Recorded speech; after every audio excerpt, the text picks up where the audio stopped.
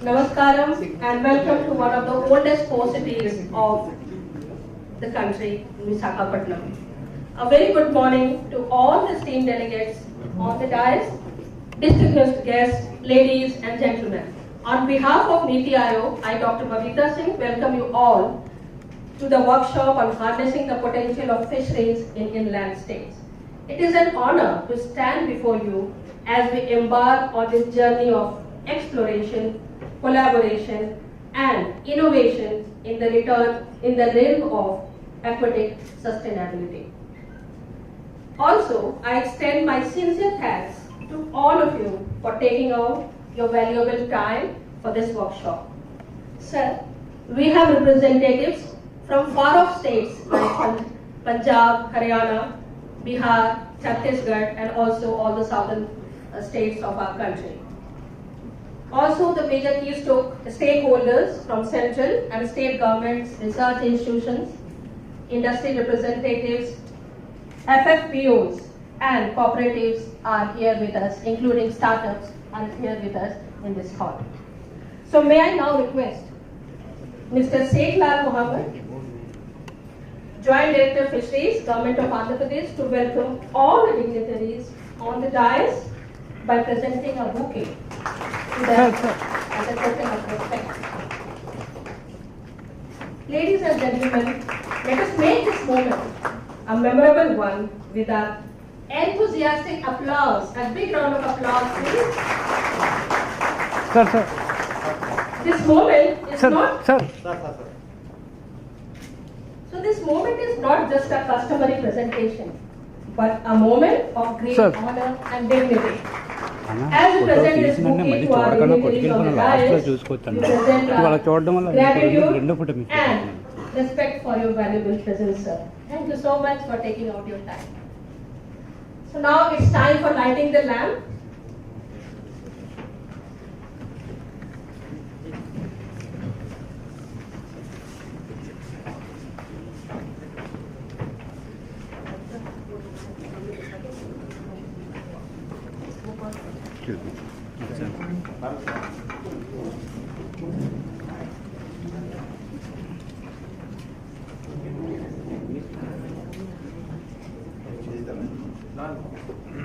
तो है कुछ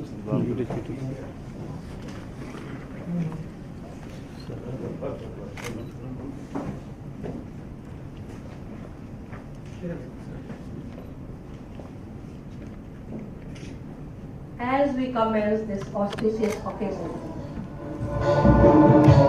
our delegates are lighting the lamp.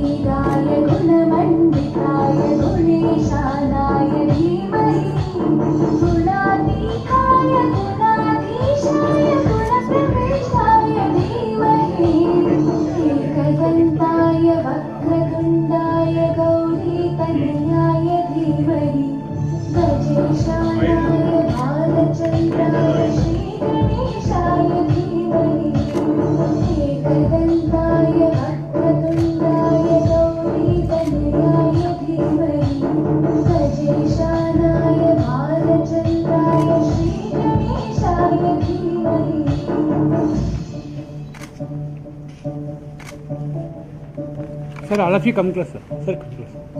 Madam. Sir, look at me. Look camera, sir. Thank you, sir. Thank you.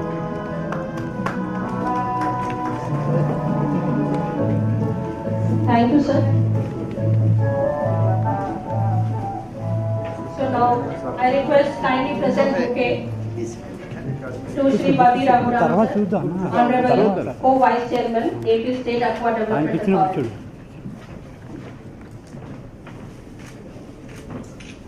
So let us together illuminate the path ahead by symbolic lighting of the lamp. This act signifies the illumination of minds and fostering of knowledge. To go ahead with this program, may I now invite our beloved Madam Dr. Neelam Patel, Senior Advisor Agriculture Niti Aayog, for her welcome address and set the tone for discussion. Welcome, ma'am.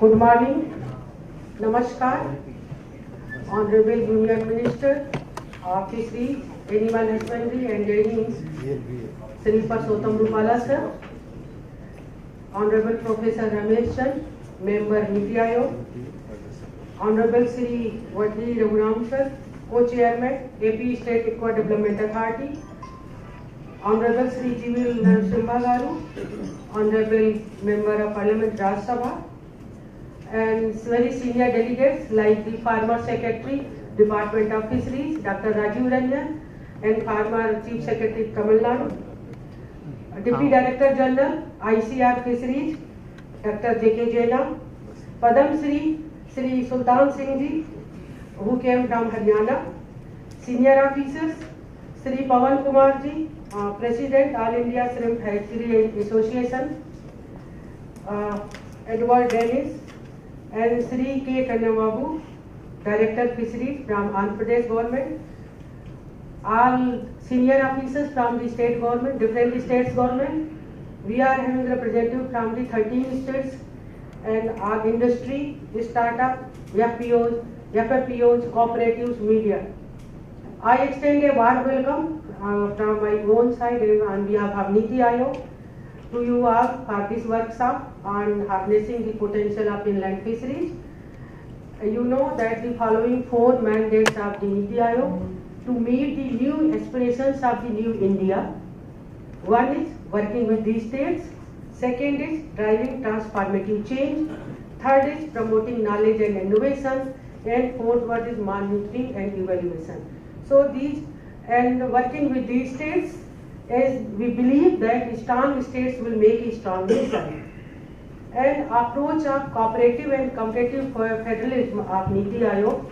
So under our cooperative federalism, NITI Aayog launched one very important program, that is the state support mission.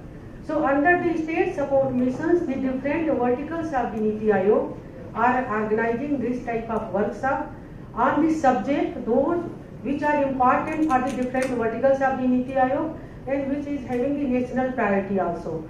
So under the agriculture and allied sector vertical, we are organizing, this is the second in the row, and before that we had last month in Kochi for the marine states at the Semaparai. So this is our second in the inland, for the inland states, and the main objective of organizing such a workshop to bring all the stakeholders together so that we can discuss the different aspects. So sir, after the inaugural address, we are going to have the thematic session, and the thematic sessions, there will be 4 presentations, starting from the innovation in the inland fisheries sector. Then we will discuss on the achieving the SDGs through these fisheries. So we are having representative officer from the World Fish, CGIR. Then we are working on how the global exports. So and the fourth one is the fish value chain. So these will be 4 thematic presentations just after the inaugural, and then we have planned the 3 sessions. One is today and 2 are tomorrow. In the first session, the technical session, this will be on potential and perspective from the inland fisheries states.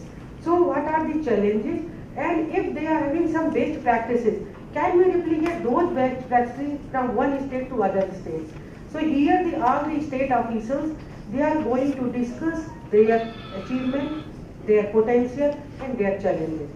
And then tomorrow the first session is on FPO, cooperative led development models. You know that these our farmers are fish farmers from small and marginal community. How we can develop those models and we can bring the success and improve the livelihood of those farmers. Then the last session will be on issues and challenges of inland industry, fish industry.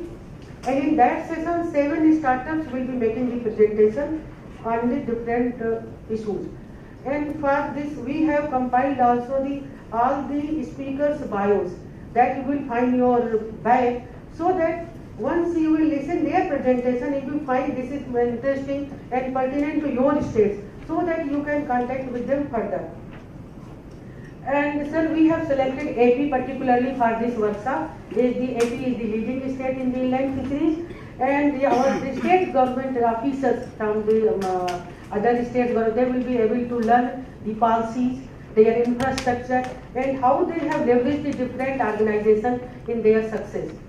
And as per the first census of the water bodies of the government of India, we are having about more than 24 lakhs of the water bodies, and mostly water bodies are farm, tanks and reservoirs.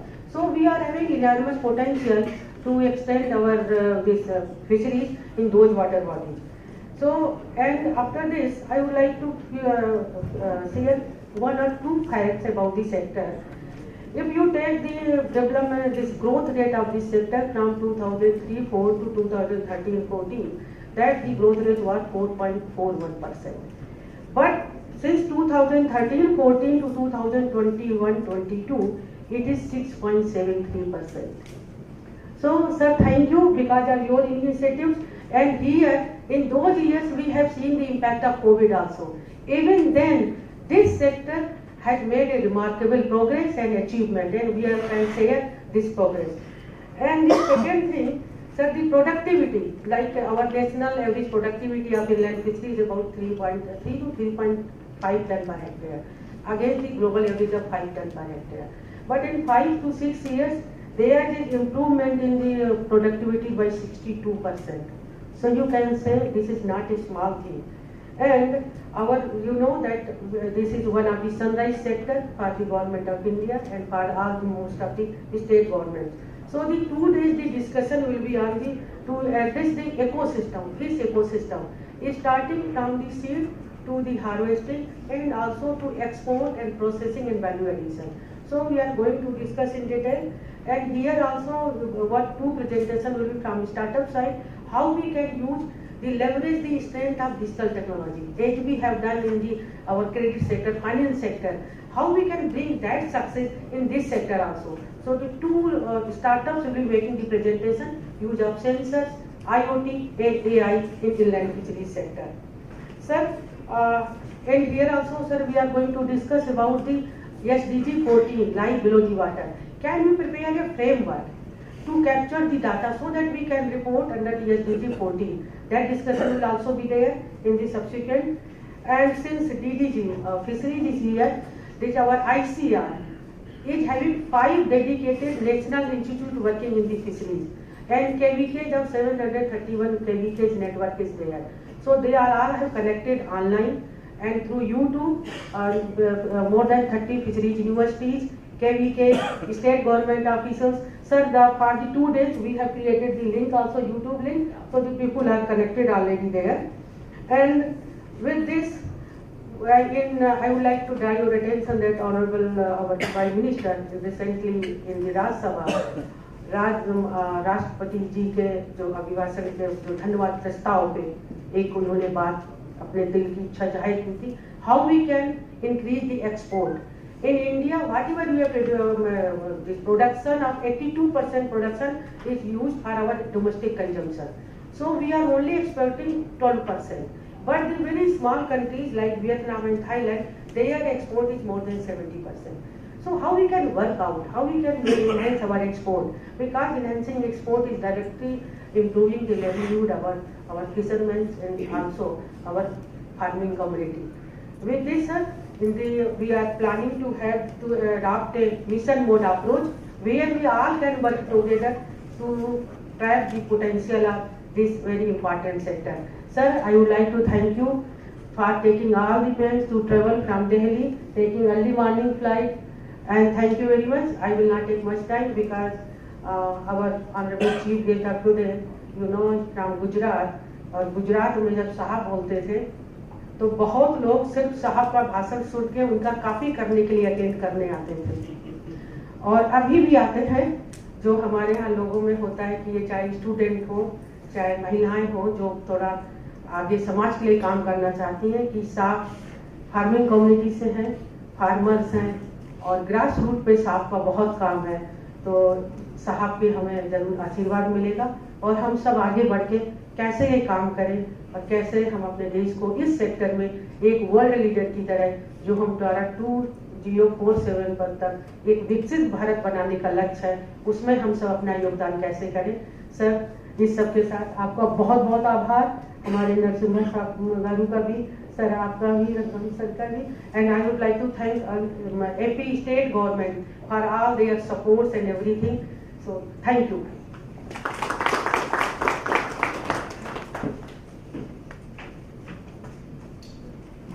Thank you, ma'am, for sharing the perspectives on the strategic imperative of the workshop. और हम सबको भी इंतज़ार है सारे experts को सुनने का, जिससे और उनके मार्गदर्शन का भी हम इंतज़ार कर रहे हैं कि हम एक अच्छा सा ज्ञानवर्धन कर सकें.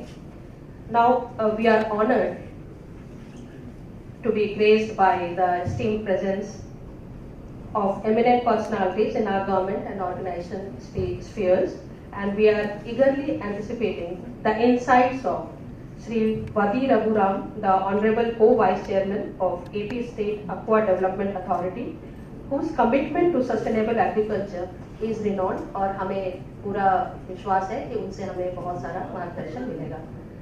Welcome to the stage.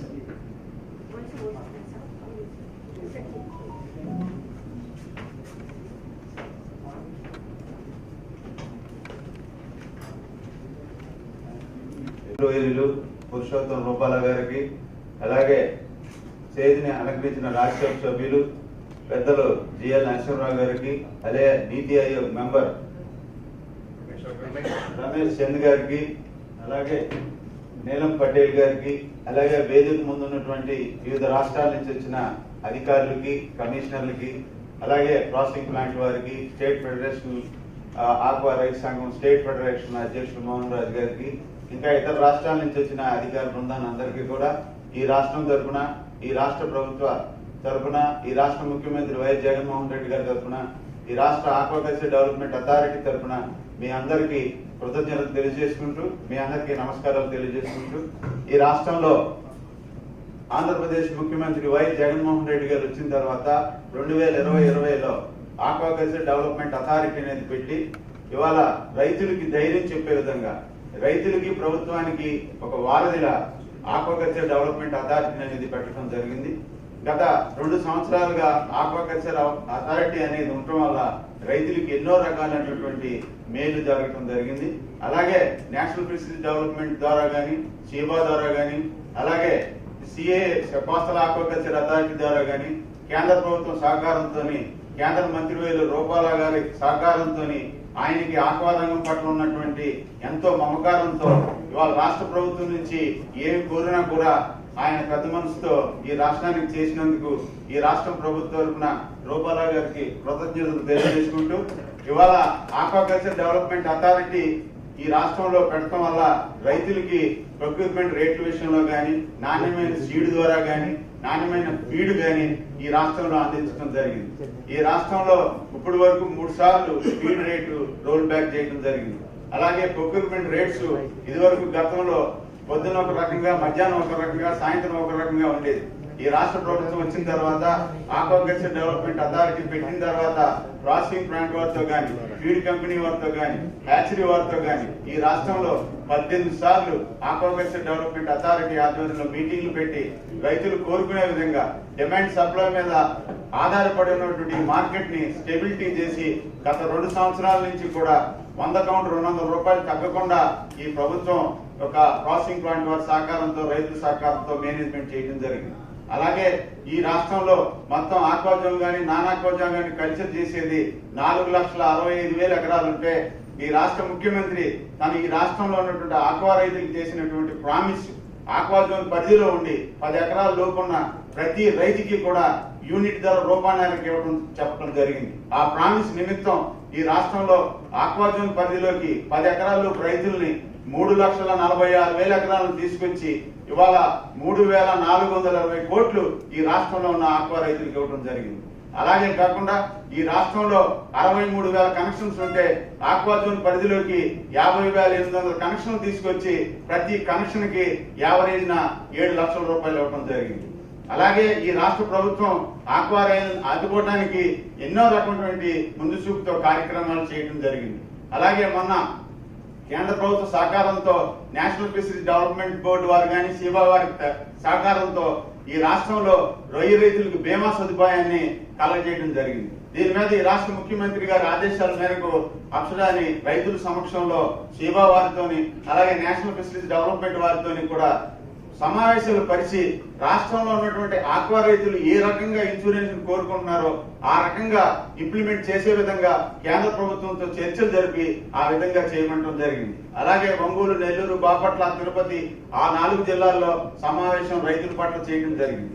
అలాగే మొన్న వీరవాసనం, వెస్ట్ గోదావరి, కోనసీమ, వైజాగ్ దాకా అక్కడ మీటింగ్ చేసి రైతుల యొక్క సమాచారాన్ని రైతులు ఏ విధంగా కోరుకుంటున్నారో అవన్నీ కూడా మేము ఈ నెల 19వ తారీఖు కమిషనరేట్ ఆఫీస్ లో కమిషనర్ గారి సమక్షంలో అప్సరా సమక్షంలో మీటింగ్ పెట్టి ఆ మీటింగ్ లో రైతులు ఏం కోరుకున్నారో అవన్నీ కూడా నేషనల్ ఫిషరీస్ డెవలప్మెంట్ బోర్డు వారికి అలాగే సీబా వారికి తెలియజేసి ఎప్పుడూ లేని విధంగా ఈ మార్పుని కేంద్ర ప్రభుత్వ సహకారంతో ఈ రాష్ట్ర ప్రభుత్వం యొక్క కోరిక మేరకు ఇవన్నీ కూడా ఇంప్లిమెంట్ చేసే విధంగా ఆక్వా రంగాన్ని ముందుకు తీసుకెళ్తామని మీరందరికీ కూడా తెలియజేసుకుంటూ ఈ రాష్ట్రంలో ఎన్నో పెనుమార్పులు ఈ రాష్ట్ర ముఖ్యమంత్రి వైఎస్ జగన్మోహన్ రెడ్డి గారు ఆక్వా రంగం పట్ల తీసుకోవడం జరిగింది. అలాగే ఎన్నో మనకి పోర్టులు కానీ ఎన్నో ఈ కేంద్రం నుంచి వచ్చే సదుపాయాలన్నీ కూడా మనకు కలుగజేయడం వల్ల ఇవాళ ఈ రాష్ట్రంలో ఆక్వా రంగాన్ని ముందుకు తీసుకెళ్లి ఆక్వా రైతులకు ఎంతో మనం ఈ రాష్ట్ర ప్రభుత్వం ఉంది, కేంద్ర ప్రభుత్వం ఉంది అని ఆక్వా రైతులకు ధైర్యం చెప్పే విధంగా ఆక్వా రంగాన్ని మనం ముందుకు తీసుకుంటూ వెళ్తుంది. అలాగే గత కొన్ని సంవత్సరాలుగా ఎక్కడో చెన్నైలో ఉన్నటువంటి క్వారంటైన్ బిఎంసీ అనేది ఇవాళ వైజాగ్ డిస్ట్రిక్ట్ నక్కపల్లి మండలం బంగారుపేటలో కూడా ఏర్పాటు చేయడం జరుగుతుంది. ఈ నెలలో అది శంకుస్థాపన చేసి మళ్ళీ ఒక టైం బాండ్ పెట్టుకుని 2024 ఆగస్టు వరకు ఈ రాష్ట్రంలో ఉన్న ఆక్వా రైతులకి అంకితం చేయడం జరుగుతుంది. ఎన్నో బలమైనటువంటి మార్పులు తీసుకురావడం వల్ల ఇంకా ఇవాళ రాష్ట్రంలో ఉన్నటువంటి నేషనల్ ఫిషరీస్ డెవలప్మెంట్ బోర్డు కానీ సీబా కానీ కోస్తా ఆక్వాకల్చర్ అథారిటీ కానీ వీరు కూడా కేంద్రం నుంచి ఎన్నో పథకాలు ఎన్నో విధంగా కేంద్ర ప్రభుత్వం అమలు పరుస్తున్నా కూడా ఆ పథకాలన్నీ కూడా ఈ రాష్ట్రంలో ఉన్న ఆక్వా రైతు దగ్గరికి ఎక్కడో ఇంటీరియర్ కూడా కొన్ని సందర్భాల్లో తెలియని పరిస్థితులు ఉన్నాయి. నేను సీబా వారికి, నేషనల్ ఫిషరీస్ డెవలప్మెంట్ వారికి అలాగే కోస్తా ఆక్వాకల్చర్ అథారిటీ వారికి నేను తెలియజేసేది ఏంటంటే ఈ రాష్ట్ర ప్రభుత్వం నుంచి ఆక్వాకల్చర్ డెవలప్మెంట్ అథారిటీ నుంచి మీరందరూ కూడా ఆక్వాకల్చర్ డెవలప్మెంట్ అథారిటీతో కోఆర్డినేషన్ చేసుకోండి. మేము ఎందుకంటే ఎప్పుడు కూడా 24/7 మేమందరం కూడా ఆక్వా రైతులతో మమేకమై ఉన్నాం కాబట్టి మీరు ఏ పథకాన్ని ఈ రాష్ట్రంలో మీరు ప్రతి రైతుకి తీసుకెళ్లే విధంగా మీరు పాటుపడే విధంగా ఉంటే అది ఆక్వాకల్చర్ డెవలప్మెంట్ అథారిటీ వల్ల మీకు సాధ్యపడుతుందని మీ అందరికీ కూడా ఈ కేంద్ర ప్రభుత్వం అనుబంధ సంస్థలకు అందరికీ తెలియజేసుకుంటూ ముందు ఆక్వా రంగానికి ఎంతో సహాయ సహకారాలు అందించాలని ఈ రాష్ట్ర ప్రభుత్వం ఈ రోజు వరకు ఆక్వా రంగానికి 3,420 కోట్లు సబ్సిడీ రూపంలో ఇచ్చింది. కానీ ఈ రాష్ట్రానికి ఇంకా ఆక్వా రైతులను ఆదుకునే విధంగా కేంద్ర ప్రభుత్వం కేంద్ర మంత్రివర్యులు పురుషోత్తం రూపాల గారు కూడా సహాయ సహకారాలు ఇంకా బెటర్ గా అందించాలని వారిని కోరుకుంటూ అలాగే ఇవాళ సీడ్ విషయంలో చాలా సీడ్ కంపెనీలు అన్అథరైజ్డ్ గా ఇక్కడికి రావటం ఎవరు దాన్ని క్వాలిఫై చేశారు, ఎవరు ఇక్కడ సీడ్ ని ఇంప్లిమెంట్ చేస్తున్నారు అనేది ఈ రాష్ట్ర ప్రభుత్వానికి తెలియట్లేదు. కాబట్టి నేను అనేది ఏంటంటే సిఐ వారిని కానీ నేషనల్ ఫిషరీస్ డెవలప్మెంట్ బోర్డు కానీ కేంద్ర ప్రభుత్వం నుంచి ఏ సీడ్ వచ్చినా కూడా ఈ రాష్ట్రంలో ఈ దేశంలో 48,000 కోట్లు ఎక్స్పోర్ట్ జరుగుతుంటే ఈ రాష్ట్రం నుంచి 37,000 కోట్లు ఎక్స్పోర్ట్ జరుగుతుంది. కాబట్టి ఎక్కువ షేర్ ఈ రాష్ట్రానికి ఉంది కాబట్టి కల్చర్ ఈ రాష్ట్రంలో ఎక్కువ చేస్తున్నారు కాబట్టి ఈ రాష్ట్రంలో ఉన్నటువంటి ఆక్వాకల్చర్ డెవలప్మెంట్ అథారిటీని మనుగడలోకి తీసుకుని వారితో చర్చలు జరిపి ఏ సీడ్ అయినా సరే తీసుకొచ్చే విధంగా పాటుపడాలని కేంద్ర మంత్రి గారికి ఈ రాష్ట్రం తరఫున విజ్ఞప్తి చేసుకుంటూ అలాగే ఫీడ్ రేట్లు తగ్గించాలంటే దాని మీద 15% ఏదో ఇంపోర్ట్ ట్యాక్స్ ఉందని దాన్ని కూడా తగ్గిస్తే ఈ రాష్ట్రంలో ఫీడ్ తగ్గడానికి చాలా అవకాశాలు ఉంటాయని వారందరూ కూడా రైతులందరూ కోరుకుంటున్నారు. కాబట్టి కేంద్ర ప్రభుత్వం నుంచి కూడా ఈ రాష్ట్రంలో ఉన్న ఆక్వా రైతులకి మేలైనటువంటి సదుపాయాలు జరిగే విధంగా ముందుకు తీసుకెళ్లాలని కోరుకుంటూ సెలవు తీసుకుంటున్నాను. జై హింద్, జై Bharat.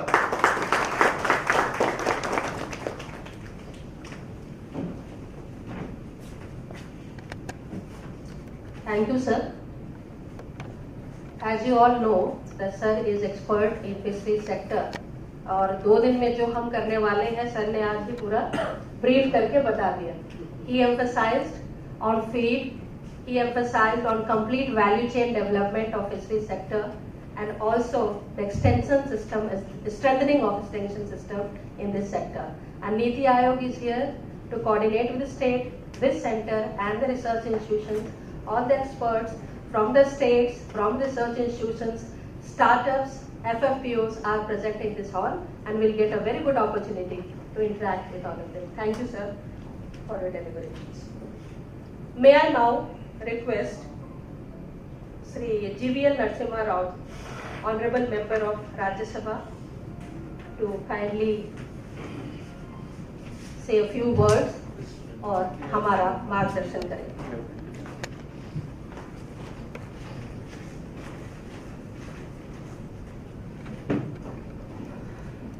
Andariki Namaskaram. Because we have several guests from across the country, I'll try to address the gathering in English. First of all, welcome to Visakhapatnam. It's a lovely city. So if you have, I presume that many of you may have come here for the first time. So please do spend some time going around because you're there here till tomorrow, right? So I hope you will get some time to see the city. It's one of the most beautiful cities in the country. On the subject of inland fisheries, first of all, I would like to thank Honorable Prime Minister Narendra Modi ji for understanding the potential of this sector and for giving it due importance by constituting a separate ministry for fisheries, animal husbandry and dairying. I think the focus of the government of Honorable Prime Minister on this sector becomes evident from this very important decision. And under Honorable Union Minister Rupala ji, this sector has got all the attention and all the focus that the sector required. And I'd like to also congratulate and compliment Honorable Minister Purushottam Rupala ji for giving it a huge thrust to the fisheries sector.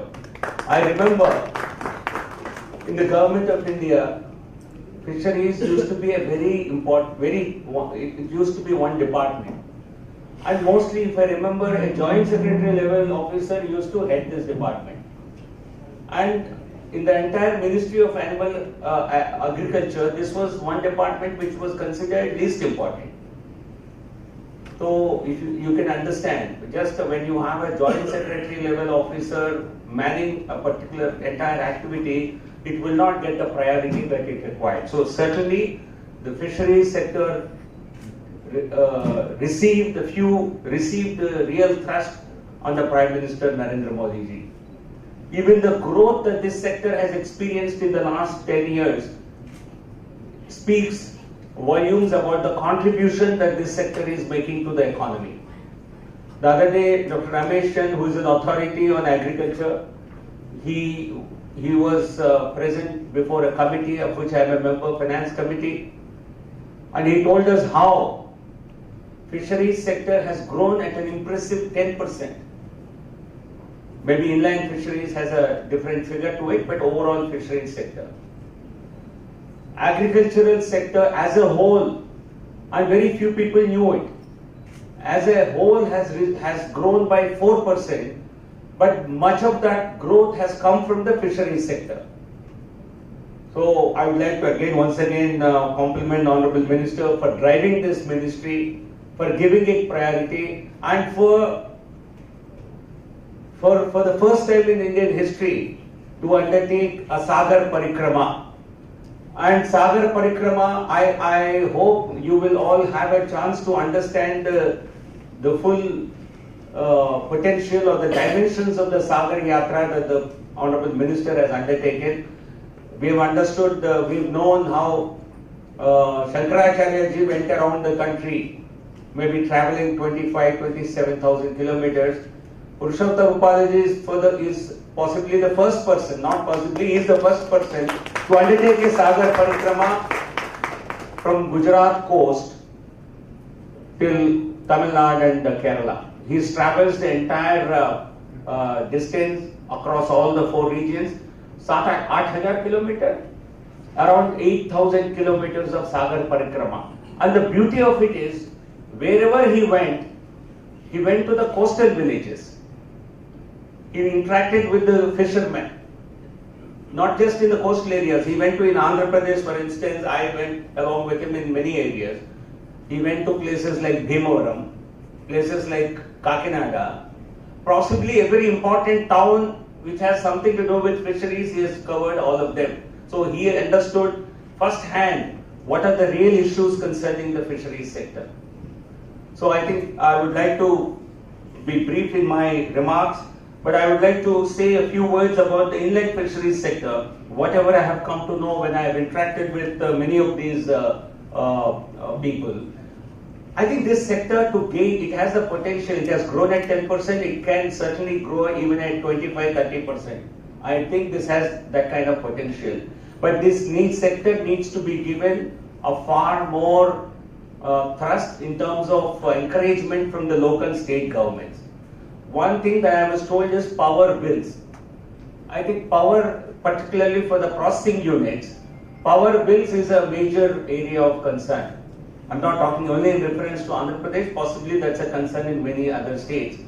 Because this is a primary sector, a priority sector, I would like all of you to consider the viability of many of these processing units, and also marketing opportunities for the farmers. That also is possibly because a lot of places farmers feel they are not getting the best value, which is best value that the product fetches. They feel the trade is really short-shrift them. So I think these are areas ensuring that farmers get a much better share of the final consumer price, to making it more viable for them by incentivizing the sector, by lowering power tariffs, and possibly even giving certain other concessions or land at a concessional rates. These are some of the issues that will certainly go a long way in giving a greater thrust to this sector. With these few words, I'd like to thank the organizers, NITI Aayog, Neelam Patel ji, and all the other dignitaries. I would like to thank them. Thank you, Honorable Prime Minister Rupala ji, for having me here, for inviting me to this workshop. Also, my compliments to Vadi Raghuram ji and all others.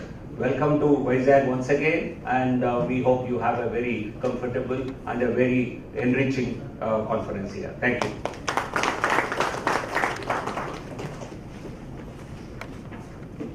Thank you, sir.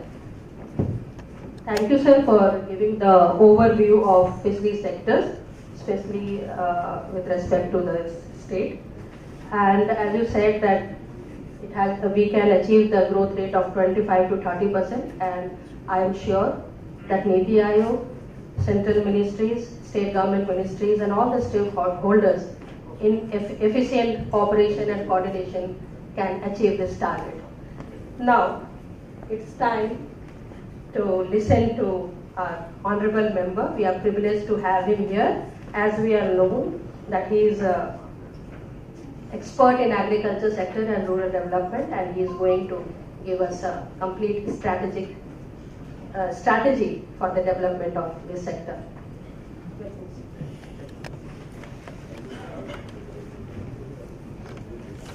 Honorable Union Minister for Animal Husbandry, Dairying and Fishery, Shri Purushottam Rupala ji, distinguished Member of Parliament from Rajya Sabha, Shri V.N.N. Narasimha ji. We have Shri Vadi Raghuram ji, who is co-chair of very important organization, Aqua Development Authority. My colleague Dr. Neelam Patel, who is steering this agenda of state sport mission in the area of agriculture and allied sector in NITI Aayog. distinguished participants. I feel happy that some people, out of their dedication, have become very good resource person for us. In particular, Ranjan ji, former Secretary Fishery, Dr. Jeda ji, who is Deputy Director General Fishery in ICR, having network of large number of institutes in the area of fishery in the country. We also have Director of ICR institutes dealing with fishery, and I am very happy that we have so many progressive farmers in different fields, but in the area of fishery, since one farmer is nearer to Delhi, so I know him, Sultan Singh ji, whose achievements are unique. He is also with us. I am sure that वो अपनी प्रस्तुति से हम सबको प्रेरित करेंगे, inspiration देंगे. उनकी स्टोरी सचमुच में फिशरी सेक्टर में एक बहुत ही प्रेरणादायक स्टोरी है. Officers from 13 states which are participating in this, ladies and gentlemen and guests, I join my colleague Neelam in welcoming all of you to this important workshop on inland fishery. Dr. Neelam Patel has already explained the background why NITI is organizing this event. We have state sport mission under which we are reaching out to states proactively. We reach out to state even otherwise, but under this mission, we are reaching out to state proactively by identifying area where we can make transformative changes. You might have heard that NITI implemented aspirational district program. Based on success of that, we have gone to aspirational blocks program, and now we are following this mission of state sport mission. And under that, in agriculture and allied sector, we identified that we need to work more closely with states to nudge states, to encourage states, and to help the state to harness potential, immense potential that is there in case of fishery. In the course of my speech, I will share some number related to what kind of possibilities are there in fishery. And let me share one number in the beginning to create some excitement. If the current growth in fishery and other crops continues, then you will find that by 2030, the value of output of fishery will exceed but the value of output of wheat crop. So that is the kind of potential that I see in case of fishery, and then that has so many implications. The guiding principle for all growth and development for this country has been clearly relayed by Honorable Prime Minister and this government, that now all development effort has to focus on achieving the goal of Viksit Bharat by 2047. That we achieve the kind of growth which raise our income to the level of high income countries, where every citizen attain prosperity, every citizen improve standard of living. So you will just find that sector like fishery, sector like poultry, crop sector, they are very, very important from inclusive development point of view, because close to half of population earn their living, and their living standard depend upon what kind of growth we have in agriculture and allied sectors. So this fits very well with the agenda of Viksit Bharat and the agenda of inclusive development.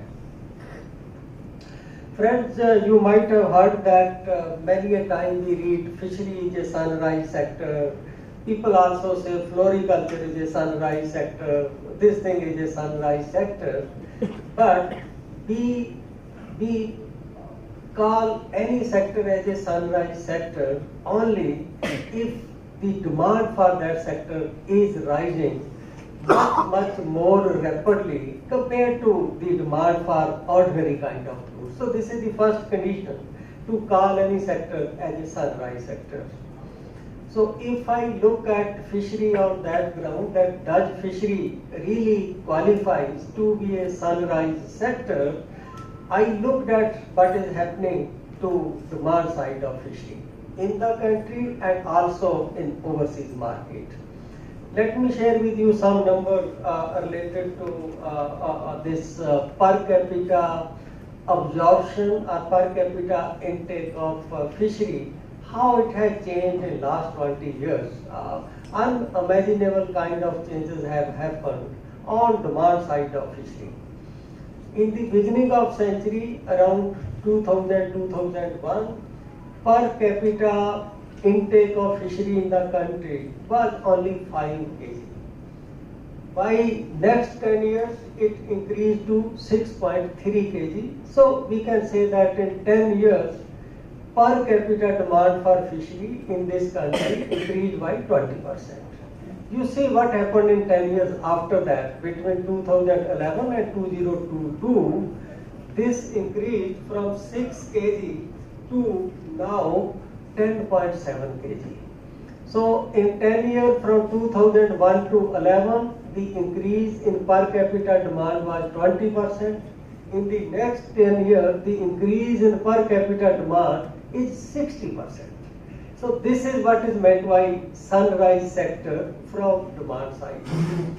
In many cases, a sector from demand side appears to be a sunrise sector, but we are not able to support it through augmentation in supply. So then you find that what is sunrise from demand side, it got changed into increase in prices because we are not able to come with supply response.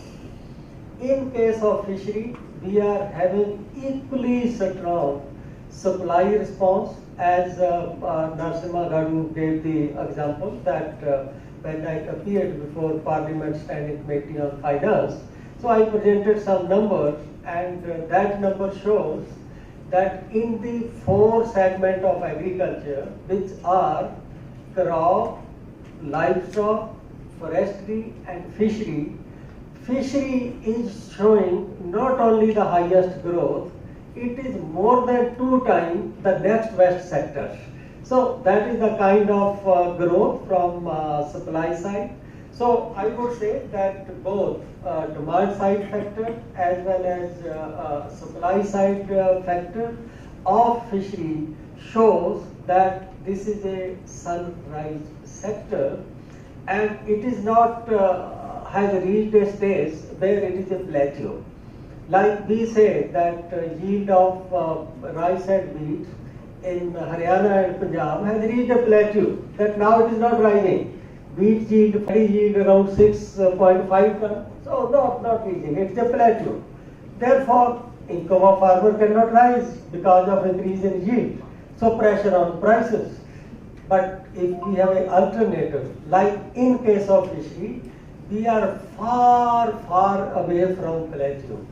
Our productivity level, both inland fishery and marine fishery, is still so low compared to any standard that we can continue to operate on the growth trajectory of 8 to 10% for 15-20 years. For example, we have the best success story in front of our eyes, and that best success story is there in case of Andhra Pradesh. In fact, in the National Fishery Development Board, of which Honorable Minister is the chairman, it was 2 years back that in order to challenge people from other states, I told them that you are taking credit only for glory of Andhra Pradesh. Because the number which I collected up to 20, half of the growth of India was coming only from Andhra Pradesh. the idea was not to show others down. The idea was to tell other states, look, there is your elder brother who is doing so well. You should imitate his example to just become equal to that level. This is what is kind of competition which in a rural India we always have. If our neighbor is growing like that, why we can't reach his or her level? So we feel very happy that we are organizing this event in such a state where the growth rate of fishery is more than 2 times what is the growth rate of fishery in rest of the country. So surely I think organizing event at such a place itself is an inspiration that it will force some people to think, but it's so great in this state that 1/4 of their total income of agriculture and allied sector is coming from fishery, 1/4 of growth. And growth rate of fishery is 20%, which is, I think, really a rare kind of story if you look at the bird agriculture, that for such a long period you have this growth rate of close to 20%. Then if I come to, we already organized a workshop on marine fishery. I will not go into those statistics. But in case of inland fishery, where the potential is much higher compared to marine fishery, because regeneration process is much easier in inland fishery compared to marine fishery. You can create the base in inland fishery. You can't create base in marine fishery. So the possibilities of growth in inland fishery are always much higher than what are the possibility of growth in marine fishery. And I just find that in large number of states, the things have started changing. Like if I share with you the growth rate in fishery in these states which are only inland, they have no marine fishery. Like Bihar, growth rate in last 10 years is 8%, UP 6.6%, Telangana 8%, Punjab, Haryana 7 to 8%, Chhattisgarh 9%, MP 10%. So I think they are all indicators that though all these states have started, except Bihar, from a low base, but the sector has already started responding to the signals which are there on demand side, that there is a good market for fishery domestically as well as internationally, and we now need to harness it. We should not let this opportunity go waste. We should rather make best of this opportunity. And coming to the overseas demand, our exports in dollar, not in rupee, our export in dollar are doubling every 10 years. They were 141.6 crore in 2001, increased to 285.7 crore in 2010-11. In 2021, we reached 595.7 crores. In 22-23, just after 2 years, we have reached 809.4 crores. So you just look at that the growth rate in demand for Indian fishery in overseas 1 year, the share of fishery in agriculture and allied increased from 4.5 to 7%. By 2030, every 10th rupee income in agriculture and allied sector will come from fishery. And as I already said, fishery is likely to surpass production in value term of wheat, that we now produce 110 million ton of wheat, but its price is 20-21 rupee a kg. But we are producing 15 million ton of fishery, but its price can be 7 to 7 times what is the price of wheat. So like that, with growth rate of 10% in fishery, with growth rate of 1.6% in wheat, you find that fishery may even surpass in value terms what is the total value this country is earning from wheat. So this shows how the dynamics in a sector change, and it is the growth which make those dynamic change. And I just want to bring to the attention of honorable ministers that we need to have three type of differentiated strategy for three set of states. We have states like Andhra which are high growth. Our focus should be how we sustain it. Sustainability issues are important there. Second is that we have medium growth states. There our emphasis should be how to maintain it. The third, we have low growth states, particularly Uttarakhand and many other states where we have mechanism for fishery, but fishery performance, fishery base remains very, very low despite a lot of potential. So how we raise it? So when we do these things, we will need institutional support, we will need market support, we will need logistic supports, and I find that fishery is one ministry where allocation of resources by union government is always more than what is the amount absorbed by state. They always have more money than what is the demand coming from other states. In most of the other ministry, it is other way around, that state demand more than what center is giving. But here is a ministry where under Pradhan Mantri Matsya Sampada Yojana, center is willing to give more, but states are not able to take full advantage of that. I think we should sit together, both center and states, and find out how to make use of every penny that is allocated by union government for states, and of course states on their own also contributing. Plus just 3-4 quick suggestions which come to my mind. Subsequently we will see if we can discuss those. One is that now we are putting a lot of emphasis on Amrit Sarovar. Already, I think 65 or 75,000 Amrit Sarovar have been created. Can we combine fishery with creation of those Amrit Sarovar in the inland fishery? This is one idea which comes to my mind. Then second is that we followed model of aspirational block, aspirational district to take those district and blocks to state average or national average where there were lagging districts. Can we follow this kind of approach in case of fishery, that there are lagging districts but they have a potential, not that lagging districts which do not have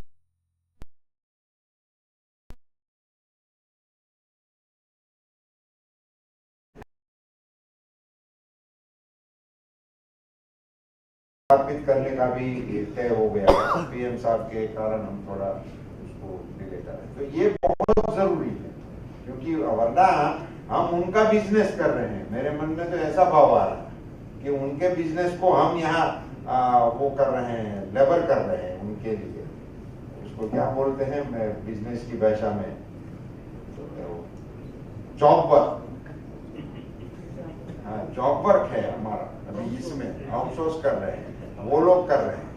तो इसी में से हम यदि manufacturing में आ जाएंगे तभी ये हमारा बिजनेस का और भी इसमें जो आप चाह रहे हैं वो ग्रोथ हम देख सकते हैं।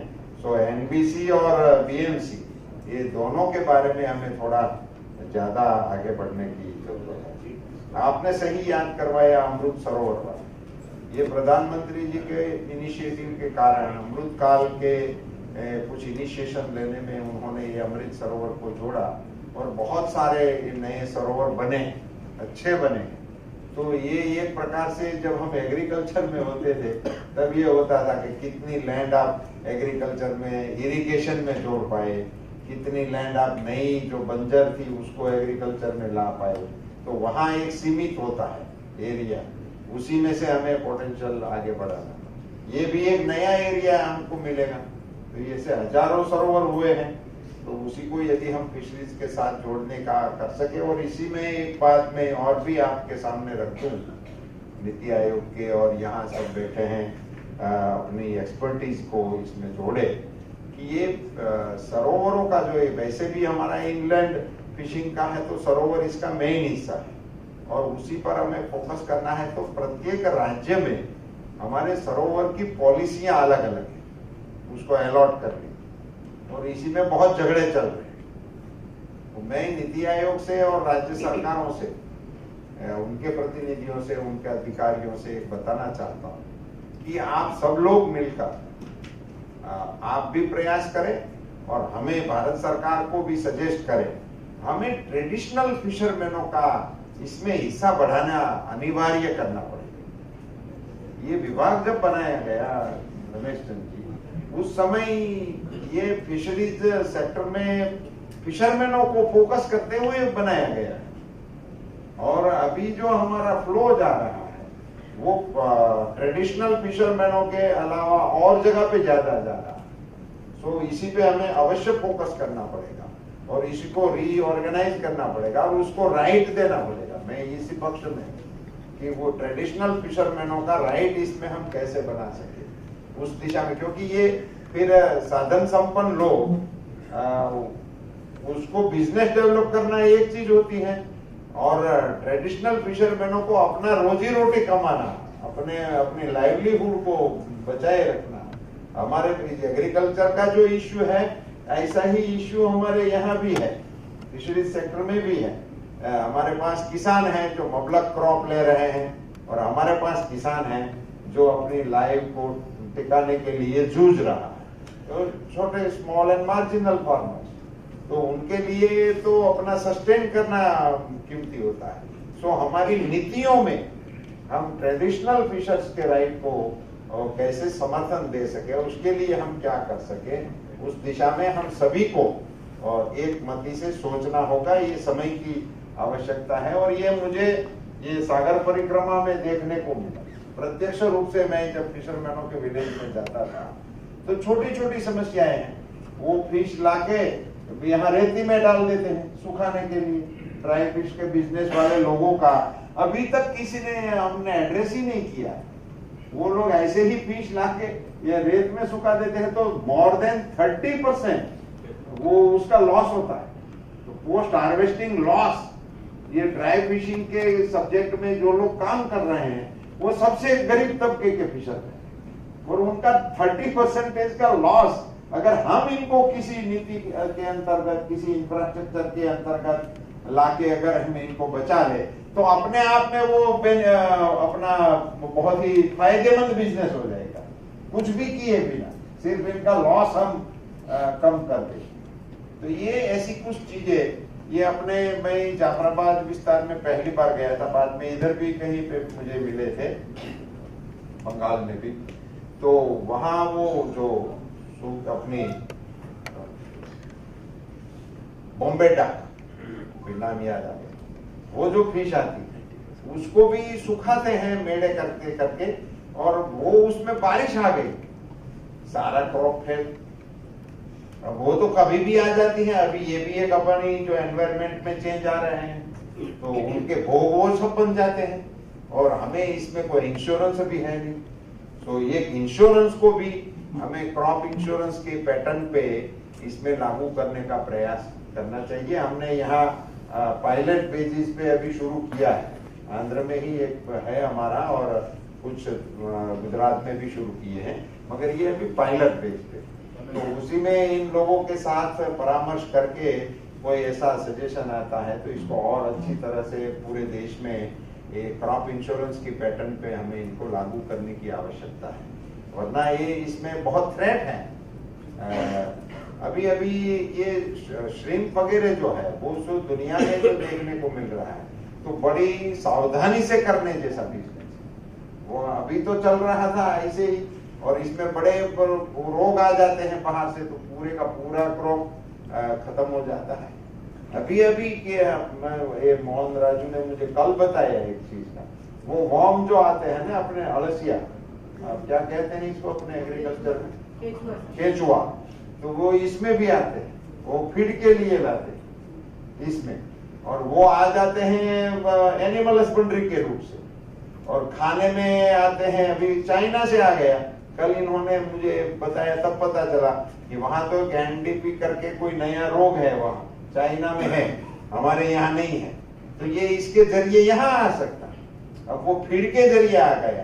तो नीति आयोग से मेरा अनुरोध रहेगा कि हमारी एक्सपोर्ट इंपोर्ट की जो पॉलिसी है, इसमें ऐसे कोई गैप्स हैं तो उसको आइडेंटिफाई करके उनको फिशरीज डिपार्टमेंट के एनओसी के बगैर वो ना आ सके। और इसका इस प्रकार का एस्पेक्ट को देखकर भी हमें इसमें कुछ सुझाव के तरीके से कुछ सुझाव मिल जाएंगे, तो मुझे लगता है कि अभी जो डेवलप हो गया है इसको हम अच्छी तरह से संरक्षित कर सके। ये कुछ बिंदु हमारे संज्ञान में आ रहे हैं। मेरा एक मानना है कि आप सबको तो जानकारी है, फिर भी शेयर कर दूं कि इंफ्रास्ट्रक्चर फंड के बारे में प्रधानमंत्री जी ने कोविड के समय आत्मनिर्भर भारत योजना के तहत 20 लाख करोड़ का फंड रेज किया, और उसी को आज हम देख रहे हैं कि देश के इंफ्रास्ट्रक्चर में बहुत बड़ा बदलाव लाने में वो कारगर साबित भी हुआ।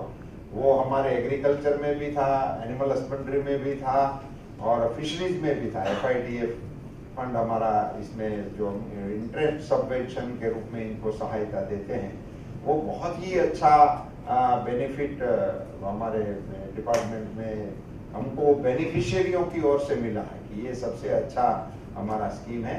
इसको एक्सटेंड कर दिया गया है 26 तक, वो मंजूरी भारत सरकार ने दे दिया है और इसको आगे बढ़ाया। इसमें भी आपकी ओर से कोई अच्छे सुझाव आए तो इसको बताना चाहिए। रमेशचंद जी, मार्केटिंग इंफ्रास्ट्रक्चर के बारे में मैं इन लोगों के बीच में बैठता हूं तब बताता हूं कि भाई हम तो कहीं पे गए हो और किसी के ऑफिस में गए, किसी के घर पे गए और वहां सारा अस्त व्यस्त और उबड़ खबड़ पड़ा है, तो ऐसे ही लोग बोलते हैं कि ये क्या फिश मार्केट बना के ये टाइटल हमें बिठा देना चाहिए। अगर किसी की भी अस्त व्यस्तता है तो इसी को फिश मार्केट के साथ जोड़ते हैं। इसका मतलब ये है कि फिश मार्केट तो अस्त व्यस्त ही होना चाहिए और गोबर गंदा ही होना चाहिए, ये इसको मिटाना है। और इसी के लिए मॉल जैसे फिश मार्केटिंग का कोई अच्छा सा कॉन्सेप्ट आना चाहिए, वहां लोग को खरीदना ना हो तो भी देखने के लिए जाए, खरीदना नहीं है तो भी देखने के लिए जाए। ऐसे महानगरों में हमें अच्छी जगह पे इनके मॉल जैसे कल्चर बनाने का हमें प्रयास करेगा। तो इसमें ये हमारा डोमेस्टिक वाला जो इश्यू आप रेज कर रहे हैं, उनका भी समाधान उसी के जरिए हमको मिल सकता है। तो उसी दिशा में हमें काम करना चाहिए। अभी तो मेरा इस सागर परिक्रमा के दौरान मैं चिल्का सरोवर गया, उड़ीसा। मुझे यहाँ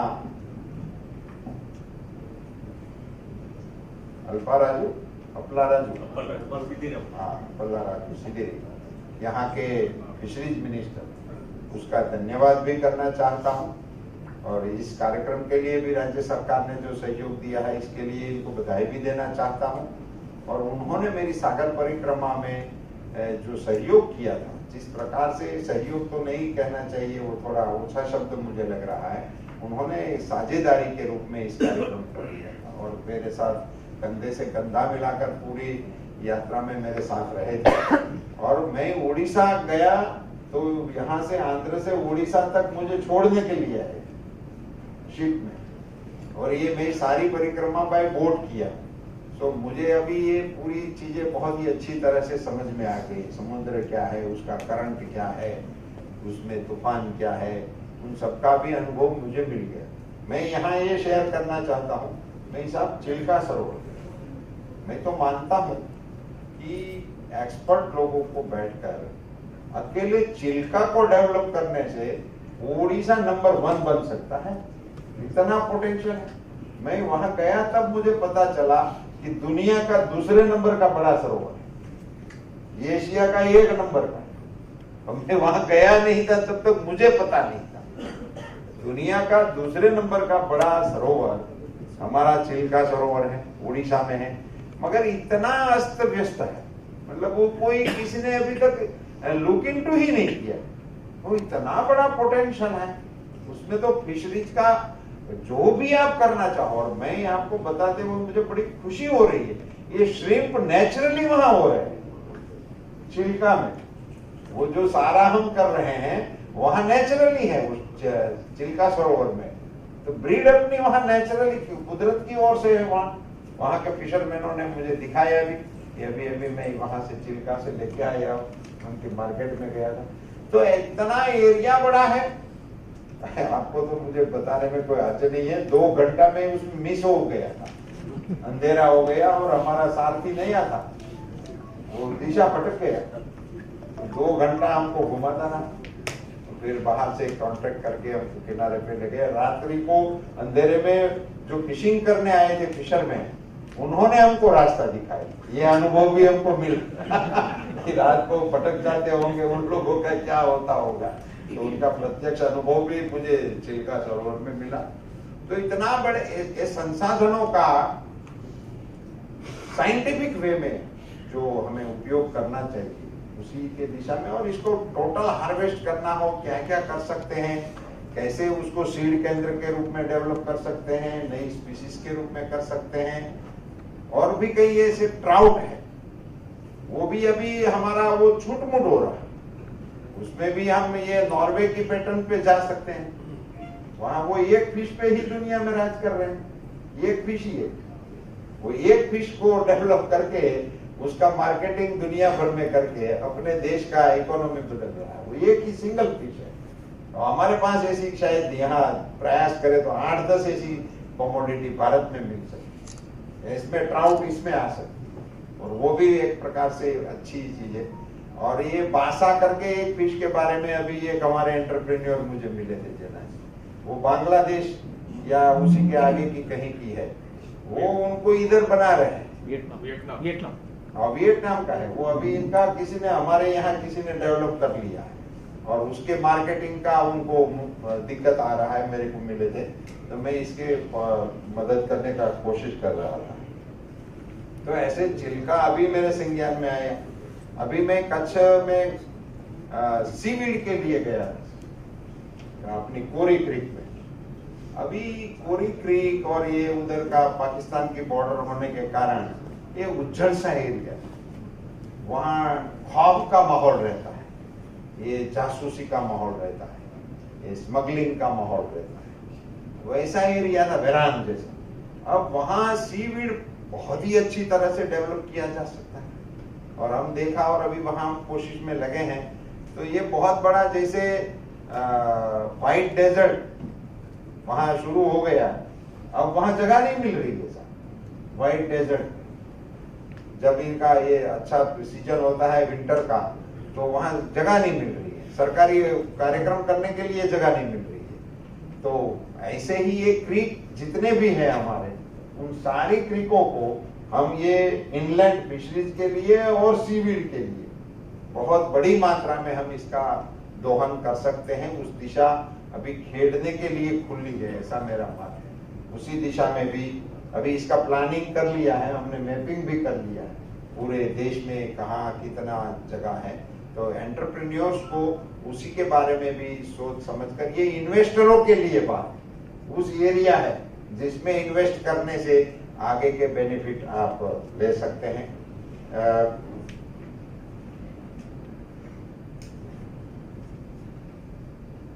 भारत सरकार के द्वारा प्रधानमंत्री श्री मोदी जी के दिशा निर्देशों पे जो इन्वेस्टमेंट इस सेक्टर में लाया गया, उसका एक फिगर ही मैं आपके साथ शेयर करूंगा। तो 3,680 करोड़ रुपए इंडिपेंडेंट से लेकर 2014 तक भारत सरकार का कुल व्यय 3,680 करोड़। अकेली पीएमएमएसवाई एक योजना 20,000 crore, blue revolution 5,000 crore, FIDF 8,000 crore, और वित्त मंत्री जी ने लास्ट बजट में 6,000 करोड़ एक्स्ट्रा दिए। इन सबको मिला लो तो 38,000 करोड़ होता है, और 14 तक के 3,000 करोड़, और ये 10 साल में 38,000 करोड़। तो एक बहुत बड़ा प्रधानमंत्री जी का फोकस इस क्षेत्र के लिए आया है। विभाग ने और विभाग के अधिकारियों ने भी ये इतना बड़े चंक को बहुत ही अच्छी तरह से मशक्कत करके जमीन पर उतारने का कोशिश किया है। इंश्योरेंस में भी हमारे यहाँ एक्सीडेंटल पॉलिसी है, डेथ पे 5 लाख रुपया हम दे रहे हैं, मगर व्हीकल में नहीं। और व्हीकल के बारे में भी ये प्रस्ताव अलग अलग स्टेट से अलग अलग प्रकार के आते हैं। डीप सी फिशिंग के लिए जो अपना मत चल रहा है, उसमें व्हीकल की साइज के कारण हमारे मछुआरों में बहुत द्विधा है। वो 1 मीटर आगे चले जाने से, 1 मीटर लेंथ बढ़ जाने से उस पर इंटरनेशनल वो लग जाता है, उसी की कॉस्ट बढ़ जाती है, उसमें इंजीनियर रखना पड़ता है, इसमें इस प्रकार के इंफ्रास्ट्रक्चर रखना पड़ता है, और वो 1 मीटर कम लंबाई से डीप सी फिशिंग कर सकते हैं। तो उसी में से क्या करना चाहिए, उसको साइंटिफिक वे में एड्रेस करके कॉमन पॉलिसी पूरे नेटवर्क पे लगे और सारे वेसल्स को आइडेंटिफिकेशन करने का कोई ना कोई रास्ता हमें ढूंढना पड़ेगा।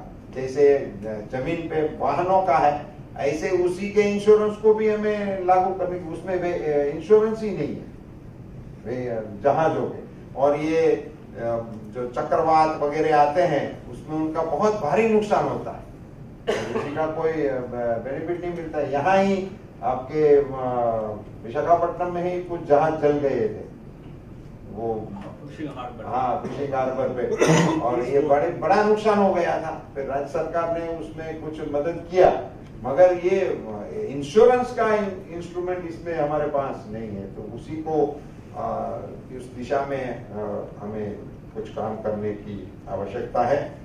सो मैं मानता हूं कि नीति आयोग ने जिस प्रकार से यहाँ स्टार्टअप्स और एंटरप्रेन्योर्स, स्टेक होल्डर्स, स्टेट, इन सभी को इकट्ठा करके हमारे इनलैंड फिशिंग को आगे बढ़ाने के लिए, उसको अच्छी तरह से उसका बेनिफिट लेने के लिए क्या करना चाहिए, उस पर आप 2 दिन तक यहाँ मिल बैठ के बातें करने वाले हैं, डिलीबरेशन करने वाले हैं, एक्सपर्ट अपनी राय रखने वाले हैं। तो यहाँ जो भी लोग उपस्थित हैं वो सब मनपूर्वक उसमें हिस्सा ले, अपने मन में जो भी कोई चीज है तो वो ऐसे नहीं कि मैं बताऊंगा तो क्या होगा, कैसा लगेगा, ऐसा नहीं सोचना चाहिए। ऐसे इवेंट में जब हमें जाने का मौका मिले तो जो भी हमारे मन में बातें हो, समस्याएं हो, उसको जस का तस रजू करने का प्रयास करना चाहिए। समझो कि वक्त नहीं मिला, समय नहीं मिला, टाइम के हिसाब से हमें सब कुछ करना होता है, तो अपनी बात लिख के इसमें रजिस्टर करा देनी चाहिए, तभी बात रिकॉर्ड पे आ जाती है। मैं ही बताऊं आपको साहब, ये अनुभव से कैसा होता है। ये पूरे देश में हम कोस्टल एरिया में 60 दिन का वो प्रतिबंध लगाते हैं, वो उनके प्रजनन के लिए भी जरूरी है और एनवायरमेंट के लिए भी जरूरी है। तो वो सभी मछुआरे भी इसमें सहमत है। तो पूरे ईस्ट कोस्ट में अलग अलग टाइम पे ये दोनों लागू होता है और इसमें कोई बहुत ज्यादा झंझट नहीं है, वो अच्छी तरह से लागू है। मगर मैं जब उड़ीसा गया और बंगाल में गया तो वहां देखने को मिला कि वहां टर्टल आ जाते हैं पूरी दुनिया से बच्चा देने के लिए, और टर्टल की वजह से 3 महीने का और इम्पोज उस पर लग जाता है, तो उनको बांध लग जाता है 6 महीने का। अब वो हमारे किसी पॉलिसी में है ही नहीं। तो वहां के लोगों ने जब बात किया तो उन्होंने कहा कि आप कितने त्यागी लोग हैं, वहां जाके सभी लोग कर देते हो, टर्टल के लिए, एनवायरमेंट के लिए अपनी रोजी का बलिदान देते हैं। तो उन्होंने हमको बताया कि अब हमें ही बलिदान देना है कि और कोई जोड़ेगा हमारे साथ। तो ये बातें ऐसे हमें वहां जाने से पता लगता है। तो वो टर्टल के लिए कहीं बंगाल में गया था, वहीं 8 महीने का बांध है, और टर्टल के रूट को देखकर फिशरमैनों को घूम के 8-10 किलोमीटर जाना पड़ता है। तो वो तो साधन का व्यय ही लग रहा है, हो रही है हमारी पॉलिसी के कारण उस पर ये लग रहा है। ऐसे इश्यू नहीं कहने से सामने नहीं आते। तो ऐसे अपने डिपार्टमेंट के रिलेटेड हो, इनलैंड फिशरी की एक बात मैं और भी जोड़ना चाहता हूँ कि ये पॉलिसी जैसे मैंने बताया कि सरोवरों की अलॉटमेंट की पॉलिसी सभी राज्यों में एक सी हो, उसी प्रकार का कोई हमें रिजोल्यूशन बनाना चाहिए। और हमारे इनलैंड सोर्सेज जो है, वो फिर नदी हो, तालाब हो, उनकी स्वच्छता के बारे में भी हमें सोचना। ये भी एक बहुत बड़ी समस्या आप सामने आ रही है। वहाँ पानी का जो क्वालिटी है वो भी हमारे आने वाले समय में हमारे लिए थ्रेट बन सकता है और हमारे सारे क्रॉप को डैमेज कर सकता है। उसी पर अभी से हम सजाग हो जाए और मोदी जी का जो स्वच्छता अभियान वैसे भी चल रहा है, उसी को हमें यहाँ भी ताकत से लागू करने का प्रयास करने की आवश्यकता है। उसी में टेक्नोलॉजी ड्रिवन हम क्या कुछ कर सकते हैं। कहीं कहीं पे वो वनस्पति ऐसी फूंक निकलती हैं, वो बेले पत्ते वो इतने बिन जरूरी उग जाते हैं जिनसे ही पूरे तालाब किसी काम में नहीं आते। ऐसे को सोर्स बनाने का, नदी तालाबों में दूषित पानी को मिलने नहीं देने का, उसी प्रकार के सारे अच्छे प्रयास, उसी दिशा में भी हमारे सभी लोगों को, स्टेक होल्डरों को, सरकारों को, राज्य सरकार और भारत सरकार को मिलके एक अभियान के रूप में काम करने का एक आवश्यकता है। एक खारलैंड खास करके हरियाणा, पंजाब वगैरह एरिया में अब ये भी नया एरिया खुला है कि वहाँ पहले बहुत ही अच्छी फसलें होती थी, मगर अब वो लैंड खारलैंड हो गई, पानी नीचे से फूट गया है और वहीं अब एग्रीकल्चर हो नहीं सकता। और वहाँ ये बहुत ही अच्छा होता है, श्रिम्प सबसे अच्छा वही होता है। कुछ मिट्टी का भी गुण है, कुछ ये वर्जिन जैसा हो, इसके कारण हो वहाँ बहुत ही अच्छे श्रिम्प पैदा होने का काम शुरू हो गया है। उसको आगे बढ़ाने से भी हमारा इस प्रोडक्शन बढ़ाने में हम काम कर सकते हैं। और ये सारे जो हिमालयन रेंज से लेकर पंजाब, हरियाणा, यूपी, उस बेल्ट में अच्छे से मार्केटिंग का एक इंफ्रास्ट्रक्चर हमें खड़ा करने की, मार्केटिंग और प्रोसेसिंग, उसी को उसी एरिया में डेवलप करने के लिए प्रयास करने की आवश्यकता है। ऐसी कुछ बातें हमारे मन में थी, मैंने आपके साथ शेयर किया है। मैं चाहता हूं कि फिशरीज सेक्टर में दो प्रकार से हमें काम करना पड़ेगा। एक, हमारा जो ग्रोथ बढ़ रहा है उसको और आगे बढ़ाने का प्रयास करना पड़ेगा, और दूसरा, साधारण फिशरमैन जो है, जो अपनी रोजी रोटी के लिए अपनी मशक्कत कर रहा है, उसको स्ट्रेंथन करने के लिए, उसकी लाइफ में बदलाव लाने के लिए, लास्ट वाले फिशरीज विलेज जो है उनकी लाइफ क्वालिटी सुधार करने के लिए वहाँ किस प्रकार के इंफ्रास्ट्रक्चर को हमें कैसे डेवलप करना चाहिए, और उनको हमारे इस लॉजिस्टिक का, मार्केटिंग का, इन छोटे लोगों को कैसे हम बेनिफिट दे सकते हैं। जैसे वो टोकरी में लेकर फिश बहुत महिलाएं बेचती, वो कितना उसमें वेस्टेज हो जाता है, वो वेस्टेज बहुत है। जो एग्रीकल्चर में जब वेस्टेज के बारे में हमने प्रयास शुरू किए और जितना अच्छा बेनिफिट लिया, वो और ताकत से इस क्षेत्र में मैं मानता हूँ कि सबसे उपयुक्त है। इन बिंदुओं के साथ आपके इस सेमिनार को मैं बहुत ही सफलता मिले इसी कामना करता हूँ। तो फुल रहे, और 2 दिन के मंथन के बाद जो भी इसका सार मिले वो भारत सरकार की नीति बनाने में हमारे काम में भी आएगा। इस श्रद्धा के साथ पुनः आप सबको मेरा नाम।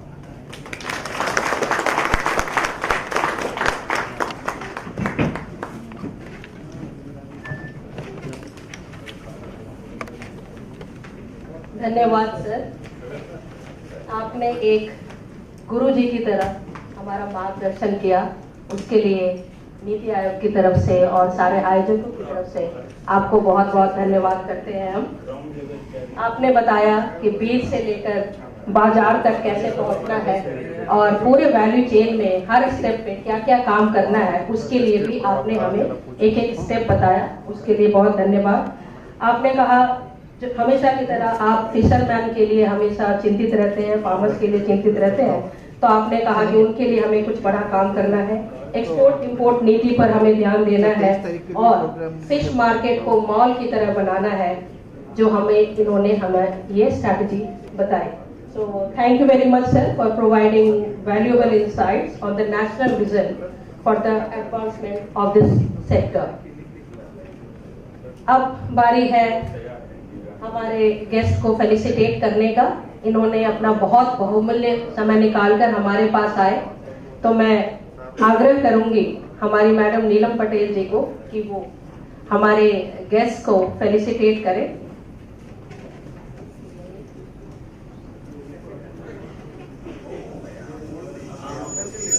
यहाँ का कुछ टोकन ऑफ अप्रिसिएशन है, इसीलिए लाए। जल्दी जल्दी लाइए, प्लीज, टाइम हम लेट हो रहे हैं। So now I request Dr. Neelam Patel to felicitate the dignitaries on the dais by presenting a memorable gift prepared by artisans of Etikopa village. Sir, ये एटिकोपा विलेज के आर्टिजन्स ने बनाया है, इसलिए मैडम देखिए, मैडम देखिए, इम्पोर्टेंट है। Sir देखिए सर, कम क्लोज सर, कम आप क्लोज। सबको जानकारी दे दूं जो बाहर से आए हैं कि एटिकोपा विलेज विशाखापट्टनम से 80 किलोमीटर दूर है, और ये this village has a picturesque village at the foot hills of eastern Ghat, famous for toys made with light soft wood that is locally known as Anakudu. ये बहुत मैडम देखिए, इस विलेज के टॉयज को जीआई टैग भी मिला हुआ है 2017 में, इसलिए सर स्पेशली आपके लिए बनाया गया है। जी सर, बिल्कुल सर। मैडम ने 2-3 मन की बात कार्यक्रमों में भी ये बिल्कुल लाइट सॉफ्ट वुड से बना हुआ टॉय है, तो जो लोग ज्यादा टाइम निकाल कर आए हैं वो उस विलेज भी जा सकते हो, विलेज भी बहुत सुंदर है।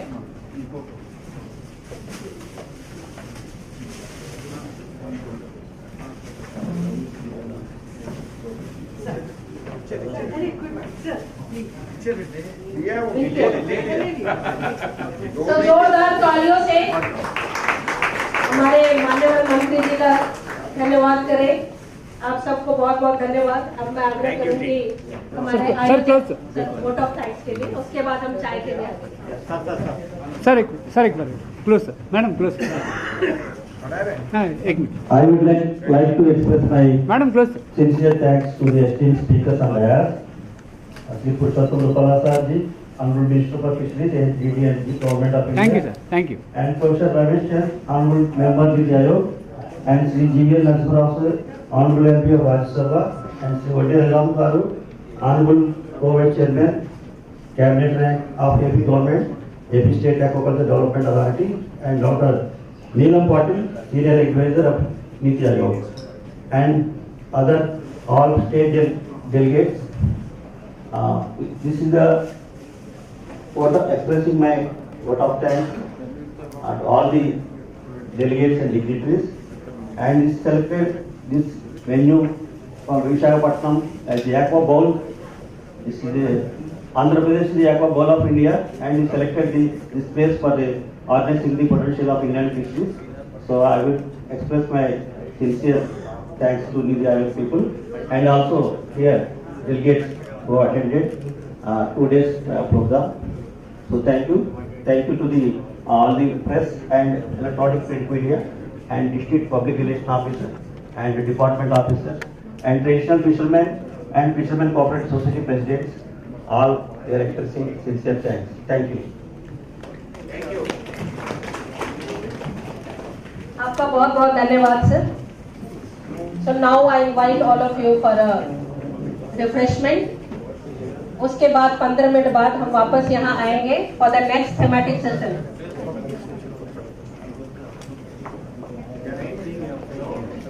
Thank you.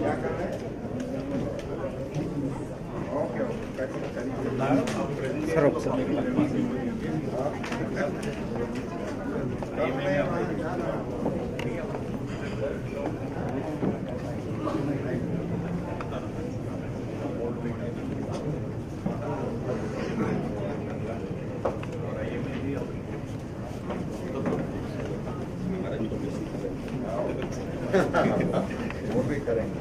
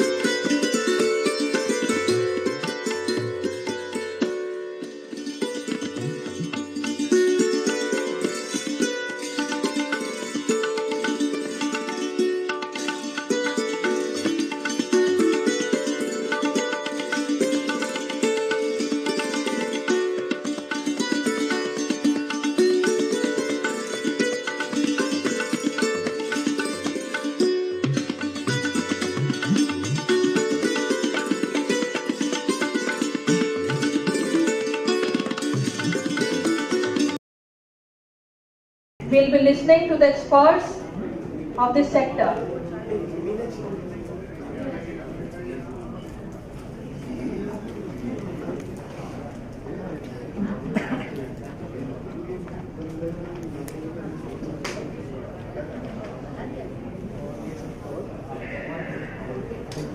So much data you gave, very nice.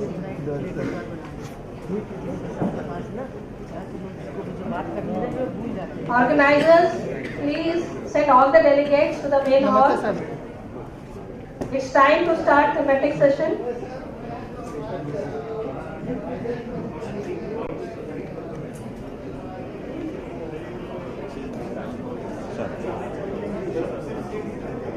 Yes, sir. Fisherman and fisherman. The inland fisherman. Reservoir. What is this? It's the gas net, sir. Gas net. Yeah, photo, sir. Figure పెట్టు. Photo. Aiyah. Sir, run, sir. अच्छा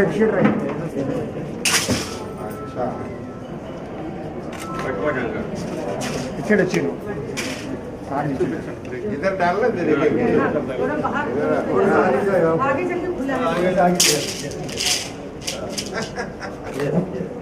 अपने आप का वकालत किया इधर traditional fisherman మీ గురించి మంచిగా లోపల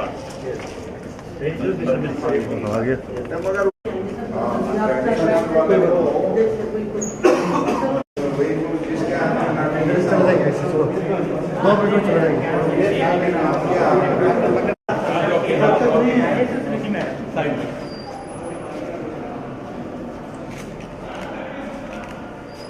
ओके इधर में बोला फिशिंग बहुत बड़ा बिजनेस और ये सारे कर रहे हैं इसके लिए वही है अभी तो है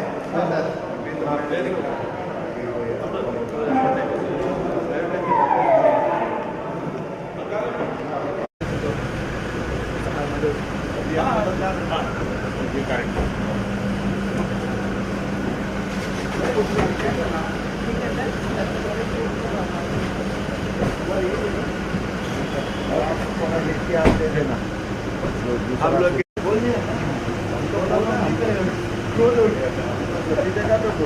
हमारा यही फायदा है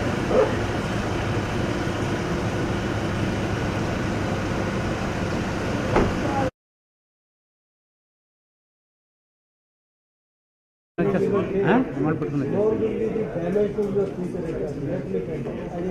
You pay.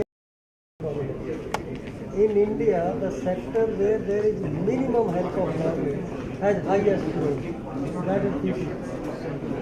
Okay? The sector where is highest growth, rice and wheat, growth is 3.1. You feel that government help is great. Government help stifles. It stifles. It doesn't let you produce to realize. What exactly you do? No, that like 15, 16 years back. email also 1984 fisheries. So that's why. Still not like a single subsidy. Need people like this. You are really making it.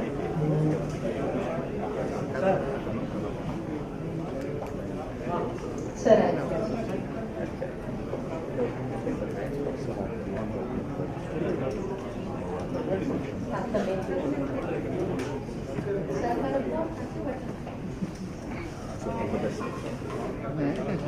Association, please come on the dais. Shri Pawan Kumar, please.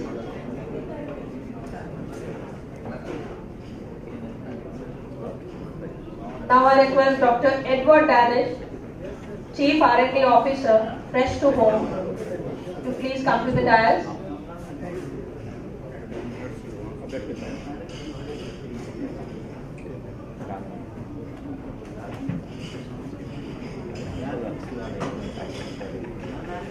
As we embark on this journey of exploration and innovation, united in our commitment to a sustainable and prosperous future for inland fisheries, let's listen to our world-known experts in this session. May I now invite Dr. J.K. Jenna, Deputy Director General, Fisheries, ICR, for his insights on innovations for sustainable inland fisheries. Please.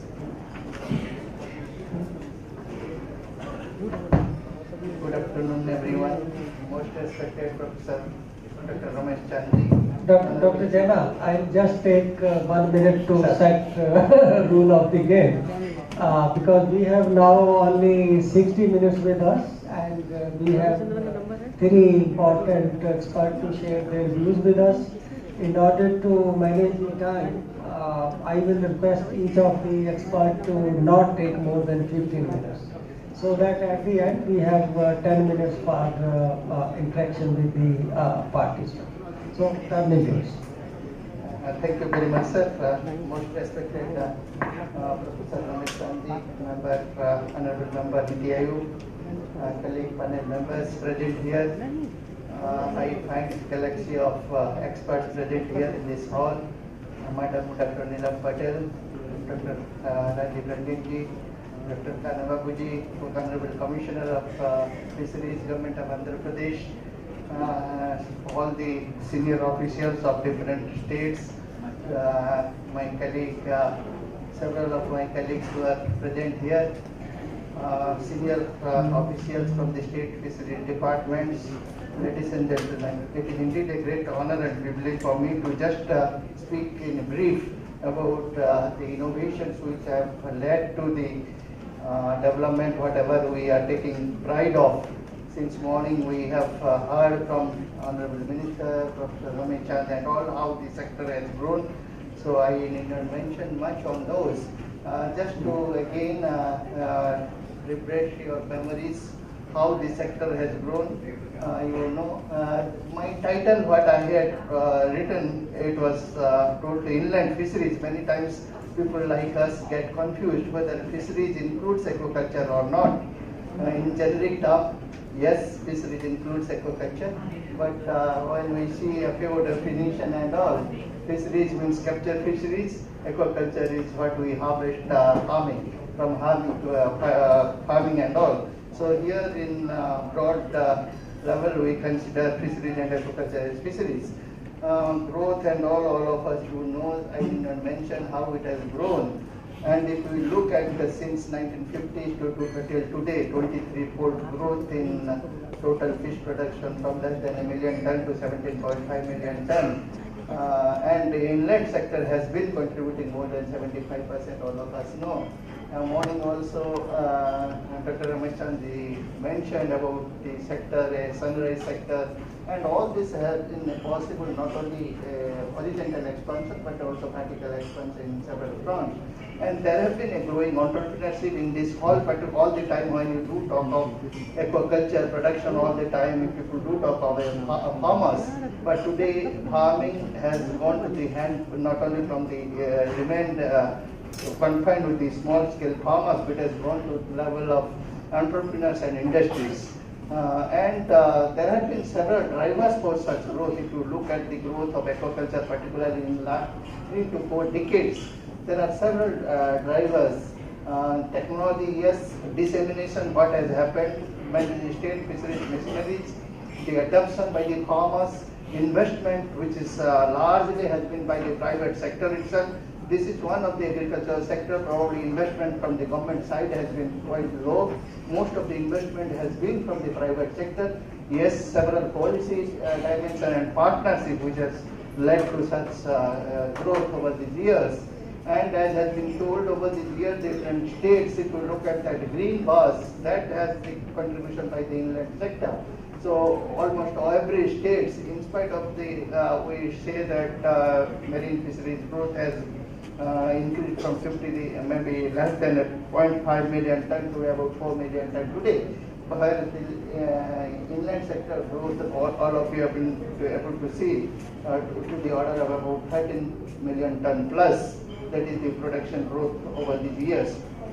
And when you talk of again the open water fisheries, whether it is the rivers, reservoirs, wetlands, and so forth, in spite of the fact that we say that our rivers, we do not have water, fisheries has come down, We say there has been several issues, whether with regard to the pollution, with regard to habitat alteration, salinity ingress, all those issues we do talk of. In spite of all those also we have been able to grow. In spite of the fact that several time of the year you would say that think that rivers, ports remain dry and all.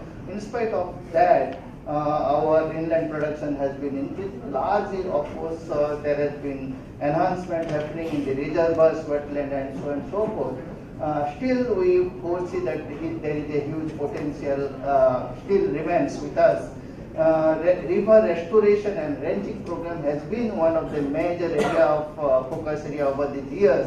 And if you look at last 3-4 years, there has been massive drenching program is going on under the NMCT program, National Mission for Clean Ganga Mission, under the Ministry of Jal Shakti. So even a small organization like our CIFRI, this is not the only thing happening by our institute. Only by one institute, CIFRI, last 4 years we have ranked as much as 80 lakh of fingerlings, advanced fingerlings. It is not right, it is maybe 50 gram, 100 gram, there is up to 200 gram size. So that has around 100 such drenching programs. And what we have seen over the years, the catch increased by IMC, because IMC is the major contributor. We have seen at present the growth, the production of Indian major crops in the different stretches of the Ganga River has increased to about 15% more than the previous years. That has been quite phenomenal. Reservoirs is one area which we think still there is a huge potential exist. We have not been able to harness the potential, whatever we have. Potential remains very high. Even the small reservoirs we consider about 500 kg possible, whereas we are harvesting at the point of about 190 kilo and so on. But substantially, if you look at 20 years back, which was about 150 kg, has gone to 4-fold increase. Same in that of wetlands. All of us know the wetlands manage the resources available in West Bengal, Bihar, Assam, or Uttar Pradesh, major states where you find large potential area of wetlands, which we think we need to will be able to harness the potential whatever we will have in the next 10-15 years. But when you talk of inland fisheries production, it is the inland aquaculture or freshwater aquaculture remains as the mainstay. When I talk of inland aquaculture, it is freshwater aquaculture and brackish water aquaculture, which we consider as a inland, inside land. So inland includes also brackish water aquaculture. Many times we exclude, but which is not correct. At this point of time, if you look back about 2 decades back, we all the time used to say that our average productivity of ponds is only 1.5 ton, 2 ton, and so forth. Today, our national average productivity is somewhere around 7 ton per hectare. And this increase has been there in last 10 years. If you look at the growth, has been quite substantial. All the time we used to say that we are a carp country. Yes, we remain a carp dominated country, but some of these places, even morning Mantriji was mentioning about the basa.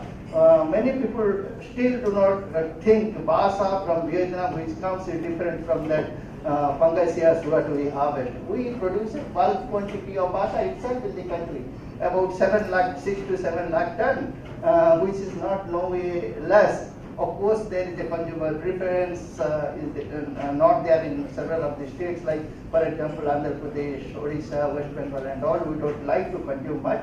But North India, we have a tremendous scope ahead. We know that it is a single spine fish. And the paku, maybe Andhra Pradesh is one of the state which is produced bulk. And shrimp we know. And today productivity, if we see when we talk of the carp farming, the intensive farms around 15 tons, 17, 18 tons is possible.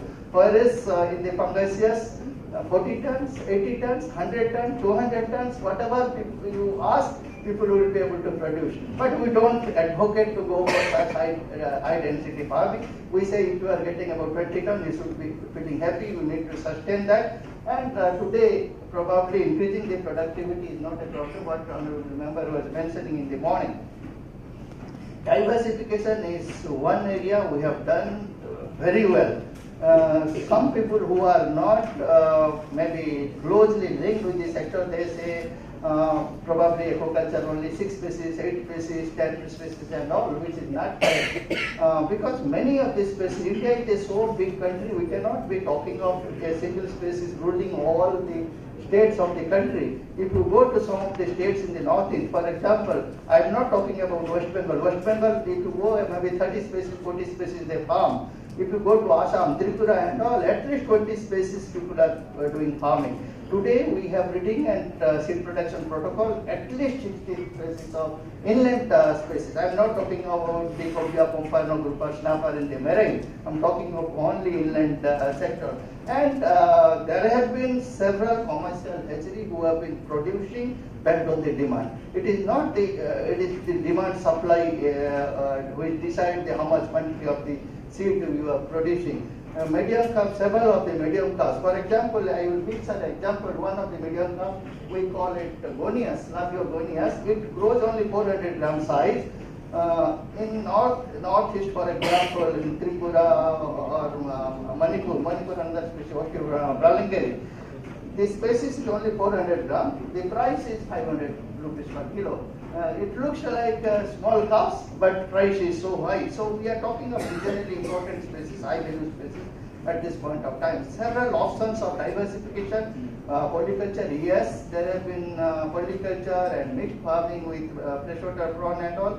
And recent years, the enclosure culture, the cage farming, all of you know, director from Jharkhand is here. If you see some of the states like Jharkhand, Chhattisgarh, some part of Odisha and all, cage culture is growing extensively. Today, at least 50,000 tons of production is coming from the cage culture. And today, the size of cage has not remained at 3 by 2 or 3 by 4 meter. People are going for large cages of 20 meter dia cages and all. Several of such options are coming. New systems like BioBlock, RAS, rainbow trout in the raceways. Dr. Pandey will be speaking tomorrow. There are concerns. See, we have been producing plenty, but there are concerns. We know that today 100% of the seed comes from the hatcheries. We have been able to achieve from the single breeding to multiple breeding protocol, off-season breeding, national brood breeding. All those advancement is there, but there are issues. Quality has remained an issue. There are several areas you don't get in the pure seed. There are hybrid seed available, egg process. This has become a concern, so there is more necessity of more educating the people, farmers, so important at this point of time. And fingerling, yearling are concerned, which will ensure that in the coming days will be, this issue will be resolved in the coming days. There are several perspectives in coming days, genetically improved seed, which I have been speaking about the research work what done on the genetic improvement program, how it has been able to help us increasing the growth potential or all those things. Hatchery accreditation and seed certification, we are giving emphasis at this point of time. There are concerns, certifying the seed, identifying at the farmer level is difficult as because we do not have a specific genetic marker at this point of time. But with the science developing at fast, maybe if not today, tomorrow, day after tomorrow, we will have such markers to identify which is inbred stock, which is maybe improved stock and so forth, which will be able to help us in coming days identifying the best quality seed, whichever we need. There are again concern of the seed availability of some of the high value species. For example, in this state like Andhra Pradesh, in spite of the fact that we have all technology available, for example, modern seed, everybody like to have maybe Telangana and all, people like to have modern seed, but adequate quantity are not available. People say if it is breeding technologies are available, why it is not, people are not producing. Calf is so easy. Yes, sir. 15 minutes sadly over. Oh. Quickly I will go through. Maybe I will go through. Inland aquaculture is another area which is expanding so fast, and the reservoirs are 3.5 million hectares of reservoirs available with us. We say even 0.01% of the potential area if you are using, you will be able to produce somewhere around 2.5 million tons. We are nowhere at this point of time. Trout farming, which Dr. Pandey will say, I will not be speaking. And coastal aquaculture, mainly the stream farming, how it has grown, all of us you know today $8 billion export has been by a single commodity. But what we like to mention, for example, even if we want to increase that export, we need to, if we are talking of another 4 lakh ton additional shrimp production will be there, that means we need to have at least another 80,000 hectares we need to add. For that 80,000 hectares you need seed, feed and all. So all those aspects we need to be speaking of.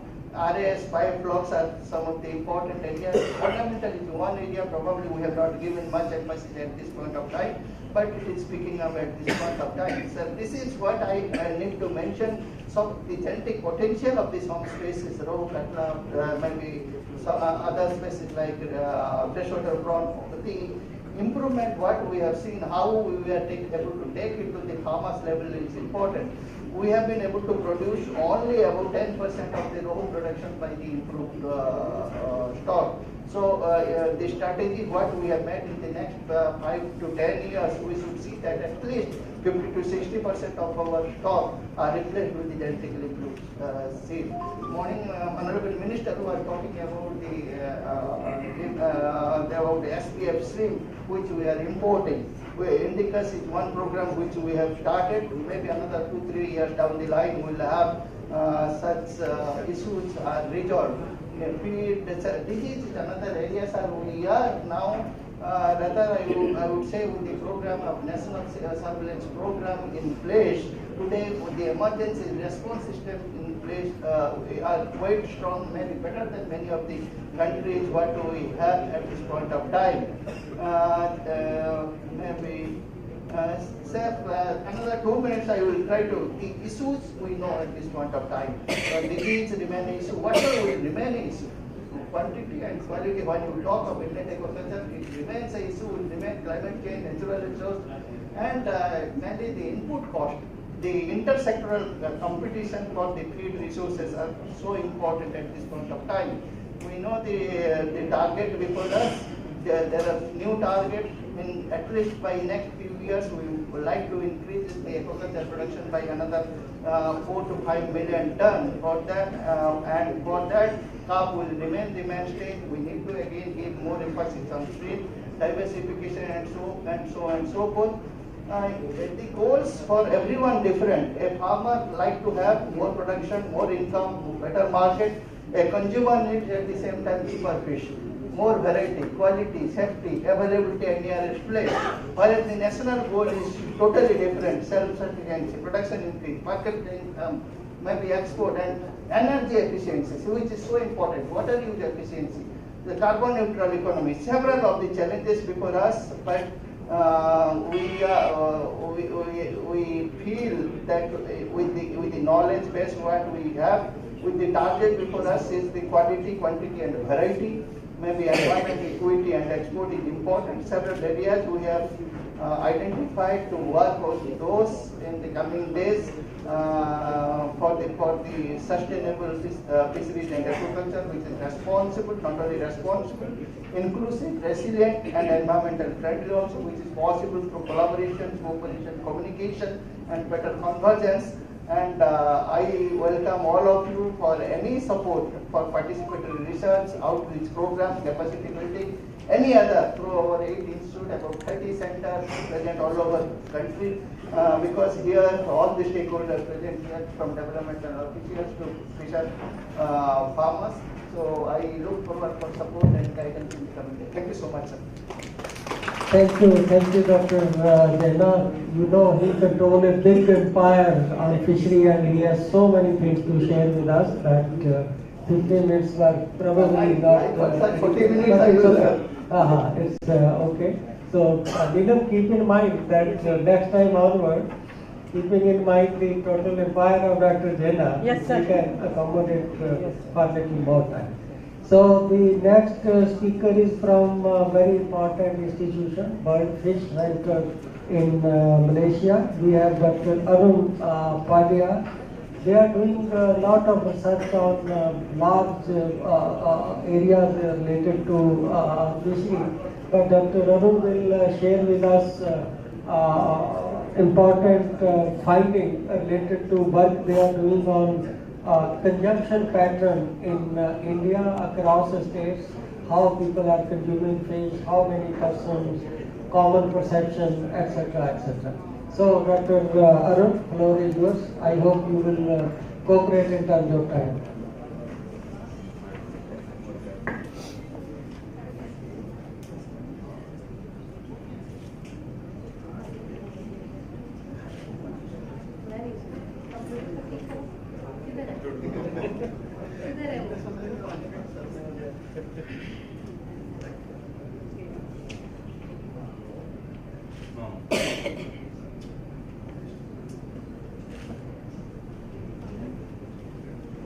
नीचे वाला होगा.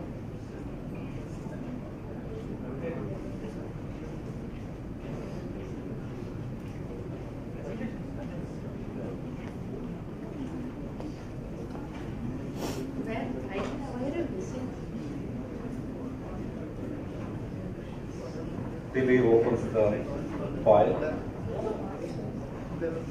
A very warm good afternoon to all of you. Greetings from World Fish, part of the International Center, a consortium on International Agriculture Research, CGI Institute. So I thank the organizers for giving this opportunity to me to present before you the consumption patterns.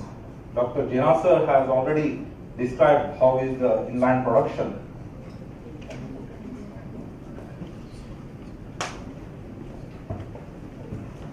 Okay. So now in this presentation, I will just place the Indian position in the world, how it is going on vis-a-vis with other countries, and also within the country, different states, how is the consumption pattern. Let's look into this. So India is the third largest producer, we know, but it is a dismal 129th position in consumption out of 183 countries. So we have a lot of room to improve our consumption and to increase our production during this Amrit Kaal. So if you look at availability, fish availability and supply, worldwide this map shows India is nowhere compared to other countries, especially Southeast Asia, China, some of the European countries. So here is very small, it's coming. So in this bar diagram, what we see is that over last 15 years, we have taken all this data from FAO, World Bank statistics, IMF, OSET statistics, and also from Handbook of Fisheries, Government of India, and also National Family Health Survey is also there. So if we see here, we have global average of 20.25 kg of per capita consumption. India is still at around 8 kg per capita. So we have seen here in your left side, here we see most of the developed countries have stagnated in their consumption. There is no growth over last 15 years. This is what the trend is. Whereas India, ASEAN bloc, SAARC bloc, BRICS, all these countries have increased their consumption tremendously. India has increased by 60%. Growth is that. So India is now placed in lower middle income country. It has already been about $2,000 net national income.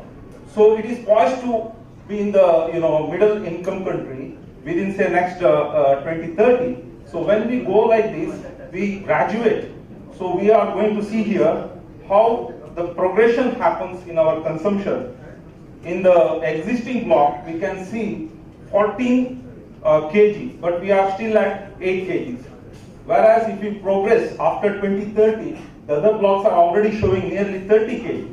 So we have room up to 30K. So what happens? Let us look at without any inter-policy or program interventions, we can reach another say up to 265 lakh tons of consumption. That means 2.23 times increase in another 25 years. But we have wonderful Pradhan Mantri Matsya Sampada Yojana, which has boosted the production as well as availability, accessibility, affordability to people. We can expect 4 times increase. Very, sunrise sector, very brilliant position we are. So very bright conditions, so 4 times increase. So if we further push it in the market segments, we are sure we can go to around 6 times increase production. So we can reach nearly 68 million tons. China today is around 70 million tons of consumption. They are doing, and they are net importers of seafood. So we are only at around 17 million tons.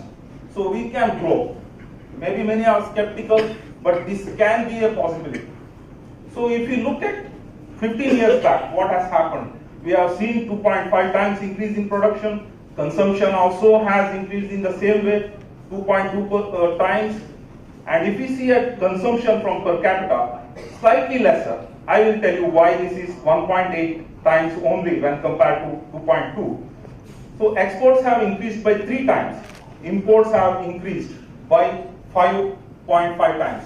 This is hidden thing which we are not able to see. A lot of basa is coming, a lot of salmon is coming from other countries. So we are not able to see that. Today by wet weight, we have reached 76,000 tons of imports. So this is where we need to focus on. This is all value-added products. So if we look at population, what happened? National Family Health Survey says that in 2005, we have just extrapolated, we had 73 crore people consuming fish. That was 66% of our population. Over 15 years, by 2020, there are 72% of our population consuming fish. 6% growth, 6 percentage points. Now we have reached almost 100 crore people consuming fish. So who says India is not a fish consuming country? But what matters is the per capita consumption. 8.89 kg we have shown for all entire population of 140 crores, but only 100 crore fish consuming population, 12.33 kg we can see here. So who are eating? Where are the people sitting? We know northeastern and eastern part of India. We can see the grading Tripura, 99.3% of people consume, highest. So this is percentage wise. So you see all the eastern India till southern India, we see lot of people consuming fish, and that is where we need to focus on our marketing and how frequent it is consumed. This is another thing. So if you see daily consumers out of 72%, only 6% are daily consumers. Around 35% are weekly consumers. We have to see here 35% have come to weekly consumption, and vocational once in a while in the year it is only 32%. So lot of room for those who are consuming vocationally to come to weekly, those who are eating weekly to twice a week. This kind of jumps are going to happen with the increasing incomes of people and increasing availability, accessibility, affordability of people. So if you look at frequency of consumption, here you can see this side, lot of people, say mostly in the fish consuming places, eastern India, northeastern India, though more than 90% of people are consuming fish. Say most of them, more than 30-40% of those people are consuming only once a week, not daily or twice a week. So we need to enhance their consumption patterns. So where we need to hit for the growth? As we know, availability we need to increase, more production as Jana sir told, more accessibility. We need to have more markets near the consumers, more and more such shops should be there. And also affordability. We need to be more efficient in our production systems, and acceptability. Bring the wider range of products to the people, value-added products, everything. So final, my slide, this one is way forward. What I have to suggest here is that for Eastern India, Northern India, Northeastern India, we need to have localized farming system. We need to thrust more and more localized production so that farm people eat more and more fresh fish. This should be our focus. So consumption will increase. The price will also come down at that level. So today if I go to Assam, it is 250, 300 rupees for carp. Why not we bring it down to 200, 150 rupees? It is possible. In Andhra Pradesh, we have Aqua Hub. Lot of strengths here, especially on the export infrastructure, processing. So why not we focus on value additions and also tap the Horeca food services industry. $77 billion industry is sitting, waiting for fish to arrive. So this is where we need to focus from the Andhra Pradesh perspective. Thank you so much. These are all my partners who have helped me to produce this paper. Thank you so much. Thank you, Dr. Danish, for being very precise and focused, but at the same time sharing very valuable insight relating to demand side of fish in India vis-a-vis other country. We do not have Avan Kumarji, President All India Shrimp Association with us, but I am happy that Dr. Edward Danish, the Chief R&D Officer, Fresh to Home. So he will share with us his views on bridging gap across the fishery value chain to boost demand. Edward.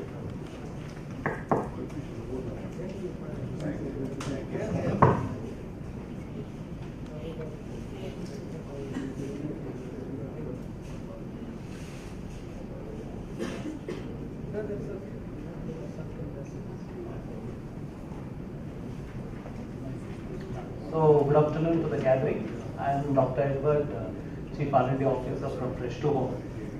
So, first of all, I would like to thank NITI for giving me this opportunity to come and present on this topic. So, I will try to share whatever little knowledge that I have, that I have gathered from working in this sector for the last 25 or so years. So, harnessing potential in fisheries in inland.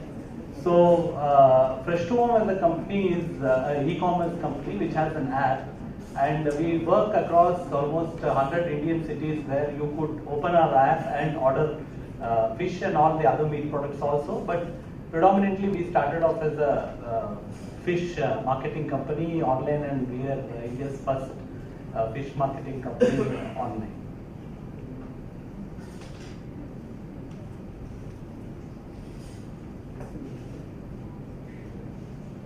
So I won't dwell too much on this particular topic because a lot of speakers have touched on this. So to just set the tone for the talk, I have put this slide here to show what was the current kind of scenario in terms of consumption.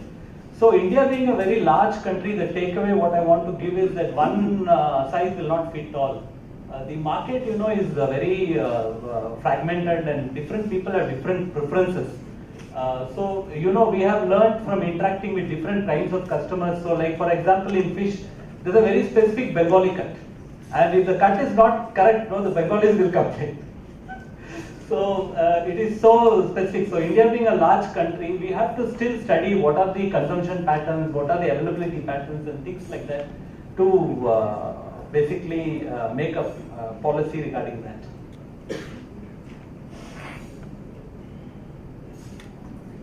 So globally, if we see, there is a lot of fish production that is happening in the wild, but as the climate change and a lot of other degradation issues are taking on, the shift and trend is towards aquaculture. So more and more production of fish and fishery products might be there from the aquaculture sector, towards which we have all geared up, and the policies of our government and the PM Sampada schemes and other things have been helping the farmers of this country to catch up with the production.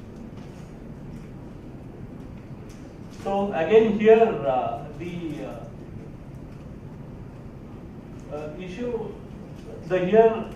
the thing is that we have a large amount of production, and if you see again Andhra Pradesh is coming up with the maximum production. But there are a lot of states which have a lot of water resources, but the production is still very low, where the emphasis can be identified and these regions can be recognized, and some efforts can be made in this area to improve the production. So how to boost demand?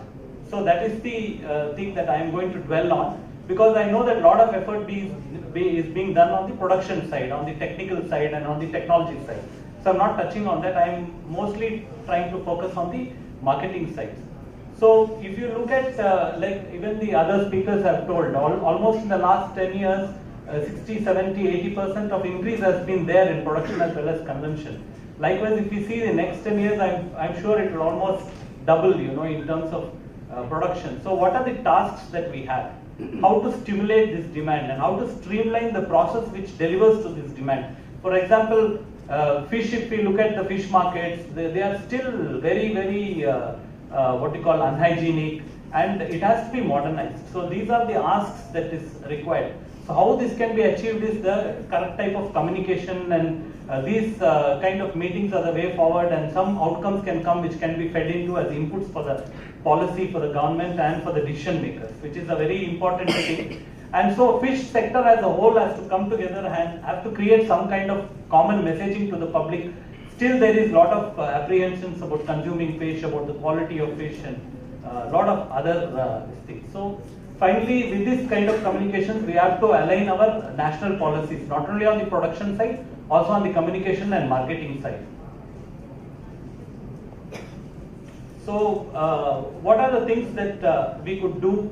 I will just touch on the topics here. That is, we could work on the infrastructure and supply chain. So we all know that fish requires a very good infrastructure, where post-harvest cold chain is required to be maintained. The cold chain is required to be maintained during transport. Quality control has to be ensured so that the fish is safe for consumption. Awareness and education has to happen. So even today, not a lot of people eat fish, and even when they eat, the frequency is very low. So this health and eating fish is very healthy for people. So this message can be transmitted across so that they are educated to eat more fish. So the varieties and affordability is a factor, and then the regulatory policies have always been shaping up in our country, so that has been quite helpful. And cultural preferences that I was telling. So India being a large country, one type of fish will not be fit for the whole country. So we have to kind of find what are the types of fish which is suitable in which area. For example, there is a lot of interest in Himalayan trout, and it is very expensive. On our website, it sells at 2,000 rupees a kilo. You can just go to our app and try to order Himalayan trout, and you can get it only in some places. It comes from Kashmir. Actually, there's a small startup who sent to us, and we are selling it on our site. And so like that, there are a lot of cold areas in northeast and in other parts of the country where maybe trout could be taken up, And of course, climate change and processing value addition and sustainability is a very important issue which we have started now. Also, each order, what is our carbon footprint, we have started to measure, and we are thinking about how to bring down our carbon footprint and things like that. So at all production levels, going forward, this will become a very important thing. So if we look at the value chain itself, nutritional feed is available in this country. The cost is a debate which has to be addressed. Technical support is there, financial support is there, availability of seed is still a question. A lot of technical inputs needs to be put in from there. The value chain is there, right from the hatchery up to the customer is now available in this country, and the marketing infrastructure still needs to modernize and catch up. So to summarize this whole thing, I would say we should expand market access on one side and increase productivity on the other side. If we don't do this, then it is very difficult. If our focus is skewed towards one side, then the other side will suffer, and it will not reach us to the target that we want to reach. So where is the opportunity? So this is at a very large level I have seen. See, if you see, 78% of the product is still consumed as chilled fish, which has a very, very short shelf life. So we have to move it more from chilled fish towards process, whatever it is, either canned, packed, frozen, whichever form that is. So that is also gives a lot of livelihood and business opportunities to get into this kind of sectors rather than just sell 78% of a fish as chilled.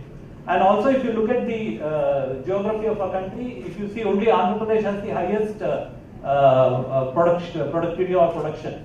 So all the other states are lagging behind, but I am sure there is a lot of resources still available. And most of Andhra Pradesh's fish also get exported within the country, you know. So also exports outside the country could also be looked at, like how Vietnam is pushing Basa to us. We should look at what kind of fishes is that we could export to other countries in the world. So export has not been a thrust area in the inland, production scenario. So market opportunity and how to reach the customers.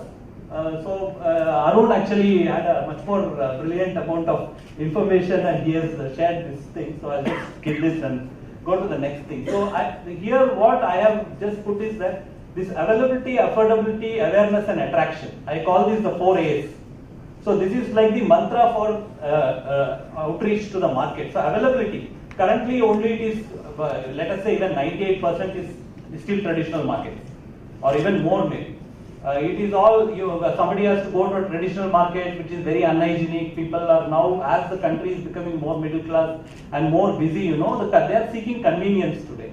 So again, awareness, that is where the government can play a very important role in maybe making some kind of messaging. Affordability, yes, price in India is sensitive, but as you see, if we just look at our automobile industry, nobody now wants to buy a Maruti 800.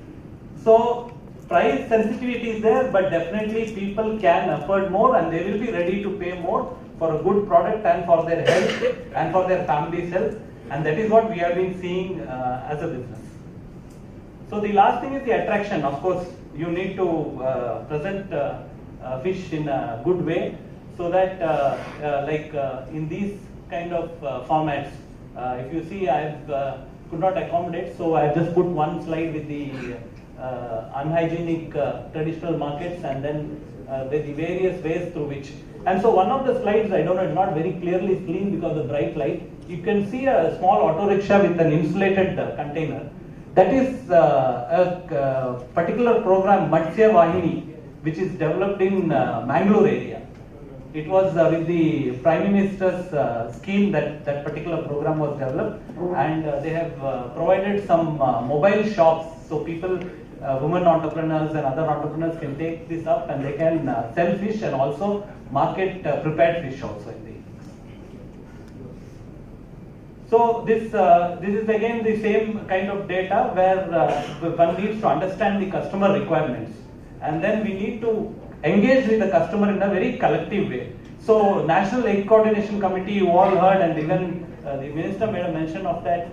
So we have seen all these things which is there, which we have to also now maybe bring up for the fisheries sector. So when I say fisheries, I mean the whole of fisheries, aquaculture, and also the shrimp culture, which today is actually in a little bit of a problem because of Ecuador's production and exports into the market. Ecuador has suddenly ramped up their production and they have come up as a very big player in the international scene. So for us to continue to hold our position, we need to find new markets, produce better quality, and also look inward at domestic marketing. So these are the requirements of the day. So important campaigns have to be conducted. Like for the example, I've just seen something which the millet people have done. So maybe we can take up some schemes like that. And then there are industry collaborating non-governmental organization type organizations which are working in some different countries. And how we could, between all these stakeholders, how we could effectively create a kind of umbrella organization where on two sides we have to work. One side is on the demand to keep the, to push the marketing and to push the messaging across so that the demand is created, as well as on the other side where we do not lose focus on our production side. So both these things need to go hand in hand, supported by the government agencies and the fisheries department. So farmers partnerships can be created and some funds can be set up, some kind of what you call cess or taxation or whatever could be arranged, or some kind of grants could be there to create fishery, aquaculture, production, marketing board or whatever that is. But I know there are a lot of different agencies which do this, but we could create some kind of an umbrella organization to put all these stakeholders together and very specifically work on the national marketing policy for fish and fish products. So these are some of the marketing activities that particular organization could take up, like creating products, pricing, promotions, some kind of communications, professional planning for developing the market. So policy interventions is also required from the government side. For example, one very specific policy intervention that I can think of in our country, once the fish is frozen and packed, it attracts a very large quantum of GST. Now that is itself an issue which will be, if it is a high percentage, when the customer goes to buy, it puts it out of reach. So I am not telling to remove the thing. It should be a reasonable taxation policy should be there, because one, it's a food product, and the second thing is that we are trying to promote this thing. Otherwise, the chilled and the traditional markets will continue. The other thing which I have seen on the production side is that in some states, farmers have some kind of power subsidies, where it makes almost production of fish almost cheaper by 10 rupees. So that itself is a mismatch. So wherever, even there, for the energy is a very big cost also. When you see it, if your fish is 100 or 8, farm gate is not even 100 rupees, about 80, 90 rupees, I guess. And then 10 rupees unit of power, almost 10 to 12% of the cost is gone on power itself. So these are very, of course, farmers should be encouraged to go in for green power like solar, wind, whatever. But something needs to be done on the power front, because that's a major cost again. The other thing is feed and other things which I'm not getting into. So at policy level, maybe where government harmonization can happen between states for power price and as well as for taxation. And a specific policy can be created for ready to eat, ready to cook, those kind of items. Yeah. So modernizing fish retail. So I just put these two slides here. Yeah, I take 1 minute, just last 1 minute. So why fresh to home? One is that we give our customers a promise. Promise of what? Promise of quality. Because in any food product, you pay money to anybody, buy something and eat, you trust him. You trust that what he gives you is going to protect your life, is going to be good for your health. So that is the trust that we cannot break, and that's the trust we build with the customers. So we should put in all our efforts and put all kind of quality testing and parameters and our procurement to ensure that trust is maintained. The next thing is that we ensure a proper cold chain technology. We monitor end to end, right from the point of catch to the customer doorstep, and it is continuously monitored. So these are the two promises we give to our customers. Of course, you can also join with a lot of other organizations and build knowledge partnerships to make this marketing dream happen. Thank you all. I hope I was able to give a high level image of what could be done for creating and harnessing our potential for domestic marketing. Thank you. Thank you. Friends, we have three brilliant presentations. If I understood them correctly, the first presentation covered fishery R&D, technology and innovation. The second presentation covered what kind of demand pattern is there, what kind of consumption is there across states in India, how it is changing over time. And third presentation we have on marketing, and he also covered some of the policy issues. So I will request the participant that if you have any question or observation related to these three types of issues. Other type of issue will figure in subsequent sessions. So if you have any question or observation related to agriculture, R&D, technology, innovation, demand and consumption in India and abroad, and marketing, then please feel free to participate. Nobody? Yes, there is one fellow in the front. Can someone give mic to Anuradha? Can you give this mic to person who want to ask her question? ये वाला ले लीजिए, I have to hear.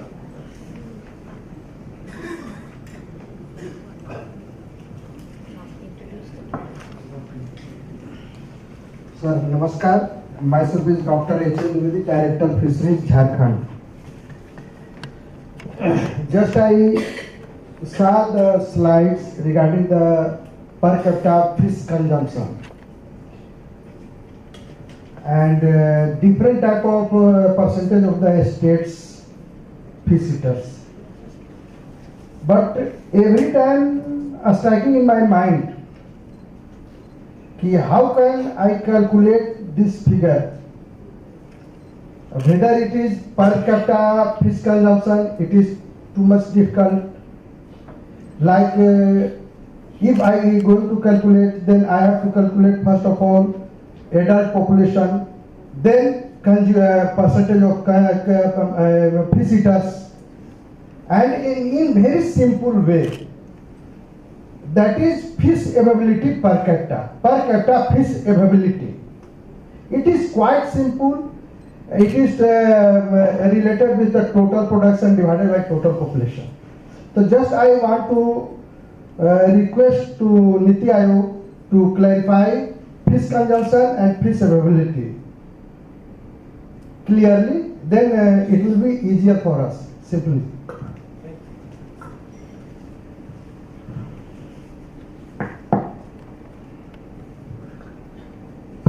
I can also attempt answer, but respecting the fact that we have a panelist on this, I would like him to respond. After that, I would like to supplement, but will give you a response. Thank you, sir. This question came from earlier when I was working with the government of Odisha. They also asked me the similar question. Lot of changes, and state to state, the calculation method changes. Sir, my request to Government of India Fishery Department Ministry is to make one standardized approach to calculate this. I think they already have, maybe to promote this and give training to concerned officers in each and every state department so that it is harmonized. Otherwise, the figures go on changing. This also, sir, in our calculation, we have also taken exports and imports. That also was considered because we have to see net usage or consumption of fish in the country, in the state. That is most important. I first come to the issue raised by our friend, Director Fisheries from Jharkhand, that how this consumption, etc., demand, etc., is estimated. So, Dr. Dwivedi, there are so many approaches. One is sample-based approach. Every 5 years in India, we used to conduct a survey on consumer expenditure, which covers nearly 120,000 households, 1,20,000 households. After 11-12, the latest survey completed this year. Figures are being tabulated by National Statistical Organization. Hopefully they will come out with some number soon. So that is one way where they directly go to a consumer and ask the consumer in last 30 days, what was your expenditure pattern, how much quantity, how much expenditure, from that you can calculate price, etc. And there they used to calculate both direct consumption and indirect consumption. One is consumption in the household, and second is that you go for party, outside dining, etc., etc. So very elaborate method. That is what is used in the standard estimates of what is the consumption. But that is one level of consumption. Then there is second level of consumption, the figure which I quoted, that follows from utilization table of commodity at national level. We have estimates of what is the production, We have estimate of what is export. We have estimate of what is import. Then in some commodity we also have estimate of what is change in inventory. That wheat was produced 115 million ton, but 5 million ton remained in stock, buffer stock. It did not come in the market. So from there also we just then divide by population, and that's why I consciously use the term that this was the total absorption of fish in the country. Absorption means when any household consume in a year 8 kg fish, corresponding to that there may be a production of 10 kg fish. Something may be wasted in the process. Even part of that can go for industrial uses also. Part of that can go even as a seed for fisheries. So these are the ways, and they are not like mathematical identities. They are like indicators. So one cannot say that this plus this is equal to identity this. So there are always some errors and omissions which are adjusted in the national accounts statistics. They are taken as an estimate and as an indicator that in which direction things are going. You cannot precisely say that it increased from 115 gram to 8 kg, something like gram. So broadly you get in which direction things are going. What is the growth rate? If somebody says 4%, there is a standard error. It can be 5%, it can be 6% also. Now coming to this presentation by three participants, I am happy that we are able to complete will be able to complete our session on time. Still there are 3-4 minutes, so something which come to my mind I would like to share with everyone, especially organizers for preparing minutes. I think we have R&D in production, which is very important. Dr. Jena, I feel we need equally strong R&D and innovation in fish preparation and fish products. We know only small fraction of population in this country was traditionally fish using or fish eating population. We now find that more and more people are interested in eating fish. But those people in Rajasthan, in Punjab, may not like to eat fish the way you eat in West Bengal, the way you eat in Odisha or other places. For them, you need to have different kind of preparation, different kind of products. One can take a cue from millets. The kind of changes which have happened in case of millet preparation in last 5 years, I have not seen.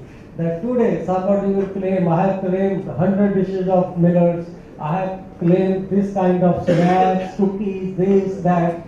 I mean, millets, I am not happy with what is happening on millet production, but I certainly find that a sort of revolution is there in development of millet product in this country. That now you have millet noodle, millet idli, but not, which is not made of this millet. I feel we need at least the same, if not more, in case of fish, precisely because of the reason that in fish we need to continue to increase demand of fish by 8%. In millet that doesn't matter so much because millet production in the country is not increasing by even 2%. So demand creation is not such a strong factor in case of millet as it is in case of fishery, that we need to proactively do something for demand creation in fishery. Second is that it is just a related kind of thing that demand creation happen in two ways. One is we have modern way of modern tools and instrument of creating demand. Now I will speak on Hindi because I am going to relate it to someone who yesterday shared one important information with us. कल रात को जब हम dinner कर रहे थे तो fishery के डिमांड के बारे में बात हो रहा था. तो सुल्तान सिंह जी जो हरियाणा से आए हैं, इन्होंने एक ग्राउंड लेवल से एक rustic type of information share किया, जिसके पीछे मुझे बहुत पोटेंशियल नजर आता है। इन्होंने बताया कि हरियाणा में अब इतने ज़्यादा लोग फिश खाने लग गए, जबकि आज से 20 साल पहले खुशवंत सिंह ने ये आर्टिकल लिखा था कि हरियाणा जो कि कभी मीट नहीं खाता, कभी अंडा नहीं खाता, इतने पहलवान कैसे पैदा करता है। Khushwant Singh road that article. तो इन्होंने बताया कि हरियाणा में अब या तो आदमी डायबिटीज से सफर कर रहा है, या हाइपरटेंशन से सफर कर रहा है, या बीपी है या डायबिटीज है। अब बीपी है तो वो दूध नहीं पी सकता, सब डॉक्टर कह रहे दूध नहीं पीना भाई, आपको मक्खन नहीं खाना, आपको घी नहीं खाना, क्योंकि आपको ब्लड प्रेशर हो गया, आपका आर्टरी बंद हो जाएगा। जो दूसरी चीज है मीठे वाली या कार्बोहाइड्रेट, वो डायबिटीज वाले मना कर रहे हैं कि आप डायबिटीज हो, आपको ये नहीं खाना, वो नहीं खाना। तो बचा क्या है उनके लिए? फिश, केवल fish. And he said that's why अब हरियाणा में इतने लोग फिश जो खाना शुरू हो गए। तो relating this thing to what are the health changes, relating this thing to what are the lifestyle changes is very, very important. So much of the demand creation happen through these kind of non-conventional method also. और दूसरा ये है कि अब तक हमारा जो whatever fish we could sell in overseas market, it was largely demand driven, that people there wanted fish. We are reaching a stage where competition for fish is likely to increase. We should also explore what are taste of those people, what kind of fish those people want, and then produce to suit their demand, their preferences. That is the next stage, that if India continue with 8% growth rate in fish in overseas market, we need to spend little more on understanding what are the type of demand pattern, changing demand pattern in case of yarn, in case of Asian market and elsewhere. So we have to spend on that also. एक issue raise हुआ था, शायद आपने किया था, that price का issues in a society where there are income classes और expenditure classes, there is a demand for a product which belong to different price ranges. Same is true of Indian society. It is a economically quite fragmented society. Majority of the people, bulk of people will always be at low income. Some people in the middle income, some at high, some at very high. To very high income people, if you offer something of same quality at low price, they are not likely to buy it. They are guided by other kind of consideration, exclusive behavior. Economics में आते हैं ये Veblen theory, bandwagon theory, all those kind of things. That very rich people will not buy something because it is cheaper.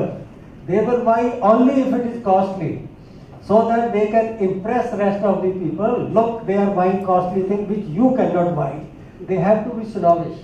So they will prefer to buy your fish only if it is available for 2,000 rupees a kg or more. But then you have 60% of people who can't afford at that level. For them, you have to supply fish at 200 rupees a kg.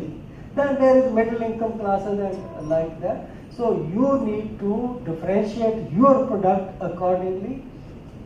Even if you look at atta of wheat, it sells from 30 rupees up to 300 rupees. मैं खुद by करता हूँ खपली wheat जो कि 200-250 रुपए kilo Amazon से available होती है. Because I am diabetes, I want that dicoccum wheat. तो यही है, do not worry too much about keeping prices low. You need to brand your product accordingly. और इस चीज पे बुक्स लिखी हुई हैं, ये अपने आप में एक सब्जेक्ट है कि when there is a different segment of demand which have different kind of price elasticity, then you follow approach of price discrimination. You charge different kind of price from different people, and that is what help you in maximizing your revenue. So ये सब चीजें उससे जो है मेरे ख्याल से related है. I have noted GST issue. I have also noted that there is a sensitivity about it. We would like to have more information on this. How much it is, where it is. Neelam ji ये information जरा ले लीजिए. Then let us see if we can support them, particularly if it is excessive at some place, if it is discriminating. हाँ, if it is आपसे हम एक छोटा सा नोट ले लेंगे, तो उसको लेकर we will see that where your demand is genuine, we will interfere there and we will pass on our recommendation on the information received from you. Your point on this linking solar, I think is very, very important. We have a Kusum scheme. We are talking of expanding that Kusum scheme, under which solar power, solar panel, etc., at highly subsidized rate they are available. Let us find out whether fishery people are also eligible for that. If not, they should be, and they should be advertised, because energy cost is very important cost and segment in fish population. So really lot of insights you have provided at macro level. So from this macro level, in the next session we will go to states, then to the individual participant and experience of innovative farmers. So I thank all the three panelists. I'll come to you, and I also appreciate the audience who received all the information with a lot of seriousness. A gentleman has something to say. After that, we will break for lunch. Myself is Dr. Tuntun Singh from Bihar. I would like to have one question from Jena sir. Sir, is there any R&D work regarding reduce the feed cost? Because the raw material price is increasing indiscriminately and farmers are not getting this net profit in relation to their operational cost. Because today 70% of the cost goes on feed, sir. So is there any R&D work which is going to be done? See, if you go back 30 years back, only rice bran oil cake was used. So in spite of the fact that the FCR goes to 1:3, still people were able to make money. Today, as you rightly told, today a good feed for carp or catfish is about 45 to 50 rupees. Shrimp feed about 100 rupees. Trout feed maybe 150 rupees. Because whether it is poultry, fish, everybody is using the same raw material. Soybean, maybe oil cake, some of the other maybe fish oil and additives. And maybe in the groundnut oil cake has gone so high, and intersectoral competition is becoming more and more, mainly poultry and fisheries, and which will remain also in coming days, because every sector wants to increase production, but whether maize or soybean production is not going to go up in that rate, so ingredient cost will increase. Several alternative ingredients we have been working, and for example, fish meal, today fish meal is so expensive and availability has gone down. For example, 20 years back, globally, about 30 million ton was going for fish meal production globally. Today, about less than 20 million ton. So fish meal. So for example, fish meal alternative, black soldier fly, we are trying to think that it will be an important option. Good, but growing so much high amount is not easy. It will take time. There are several alternatives, plant ingredients, we call non-conventional ingredients, several of those. So we need to target on farm-made feeds. One side, yes, that commercial production goes on. How much production we are doing, formulated feed, prawn and feed together, about 3 million ton, isn't it? 10 million ton, 11 million ton aquaculture production. So that means 3 million ton, if you are producing, you will be 1:1.5 FCR. That means only 2 million ton is coming from this formulated feed. Rest 8 million ton, 9 million ton coming from the high farm-made feeds. All those farm-made feeds, whether cotton seed cake or mustard oil cake, all those is being used. So several work are going on, and we need to focus more and more in the coming days also. Thank you so much. Thank you, Chairman Sir, for this beautiful and insightful session. Now it's time to felicitate our speakers, and I request the Chairman of this session to kindly felicitate the speakers.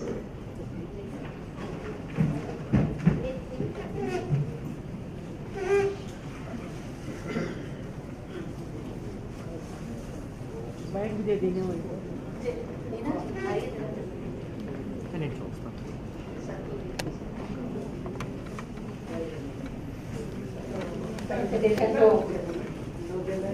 Dr. Jena.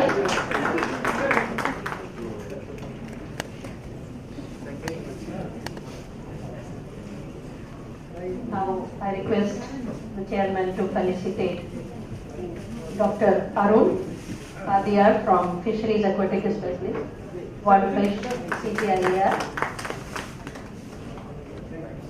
and to Dr. Edward Daniel,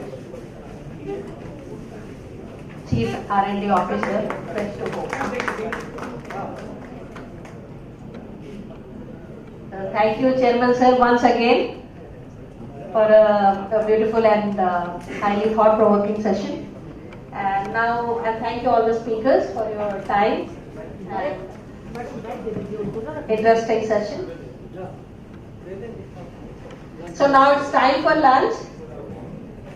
So I invite all of you for lunch, and let's gather here at 2 o'clock for the next session, where we'll be listening to all the speakers from the states.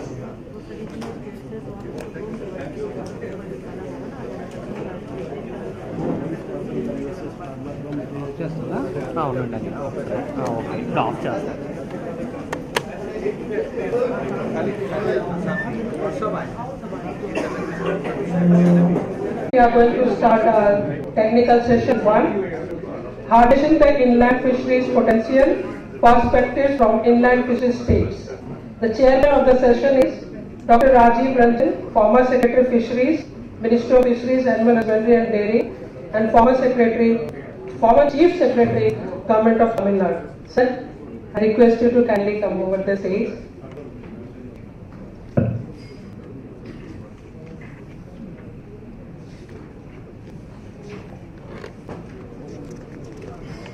So, Dr. Rajiv Ranjan from 1985 batch of Indian Administrative Service has handled several important assignments in his over 36 years long service, with the distinction of occupying the highest levels in government, both at national as well as state. Dr. Ranjan holds a degree in Physics Honours, MBA from IIM Ahmedabad. He also holds a PhD degree from London School of Economics and Public Policy. He is also PhD in Management Sciences from Anna University, and he has attended several training programs in reputed institutions in India and abroad. I welcome you, sir. A big round of applause for him, please.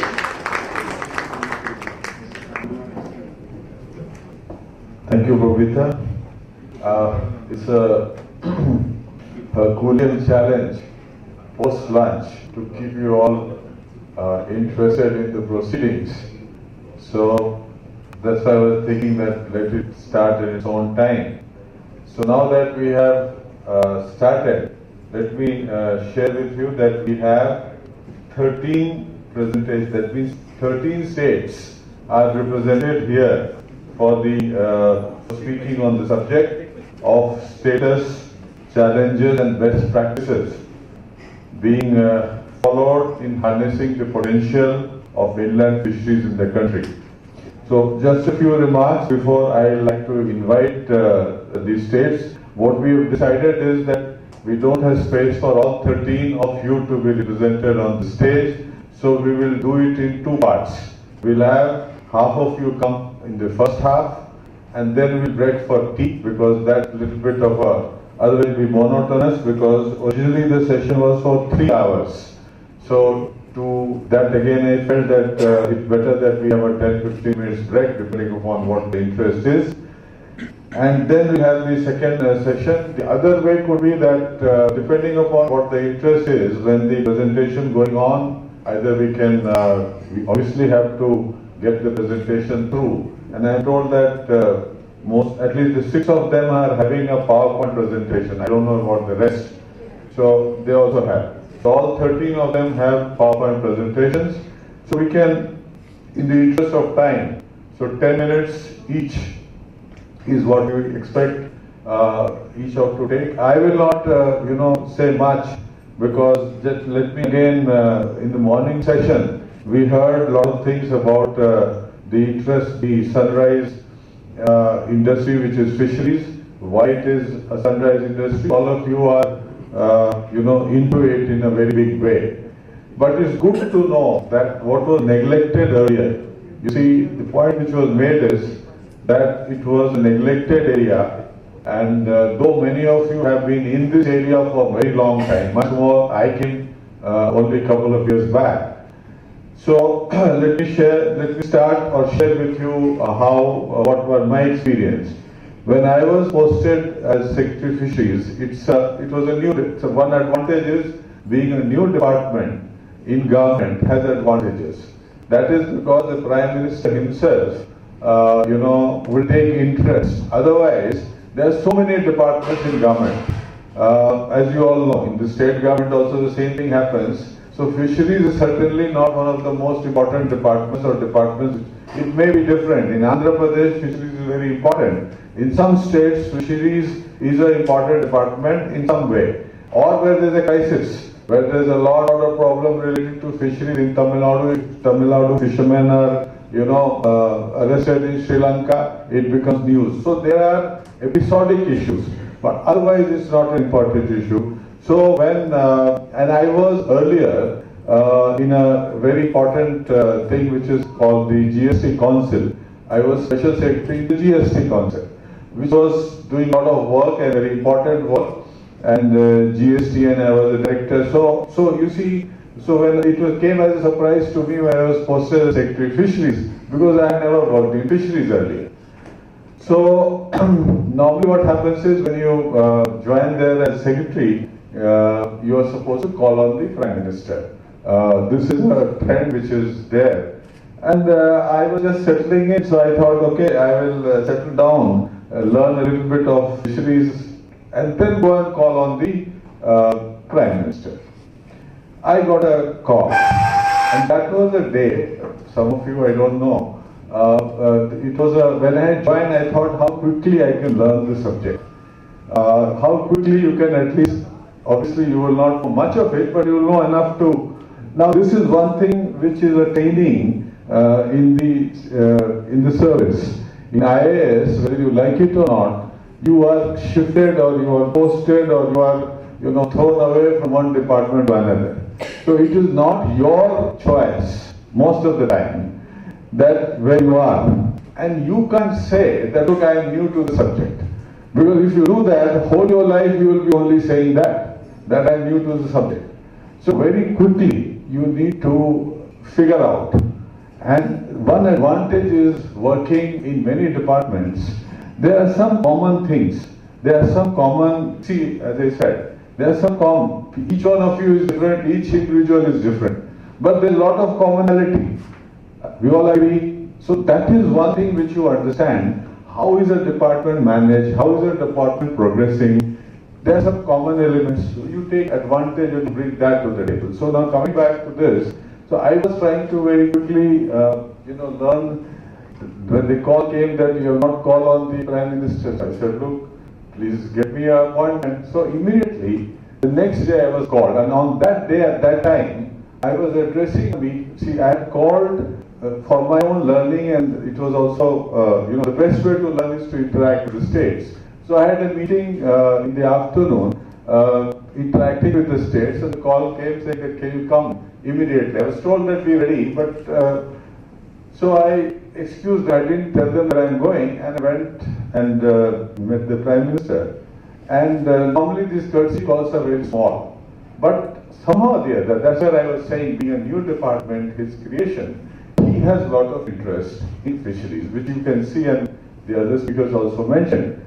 So then I'm very frank, I was saying that look, I'm new, I work in this area.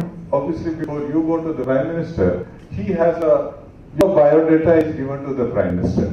So he knows about you. So he said, आप तो तमिलनाडु के हैं, तो आपको तो fisheries और उसके बारे में जानकारी होनी चाहिए. So you obviously said that yes, and I have been in many departments there, including finance for a long time. So I have seen many departments, because the best way to know is for any department is look at their budgets. So I have been making budgets and understanding this. So I had an idea. So I told him. Then he said कि आपका, मैंने कहा एक ही हफ्ता हुआ है मुझे, तो उन्होंने कहा कि आप बताइए आपको क्या लगता है, क्योंकि आपका नया पर्सपेक्टिव है. You just see how positively he is putting it. कि you are new to the field, आपका नया पर्सपेक्टिव आप बताइए. तो मैंने कहा कि सर मुझे जो मैंने आगे सबसे पहले चूंकि मैं फाइनेंस में रहा हूँ, तो मैंने पूछा बजट कितना है, क्या क्या हो रहा है. तो पता चला कि बजट बहुत कम है. भारत सरकार का फिशरीज बजट बहुत छोटा है, और मैंने तमिलनाडु का बजट देखा, वो बड़ा है. मैंने कहा कि सर तमिलनाडु का फिशरीज बजट भारत सरकार के फिशरीज बजट से बड़ा है. मैंने कहा ऐसा है क्या? तो आप देखिए कैसे होता है, कैसे उन्हें लगा कि obviously he thought that this is not, क्योंकि बजट में फिर क्या होता है, what kind of a thing, उस पर भी नहीं जाऊंगा. मैं आपको समझाना ये चाह रहा हूँ कि कैसे चीजें बढ़ती हैं. तो मैंने उनको कहा, और भी बहुत सी बात हुई. मेरा जो 5 मिनट था वो पढ़ते पढ़ते नॉर्मली 5 मिनट का हर एक टाइम बहुत स्पेसिफिक होता है, उसके बाद लोग वेट करते रहते हैं. तो जब मैं बाहर आया तो मुझे तो पता नहीं कितना टाइम, और लोग कहे कि आप तो 17 मिनट अंदर थे. मैंने कहा कि सर मुझे क्या मालूम, वो पूछ रहे थे, मैं बोल रहा था. तो मैं ये बताना चाह रहा हूँ कि वो मुझे क्या उसका फायदा हुआ कि वो नए सब्जेक्ट में उनको महत्व था. और उन्होंने एक चीज कहा कि गुजरात में फिशरीज जितना करना चाहिए उतना वो कर नहीं पाए. तो उसके भी बहुत सारे रीजन है. अभी चूंकि गुजरात के लोग अभी यहाँ नहीं है, क्योंकि वो हम लोग मैरीटाइम स्टेट में, हम लोग तमिलनाडु गुजरात, इसका एक कॉन्फ्रेंस हो चुका था 5 जनवरी को कोचिन में, और कुछ लोग हैं आप, अरे वाह, तो फिर आप लोग हैं. तो उन्होंने ये कहा था, और उसके बहुत सारे रीजन है, वो अभी हम नहीं जाएंगे. बताने की मैं चाहूंगा कि तब क्या उसका निष्कर्ष क्या निकला. उसका निष्कर्ष ये निकला कि मैंने कहा कि क्या कर सकते हो. मैंने कहा कि ऑब्वियसली फंड दीजिएगा, लोग को कुछ लगेगा कि भारत सरकार की नई मंत्रालय बनी है तो कुछ न कुछ एक्सपेक्टेशन बढ़ा है, उस एक्सपेक्टेशन को फुलफिल करने के लिए आप क्या करेंगे. तो मैंने ये कहा कि सर मैं जितनी जल्दी हो सके एक स्कीम बनाने की कोशिश करूंगा, और वो अगर आप मंजूर कर दे जब बनेगा. मैंने कह तो दिया, क्योंकि अब जब आप पूछ रहे हैं तो आप बोलेंगे. तो जब मैं लौट के गया तो उसके करीब 10 दिन बाद एक कॉल आया कि आपने कुछ प्रधानमंत्री जी के साथ आपकी बात हुई थी, तो कहाँ है. उनको पूरी बात नहीं थी, उनको खाली कहा गया था कि आप पूछ के उनसे मान लीजिए. तो मैंने कहा कि अब तो एक अच्छा स्कीम बनाना ही चाहिए. ऐसे भी मैं एक बार बात हुई तो बनाना ही है, क्योंकि आप तो कुछ न कुछ तो वहाँ पे अच्छा लगाना ही है, क्योंकि नए आप मंत्रालय में है और आपको इतनी जिम्मेदारी तो समझनी ही होगी. तो मैं ये कहना चाहूंगा कि उस समय कोविड आ गया, और कोविड के समय आप जानते हैं कि it was a major crisis. और उस समय उसके बावजूद भी कि पीएम का जो सपोर्ट था, पीएम का फिर पीएमओ से लगातार हमें मतलब कि आपकी ये रेगुलरली उनका भी सहयोग रहा, और काफी ज्यादा पुश रहा.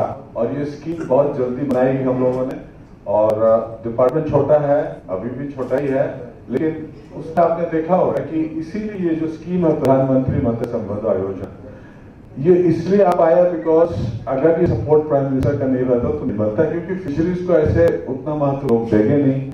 और कोविड के जमाने में नया स्कीम निकालना बहुत ही मुश्किल है. ऐसे भी नया स्कीम निकालना मुश्किल है. कोविड में तो रिसोर्सेज दूसरी तरह चले जाते हैं. तो बताना ये चाह रहा हूं कि कैसे ये गवर्नमेंट ऑफ इंडिया में इसका एक नया डिपार्टमेंट बनने का फायदा हुआ. और यही चीज बता रहे थे कि प्रधानमंत्री मत्स्य संपदा योजना जो 4 साल तक कार्य उसका चल रहा है और अच्छा कर रहा है। ये मुझे खुशी है कि मैं उस समय इसको लाने में मेरा जो रोल रहा उसको देख के खुशी लगती है, चलिए कुछ हो रहा है। लेकिन ये बात आज सवेरे हो रही थी कि क्या पोटेंशियल है इंडिया में फिशरीज का, क्या हम लोग उस पोटेंशियल तक जा सकते हैं।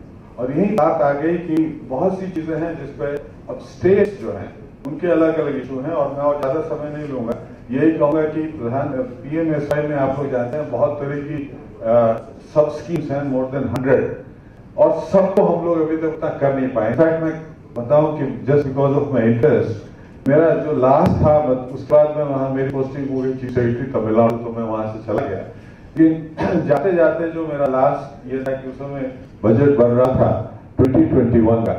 2021 के बजट में हम सजेशन मांगे जाते हैं, और फिर ये देखिए कि फिशरीज के जो हमारे सजेशन थे उसको ले लिया गया। नहीं तो नॉर्मली आप श्योर नहीं है, उस समय 2 स्कीम अनाउंस हुए थे 2021 के बजट में।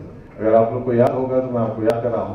एक तो था जो सीविट का सीक्वाल, क्योंकि मैं तमिलनाडु में चाहता था, और कोई अलग है इस सब्जेक्ट पे, चूंकि आज मेरी इंडस्ट्री बात नहीं है, लेकिन बताना ये चाहूंगा कि वो एक ऐसा सब्जेक्ट है जिसपे हम लोग अभी we are just scratching the surface, बहुत ज्यादा काम करने की जरूरत है। So we need to work on that. I am lapsing between Hindi and English for some of you, but let me come back to English. So that is one of the things that it was done. The second, which is relevant today, is an announcement made that there will be 5 harbors, which will be developed, and one of that 5 is one in Visakhapatnam.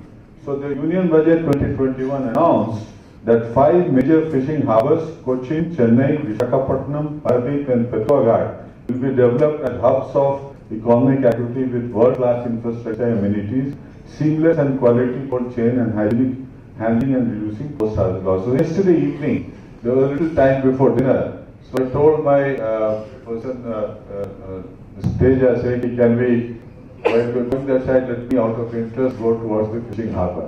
So I just wanted to tell you that I went there, I saw a board there, that there was a consultation being done for taking up this project. So what we are saying is that fishing harbor improvement is one of the things, and we need to, so that is one of the points which was made. How can we make fishing market a hygienic place, a place where people would like to see? There are in developed places, fishing market or fish market is not a bad term to be used. Now anything which is unruly, anything which is dirty, anything which is to be avoided, you call it a fish market. So it has become not only, it has become a common usage in the English world. It's nothing to do with India. It's same thing. Let me go. You go back to what happened in London 200 years back. It's a big story, but as I said, I'm not into too much. But go and research the London fish market. You will get a lot of insights. It has changed many times. It is recently I was reading a book called The Blue Machine. It's an interesting book. It talks about ocean as a machine. It's a very interesting scientific. It's written by a physicist cum biologist, and that's why it's fresh in my memory. So it was fish market were considered very bad because those days there were no hygienic standards. It's very difficult to look at it. Now it's changed. Now go back to London and see. Now you see there with pride. If you go to Tokyo, the fish market is the attraction for tourists to be shown. That this out of choice, the first choice of many people is to go and see the fish market, because that is what to be seen. So things have changed over time, but at long back, this was bad. So today we have the responsibility to change that. So with these words, broadly I'm not getting into PMSI and all that, I'm just making saying that today is the right time. Today when I say for fisheries the right time, as you heard Dr. Ramesh mention, that of the plateauing sectors in agriculture, it's only the fishery, it's only few which are the spark, and they can do very well, and which is why we are in a sweet spot. Now the question comes in that there are challenges. Those of you who are at the field level will understand there are a lot of challenges. Very good to talk about bigger issues, but then we should also understand that we have to learn from each other. How could Andhra Pradesh do it? So there are many combinations. You can't replicate the same thing everywhere. And Andhra Pradesh also has challenges. So primarily, you see, what is important is they understood that this is a resource which needs to be tapped. We are not even, seaweed is a classic example. It's a big resource we are not even tapping, not even scratching the surface. So like that, there are n number of things, but because of shortage, I mean, I'll not get into it because the idea is to hear from the states. So let me now request the states to come. We will start with Andhra Pradesh, who are the host, and Shri Kanna Babu is doing tremendously good work. I am personally, aware of that from my days from Secretary of Fisheries. So we'll be happy to, hear from him of the positive things that are happening here. While we are talking positive things and things which we can do, best practices to learn from, we should also look at what are the challenges ahead. What are the big concerns? There are many, many concerns. There are issues which we all know a little bit, but we should understand some of them are already tackling it. And if we can tackle it together, then we can do better. That is where some commonality is required. That is why such common guidelines can be evolved.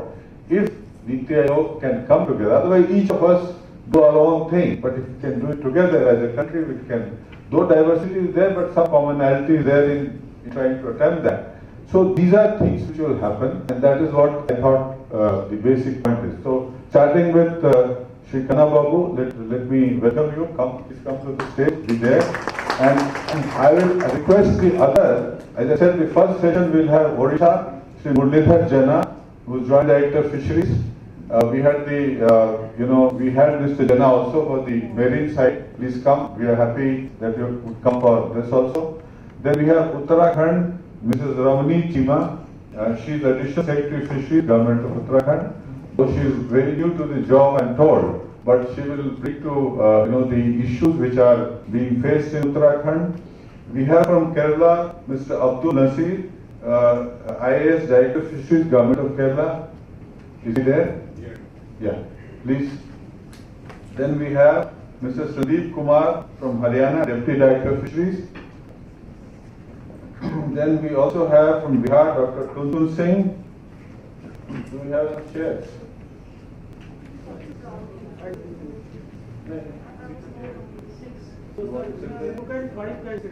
Okay, sure. So, Ms. Chima would be happier here, so we can accommodate as many, right? Then Mr. Tuntun Singh can come up. So with this, we will start the proceedings, starting with Mr. Kanna Babu. You can come and start the presentation. The ground rule is about 10 minutes, and we can have questions. Unless there are very urgent questions, we can keep the questions, maybe it was led, otherwise, or we'll leave it. I mean, I would feel that if there are urgent thing and you want to make it interactive, otherwise it becomes very monotonous. So I leave it to you. Let's see how it evolves. So, please.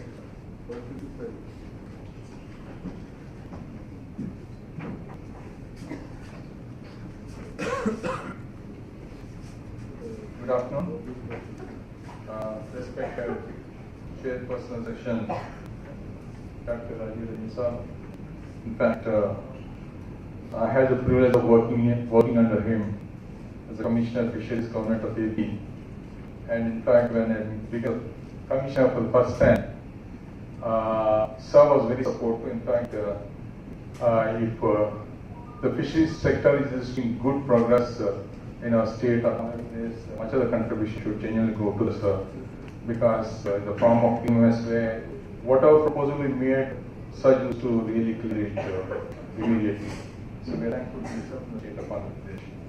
And to all other panelists and then all the participants who are here, it's a very good afternoon to all of you. So I must tell you this, in fact, before going ahead with the kind of progress we have registered in the state of Andhra Pradesh, especially in the fishery sector, I should really talk about significance of the sector from the standpoint of whether its contribution to the GVA vis-a-vis other verticals in the agriculture and allied sectors. If you take typical example of Andhra Pradesh has got an extent of almost 40 lakh hectares under the agriculture sector, contributing to GVA to the tune of almost 40,000 crores, only 40,000 crores. And then the horticulture spanning over an extent of 20 lakh hectares. And its contribution to the GVA is around 70,000 crores to the GVA. And then coming to fishery sector, it just spans over an extent of some 2 lakh hectares, but its contribution to GVA is almost 70,000. So the maximum contribution next to the animal husbandry is the fishery sector. So I must say that its contribution to GVA is almost 9%. So you can really appreciate from these figures that the kind of significance fishery sector has in our state of Andhra Pradesh. In fact, this is the kind of situation that is possible in other states also, where a lot of potential is there. And then these figures also talk about the significance of the sector, especially in Andhra Pradesh. We are first in fish and shrimp production in the country, almost amounting to 51 lakh metric tons. And then that's span over an extent of 2.12 lakh hectares. And our contribution to seafood exports for the entire country is almost 35%. And then 75% of contribution of the shrimp production is from our state only. And as you see, 25.2% of the agriculture GVA is from our fishery sector only. And then almost giving employment or livelihood directly or indirectly to a tune of almost 16.5 lakh people. And then if you look at the resource profile and then the potential our state has, leaving aside that marine part, we've got almost 6.5 lakh hectares of total water spread area under inland covering reservoirs, minor irrigation tanks, and then the GP tanks.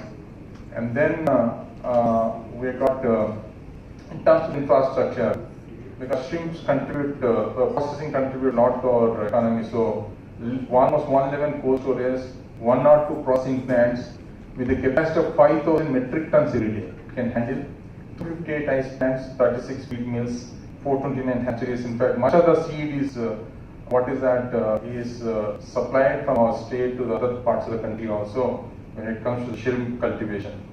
And then this is the production trend that has happened from over a period of time. 2014-15, it has got just maybe 20 lakh metric tons.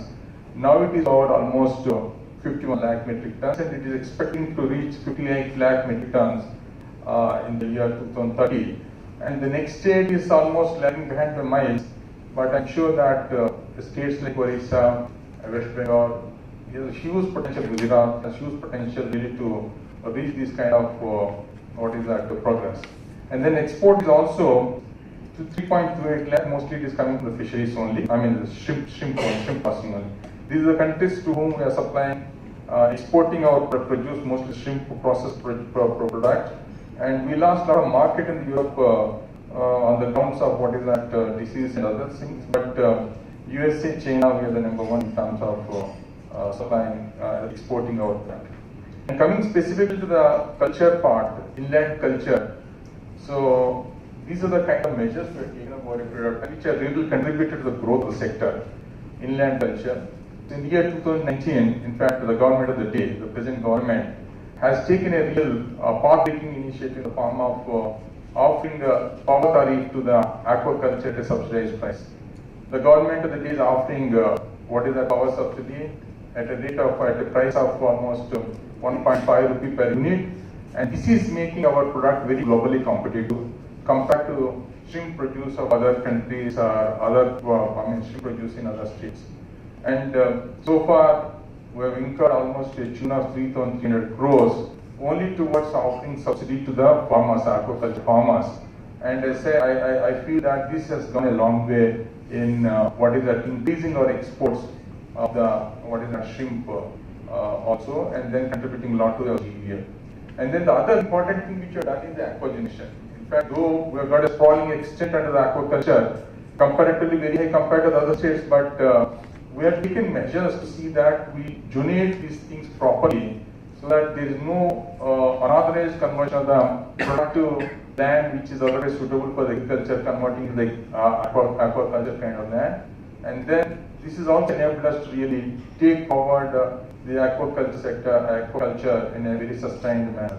Another important initiative to be seen in our state is that in the year 2020, we came up with an initiative like the Bharosa Kendra, that is farmer facilitation center, it is actually a kind of one-stop solution for the farmers' requirements whether it is agriculture or horticulture or for the fisheries, there is a right across the Canada which is really extending a whole lot of services that are required in the farming community. And other statutory measures we are taking in year 2020, especially in the sector, is that State Aquaculture Development Authority in the morning, our Vice Chairman has also come, attended to the session, and he made some kind of, statement about the way it is functioning ever since it has been coming to work. And then apart from this Aquaculture Development Authority, we also come out with Fish Feed Act, and then Aqua Seed Act, and then the Fisheries University Act also were done. And then 2021 we came out with another interesting initiative, that is domestic marketing. In the morning sessions also a lot of people talked about for increasing the consumption locally, domestically, so as to see that this sector really taken to the next level. Because most of the time, this whole production is really done within the state, is going to out of the states or other country. When it comes to most of it is getting exported outside the country, but very little is consumed domestically. So what is that we could do for improving the domestic marketing? That also in a big way we are taken up in our state, taking the fund support to the PMSY. And in the 2023 we got a sanction for the aqua park. And then this is the aqua power subsidy. Year after year, the kind of amount we have incurred, and aquaculture donation also. And here, one of the initiatives I should talk about is that, like the way in some states you see the digitization of the agriculture dropping. In our state, maybe the first of its kind, but digitize the whole aquaculture area. So we know for sure that farmer-wise, RS number-wise, and then the species-wise, the extent that is under cultivation at any point of time, click of the button will be able to see it. And then this also enabled us to extend a lot of service support to the farmers also, and be it in the form of giving licenses to the farmers or extending other kind of benefits. So this is to be updated. One limitation is that we are not able to really do it on real-time basis, but at least once in a year we are able to do it and update this information. This is really coming handy because it goes along. Once you digitize your cropping pattern, you will be able to do a lot of analytics on that. So that advantage our state would have, and then which also keeps our product, our sector in the forefront when it comes to exports. And then this is the statutory measure which I talked about. These are the other things which initiatives we have taken up. And right across the Canada, these are the kind of variety of services we are offering through the right across the Canada. And coming to the capture part, that's inland, that's the reservoirs, public water bodies. As I told, almost 27,363 numbers of GP tanks, licensed reservoirs or other reservoirs we have, sprawling on an extent of 6.45 lakh hectares.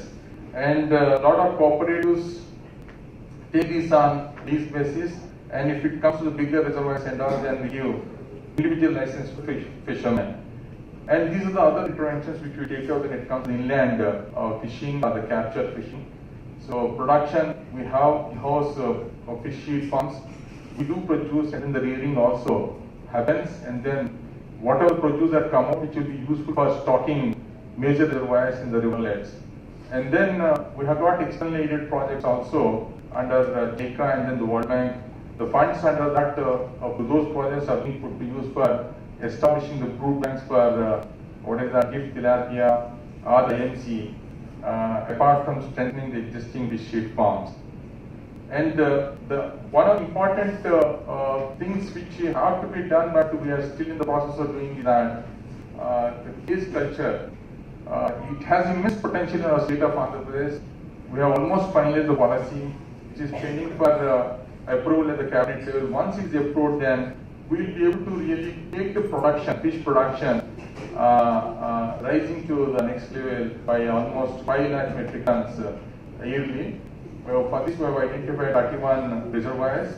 And then once this happens, I think will be a vertical integration of the sector happens, and then almost more number of hatcheries, and then the feed units, and then fish processing plants, other case culture units also will be put in place. And it's also going to create an environment to the tune of almost 20,000 directly and 40,000 indirectly. And when it comes to processing, I'll talk about certain things, challenges part, but for the time being, I'll skip here, and then move on to the other important domestic marketing. So morning, everybody talked about domestic marketing. In fact, Fresh to Home also they came forward and then they made a presentation. See, one of the important things is that in the state of Andhra Pradesh, there's huge production, almost exceeding amount crossing 50 lakh metric tons. But when it comes to the domestic consumption, it is abysmally low. It's only at hardly at 8 kg per capita per year, against its benchmark of almost 22 kg per capita per year. So our Honorable CM has given us a mandate that it's not enough if we produce, but we should also increase the domestic marketing, because many of the people are interested, especially the people from the Rayalaseema, where not much of aquaculture is in practice. But here a lot of people fall prey to this fish-related produce, fish. What is that? What is fish-related? What is that? Cuisine and all. But he wanted us to come out with the ways and means. Then we worked and we came out with this hub and fish spoke model, and totaling the fund support under the PMSY. But one interesting factor I should tell you is that morning when all of the people who talked about the domestic consumption, in fact, Arun Pandyan and then the one for the Fresh to Home, they have talked about 4 mantras around the A, which really makes the domestic marketing possible is availability, accessibility, affordability, and assurance. But in our state of Andhra Pradesh, availability is there, affordability is not a challenge, because this fish is available to the people or the communities at almost 1/4 the rate of price of mutton, 1/2 the price of the chicken. And when it comes to the awareness, people know about the advantage of eating fish from the health point of view, nutrition point of view, taste point of view. They're all convinced.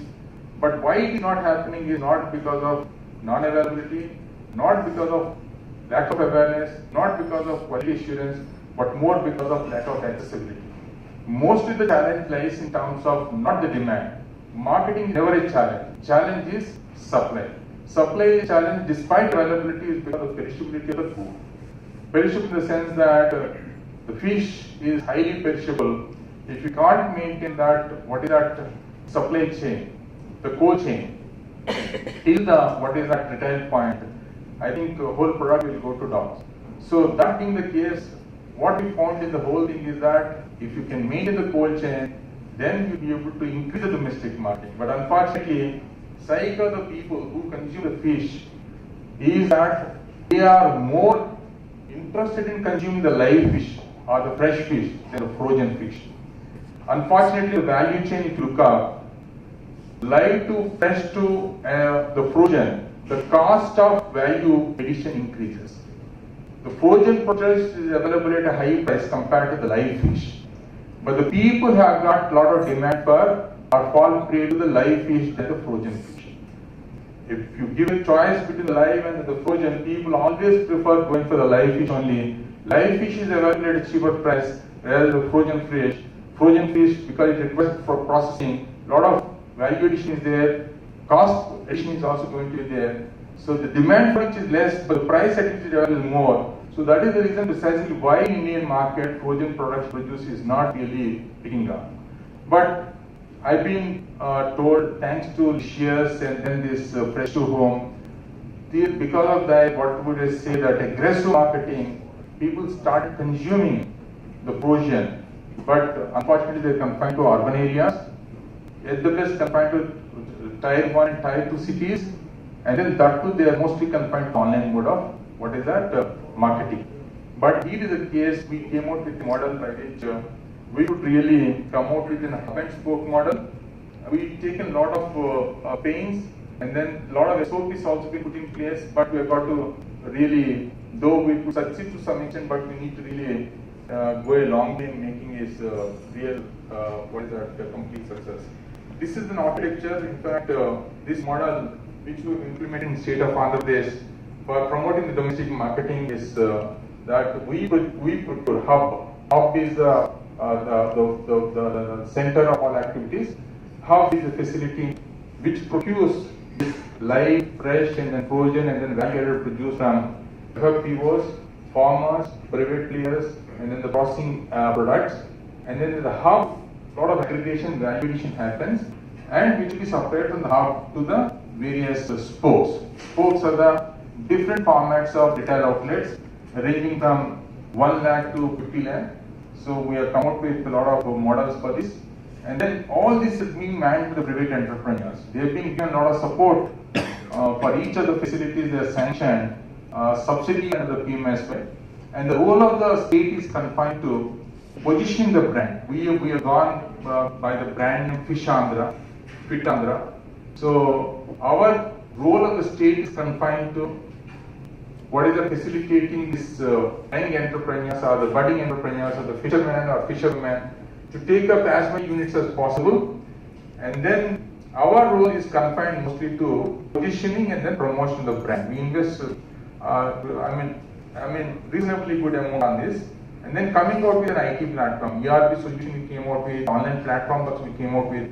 But as of now, we are focusing on what is that stabilizing the retail outlets we have really put. After that, we wanted to really focus on the online activities. And then these are some of the different models of outlets you can see on the screen. And these are the actual outlets which are already operationalized. This is the samples have been shown on the screen. So far, 2,308 units are under operations, and which has provided a gainful employment directly to some 7,000 odd, and indirect employment to almost 13,000 people. And then it is not only, in fact, beneficial, it is beneficial to a lot of stakeholders in a whole manner. And then coming to the other important initiative, in fact, I should say this, if we really take it up.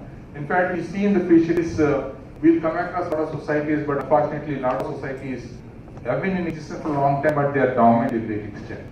But here is the case, government of India has come up with this kind of great initiative, FFPOs, and under PMSO, we have been given a mandate of coming out with 50 FFPOs. And then the beauty of FFPOs, unlike the societies, is that FFPOs are given a flexibility, operation flexibilities, unlike the societies. Societies mostly, even if the members of society want to take up any business activities, they have to fall back on the support mostly from the official or the bureaucrats. Here is a case where you don't need to fall back on them. You can really enjoy a lot of space and flexibility in terms of business operations. And when it comes to the FFPO formation, it's not that you need to take up this FFPO formation on a mission mode or campaign mode. You need to follow the process mode, which means that you need to really get into a lot of social mobilization of all these members, bring them into a kind of FFPO organization through constant training and capacity building inputs, and then only after some time, when it acquires the capacity to really take up some activities on its own, then you should really bring them more accessible to financial services and other government support related programs. That is how we are progressing, and then so far out of 50 FFPOs target that is given, 20 FFPOs you already come out with. Out of that, 8 are marine and remaining are 9 aqua, and then 3 are inland FFPOs. And then I'm sure that we need to go a long way before they become really dynamic and vibrant kind of FFPOs. And now coming to specifically the challenges. So far we talked about the status, but the challenges in the identified state of the inland sector is that around that production, export, value addition, and domestic marketing. We talk about the production enhancement, brood stock, feed, seed, and then the land, and then the culture practice. These 5 things play a major role in deciding the production or productivity in the fishery sector, especially inland sector. Brood stock, in fact, there is a challenge in the sense that a lot of inbreeding is there. And then when it comes to the fresh fish, there is a challenge in terms of availability of quality breeds. And then for some species, quality brood stock is not available. You have to still fall back on the wild brood stock. And then coming to seed also, lack of quality seed. And then there is a what is a proper seed, that is a specific pathogen resistant kind of seed available for different species is really still a long way to go. And coming to feed also, the feed is also for some species only it has been formalized, but for many species still they are, the feed is not formulated. Unless the feed is formulated, you can't expect decide what is at the FCR levels. If FCR not is not yet desired 1:1 or 1:2 or 1:3, the cost of cultivation goes up, and then it becomes a great burden on the farmer community. So, and the other thing is that in our AP contest, we find coming to the land side, lot of land still left barren and fallow. If we can bring this barren and fallow land by the side of the coastline and all, I think we'll be able to, cultivate a lot of species, and then production also can be increased by the many-fold. And then other thing, the culture practice also. So high capital intensive culture practices like grass, and then biofloc and case culture, if you can really bring into operationalization, production can be enhanced to many-fold. But unfortunately, we don't really need to fall back on grass because we have got abundant availability of land, and water is also being available. So if you go for grass is not so economically proposition kind of thing. So we are not falling back heavily on the grass or biofloc. But case culture, if you can really take to, then I think it takes the production to the next level. Coming specifically to the exports also, I must say that if any export is happening as of now, in our state of Andhra Pradesh, is all shrimp related. Not even 1 ton of export is happening which is fish related. So for the simple reason that out of the 51 lakh metric tons of production we do, more than 40 lakh metric tons is fish. Fish is a broad term which encompasses fresh shrimp also, but shrimp, fresh fish, fin fish, if we talk about, most of the production is IMC variety. IMC variety has got a limitation in the sense that they have the thorn in the muscles, so not fit for the filleting. Once it is not fit for the filleting, you can't really process it. If you're not able to process it, it's not fit for export. So the best variety of the fish which is fit for export is tilapia, pangasius, or such other kind of things, but not IMC variety. So that is the reason why we are not able to really export the fish. So the art of the day is that if you want to take the sector to the next level, you need to really take up the processing of the fish and exporting the fish also. Then I think we'll be going to the next level in this fishery sector in our state of Andhra Pradesh. So we have got a lot of capacity in the processing plants. I told you that 5,000 metric tons of processing is available, processing capacity is available, and it is being underutilized in the sense that only 30 to 40% of the processing capacity is put to use. If it is to be put to use to the 100%, I mean, if you are not able to really process the fish, you will be continuing to underutilizing this processing plants. So that is, keeping that in mind, we want to promote the case culture, especially the tilapia, cube tilapia, and then pangasius also we want to grow on a scale. Only these are the varieties which you can really process and then make them fit for the export. And other important point, the challenge which you have to identify, which you have identified on the value addition is that most of the shrimp which is exported is just confined to freezing using the IVF and then exporting it. Beyond that, no value addition is being done. In fact, a lot of this value addition is possible, like the way it is done in Vietnam and other countries. If we can add value addition to our shrimp produce, frozen produce, then I think we have immense potential to go to the next level. And finally, the domestic improvement, market improvement also, this is very felt need in the sense that a lot of crisis there as of now in the export market of the shrimp, and export price is not that rosy for the farmer to really take forward this cultivation. So for the prices to be really reasonable, remunerative to the farmer community, we need to promote an alternative market in the farmer domestic market promotion.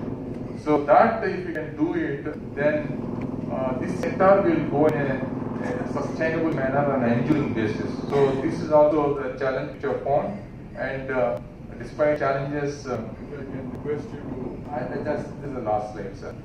So for this, we'll come out with some kind of solutions also, how we can really leverage R&D, technology. In fact, tomorrow I think there's some presentation happening around use of technology, leveraging technology for increasing the productivity in this area and all. And then what are the things that we need to do, investment in the long run, short run, midterm, we need to do also that we try to bring on I mean, we consolidated and put it in a slide format. So if we can really do this, it will be good. Not necessarily government has to do all the things, but farmer community, other stakeholders like processing plant operators, other hatchery plant operators, at their level, what is that they can do, farmer level, what is that they can do, and then the government level, what is that they can do in the short term, mid term. That we tried identifying and then trying to, take up a lot more initiatives based on this kind of, planning is done. So this is what it is. So we try to really bring on board, present before you the status, challenges, and then what is the best practice also we try to capture. We tried telling you, through this forum. And a lot more, it's not that, as been told by Professor Ramesh Chandji in the morning, that we are not reached the state of saturation. A lot of potential remains to be untapped in our state, though we are number one and other states are lagging behind the mini. But we still see a lot of potential in the state of Andhra Pradesh.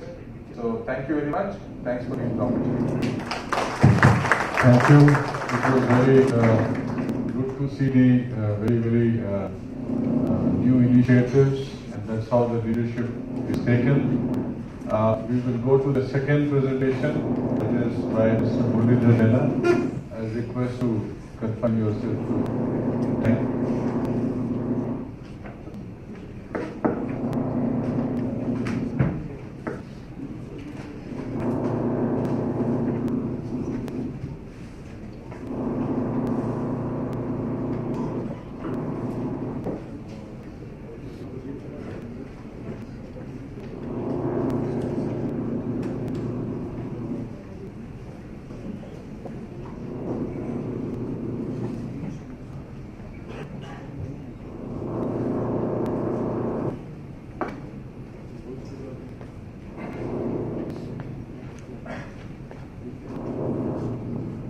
Everyone, respected distinguished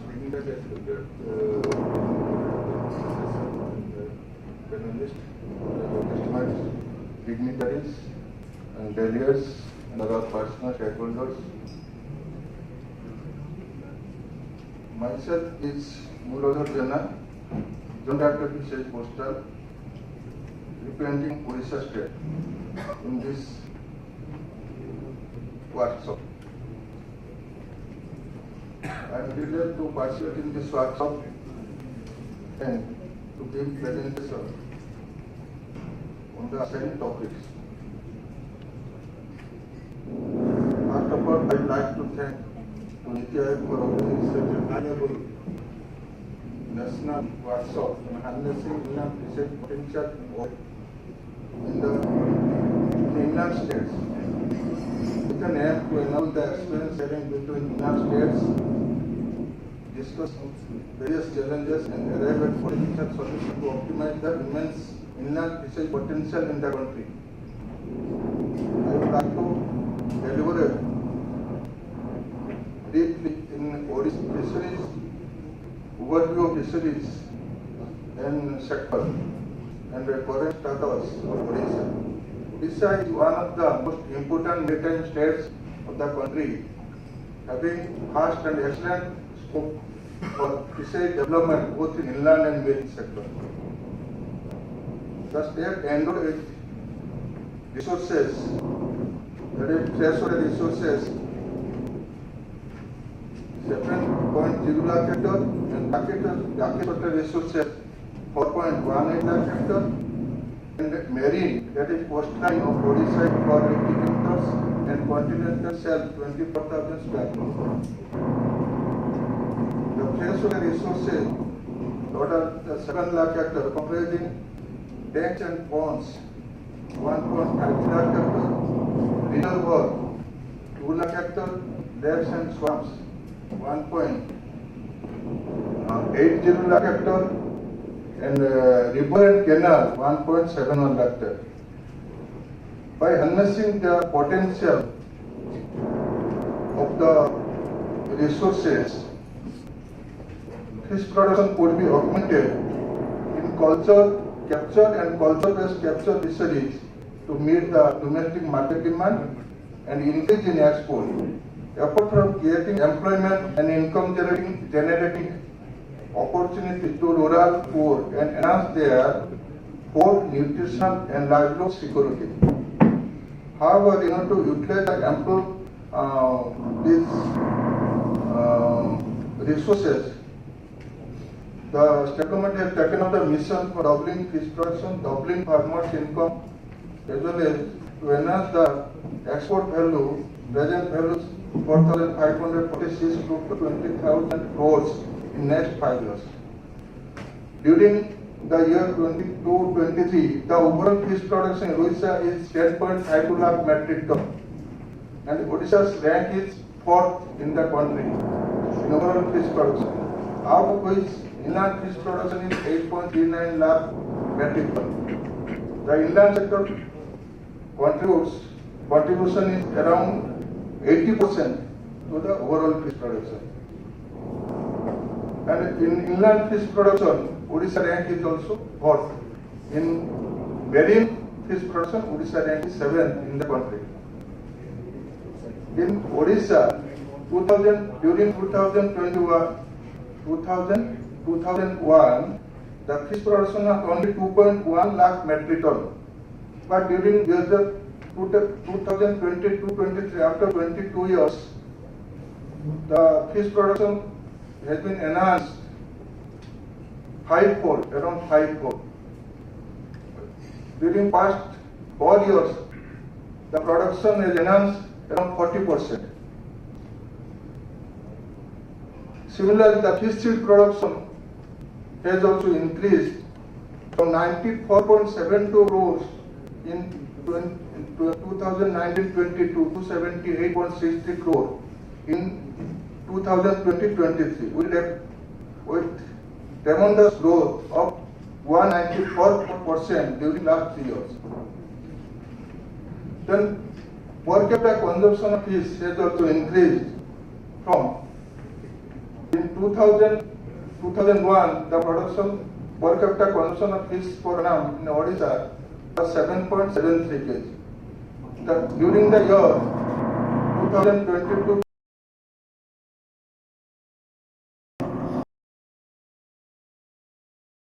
17.73 kg. The seafood export also has increased by 53% during last 4 years. The value was 2,969 crore in 2018-19 and is enhanced to 4,546 crore in 2022 and 23.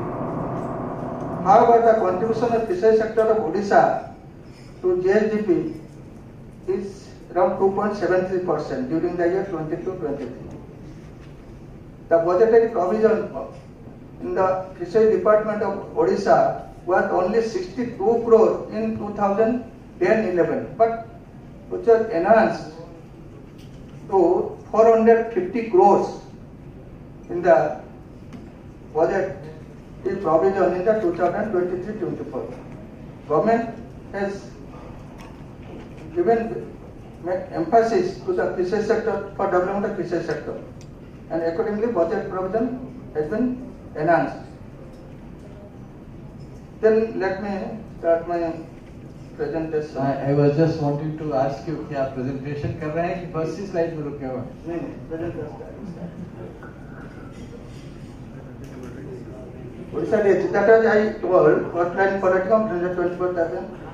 Brackish water resources 4.18 lakh. It comprising brackish water area only 32,587 hectares, estuary area 2.98 lakh hectares, backwater 8,100 hectares, and Chilka Lake. The Honorable Minister told that Chilka Lake, that brackish water Asia's largest brackish water lagoon.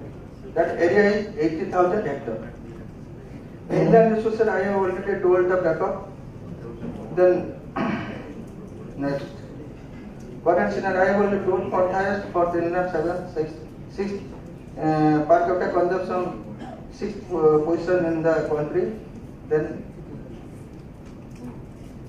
fish production projection, I told that during the financial year 2018-19, the production was 7.59 lakh metric ton, which was enhanced to 10.52 lakh metric with 39% enhancement within 5 years. Sustainable fishing practice. Mukhyamantri Matsya Kalyan Yojana (MMKY), which was recently launched during the year 2023 in the month of October, that contains 16 schemes. Out of 16, 12 schemes are for inland sector and 4 schemes are for marine sector. The important scheme is the excavation of dam and undertaking scientific pisciculture through Matsya Pukari Yojana, and government assistance is being provided to the farmer for enhancing production and productivity. Then intensive aquaculture through biofloc technology. That is also very advanced technology. Farmers are adopting the advanced technology and undertaking intensive aquaculture. Then assistance to women SSG for undertaking. It is one of the classic program of the government. Input assistance to women SSG for practicing pisciculture in GP tank, which are reserved to long-term basis to the women SSG, and they are undertaking the scientific research, and input assistance is being provided to them. And unit cost around 60% of the unit cost is 4 lakh and 2.54 lakh. They are getting assistance for consecutive 3 years. At the first year 60%, second year 50%, third year 40%. Then another important scheme is the assistance is given to the private hatchery owner for taking up early breeding program. Assistance is given. Assistance also is given to the seed network of seed work. We have developed the seed work of network for rearing and production, rearing and supply of seeds to the farmers. Assistance also given. That is the important scheme. And support to primary fishery, revolving fund to 2 lakh for society, reactivation for reactivation of society, revolving fund is provided. Revolving fund also to women SHG for women SHG 10,000 using the post-matric scholarship also. The next. And another state transcript, I have not slide in not mine. Mukhyamantri Udyog Yojana, entrepreneurship development. There are 103 components are agriculture and allied sector, and fisheries, out of which fisheries is 14 components. And the enterprises are being developed in the agriculture and allied sector. With a maximum project cost 2 crore and subsidy maximum 1 crore. The 40% general, 50% SC/ST women, transgender. Then another scheme on UIPICRA, the state government plan, state scheme, Odisha Integrated Irrigation Project for Climatic Resilient Agriculture Scheme. There are 8 components. The scheme is offered with 100% World Bank assistance. There are 8 components. There are 15 districts covering in this scheme. Then in one welfare scheme, the GIS, Group Action Insurance Scheme, there are 11.5 lakh fishers of Odisha have been covered every year and without paying any premium. State government or government is paying the premium. Then PMSY, there are central sector scheme PMSY, there are also components. There are excavation of grow-out, rearing tank, and establishment fin fish hatchery, establishment feed mill, retail fish market, cage culture, biofloc, cold storage, establishment cold storage, ice plant. These components are and it was also being implemented in the state. For reservoir fisheries, the reservoir area is 2.0 lakh hectare in Odisha. There are 138 reservoirs, small, medium, and large. The reservoir fisheries production started with the first. We are creating the captive nursery for rearing the seed for spawn to try to fingerling and advanced fingerling or for advanced stocking in the reservoir for enhancing production and productivity. And another promotion of reserve fishery production on the state plan scheme. The continuous fingerling stocking, advanced fingerling stocking has been made in the 138 reservoir. Then promotion reserve fishery production also enhanced also 2018-19 to 2022-23. Government initiative. The bringing GPTech into fold of scientific pisciculture are attempted through women assist. I have already told that assistance is being provided. That is the government initiative. And another early breeding program, introduction of early breeding program.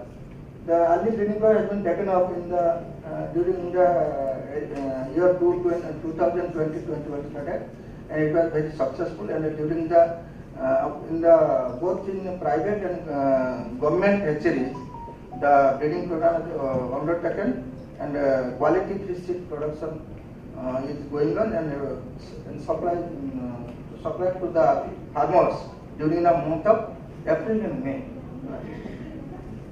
Then private hatchery, I have already told the private hatchery network of seed bureau, government assistance being provided for quality seed production and supply of their promotion of pisciculture in new excavation of tank for undertaking scientific pisciculture, both capital and working capital subsidy is being provided. But another component too, the MMKY guideline, in old existing tanks, scientific pisciculture can be taken up and assistance will be given to the farmer for undertaking scientific pisciculture in old tank more than 5 years. Input assistance for enhancement of productivity and production. Then intensive culture of IMC in large circular cage and Pangasius in rectangular cage in reservoir in collaboration with the World Fish and ICRC. मैं एक suggestion दूं आपको, आप सब scheme के बारे में नहीं बताएं, जो खास बात है, जो गुड प्रैक्टिस और जो wheat strain of tilapia hatchery was established in the Odisha, location of Bhubaneswar for multiplication of tilapia and promotion of the gift strain tilapia car mula amur common car Pangasius species under species diversification in collaboration of World. And another Uipikra, I have told the promotion of pisciculture in MIPs below 40 hectare area. There are 8 components. One of the most important component is undertaking pisciculture in MIP, scientific pisciculture, and that is 100% assistance from World Bank. Then promotion, I have already told you, advanced fingerling is being stocked. Issue of KCC, Kisan credit card, this has been issued to the farmer for having input loan without any collateral security and with the nominal interest. For enhancement fish production in river, for river ranching program, advanced fingerling is stocked in the rivers. Under PMU the challenges, resource aggravated by destructive fishing. In open water and river, the destructive method, exposure on dynamite, they are using that the challenges, and inappropriate regulatory framework and mechanism for controlling access to fishery resources. And in marine sector, Odisha Odisha Marine Fishing Regulation, the similar line.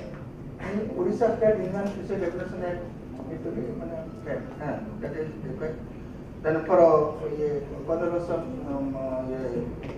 management development of inland fisheries, there is inadequate monitoring, extension, enforcement mechanism, inadequate mobilization in the community in development and management of fisheries, the inadequate infrastructure facility like captive nursery, fish landing center, post-harvest infrastructure like ice plant, cold chain facilities, and hygienic fish marketing infrastructure also inadequate.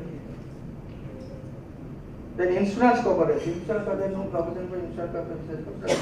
There are natural calamities such as unprecedented rain, cyclone, floods leading to destruction of fishes, infrastructure and crop losses. Blackout private-public partnership investment across the fisheries. Incentive mechanism forward better around the GP tank, around 30 to 40% GP tanks are there in the state and need to be innovated for making feasible for pisciculture.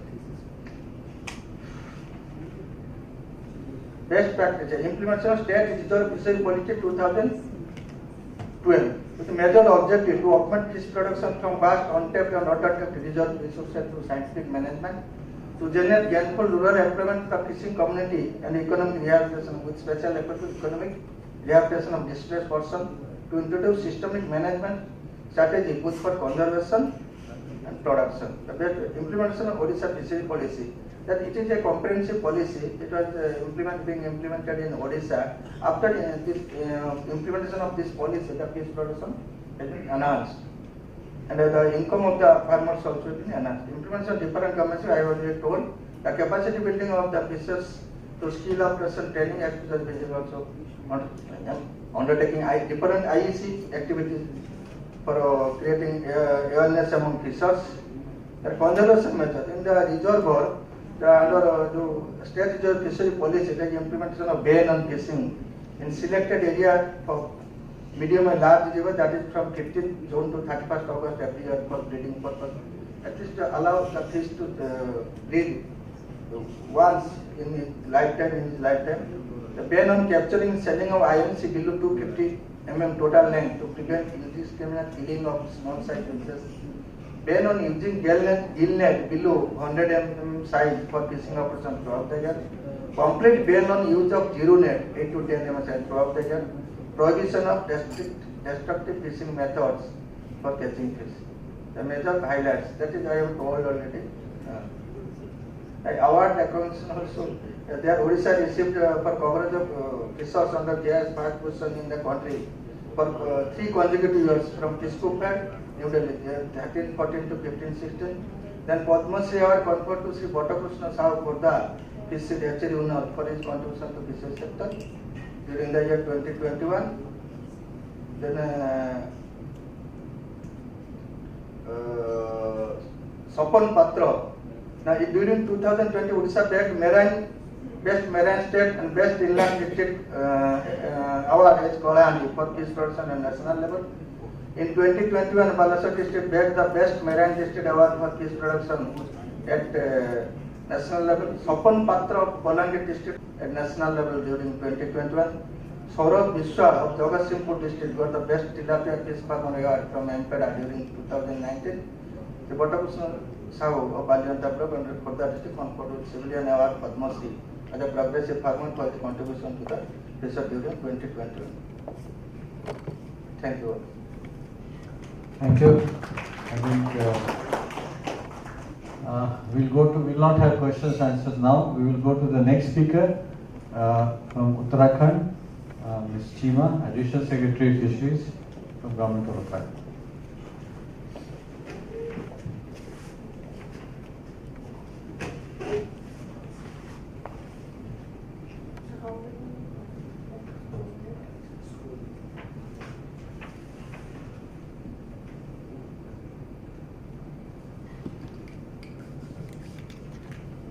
I request all the speakers to highlight actually what are the specific challenges and best practices more than recounting just the schemes, because that schemes will be there in most of the states. So what will be interesting is to know what are the, how you have done those schemes, how you have found issues with the schemes, which will help the other states. So to that extent, it will be better and interesting if we do a little more analysis of these schemes.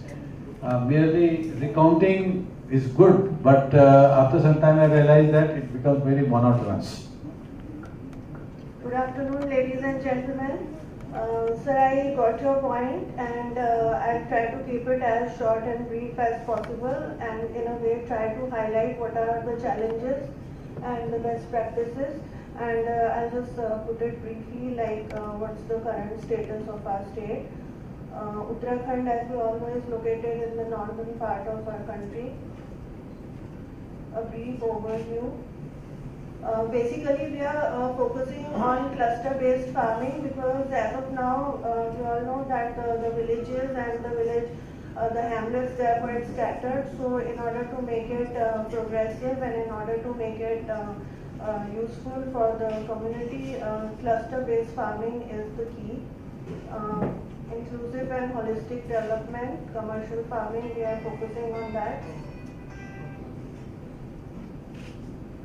The major species which are available in our state, 4,500 feet and above is the rainbow trout. It's a cold water fish and it requires 20 degrees of temperature.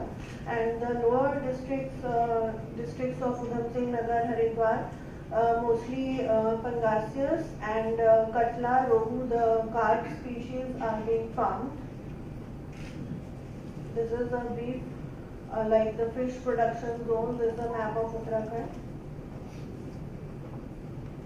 Coming to the fishery resources, like the water, it basically means the water resources of our state. So, since we have lots of rivers, but then there are mountainous rivers, and it's not so easy to culture fish in them, and that's why mostly the focus is, as of now, it's on the reservoirs and the trout raceways, and also in the morning as I was going through the brochure which we've been given, the thing which clicked me most was that within inland fisheries also there has been a shift from capture-based fishing to culture-based fish farming, and it really clicked me because if we keep focusing on this capture base, so I don't think so there's going to be much success within our state. But if we try and focus on culture base, so I think we are definitely going to do well in that. These are the figures. These are very less as compared to the other states because they have been. Their figures are in lakh metric tons, but ours is just in thousands. So we propose to get this figure, increase the figures in the coming years. But as of now, it's only 9,500 metric tons of fish production. The challenges which we face is basically almost the same which most of the states might be facing, the Himalayan states.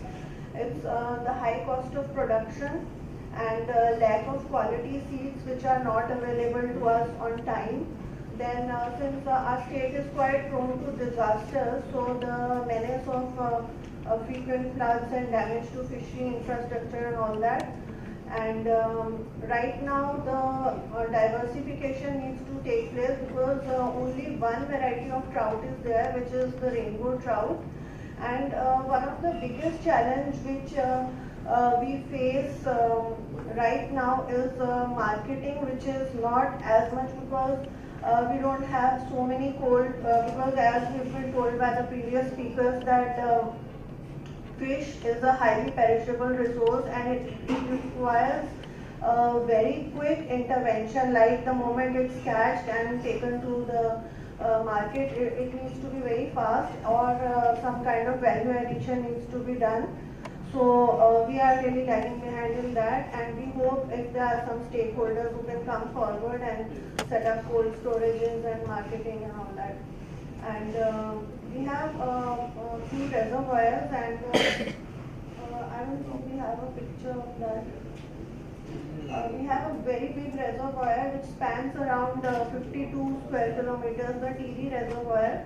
And since this is a very wonderful forum which has been given to us by the NITI-Aayog, so if there are certain stakeholders, because we've been trying to bid that reservoir, but we haven't got any bidders for that because it's quite challenging also, that TD reservoir, because there's a whole lot of township beneath that reservoir, so there are challenges. And apart from that, the siltation and infestation with aquatic vegetation. In best practices, I've tried to focus that, as I told in the starting only, that it's we are focusing on the cluster-based fish farming, and almost all the fish farmers are covered in cooperative mode, and we've tried to converge all the projects, whether it's the center scheme or from the state. We've tried convergence and dovetailing of the projects, and we are aiming at strengthening and promoting the institutions, fishery cooperative societies, fish federations and producers organizations. I'd like to show a video also. Can you help me? We have a video.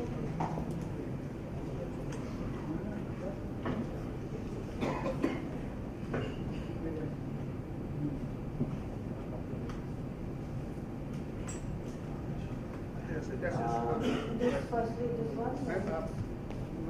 Shri Nagaraja मत्स्य जीवी उत्पादन सहकारी समिति limited. यह समिति उत्तरकाशी के पूना विकास खंड में सिंगोट ग्राम में पिछले 7 सालों से मत्स्य पालन के क्षेत्र में कार्य कर रही है। स्वरोजगार को बढ़ावा देने How the mountainous regions are of Uttarakhand, but the voice is not coming.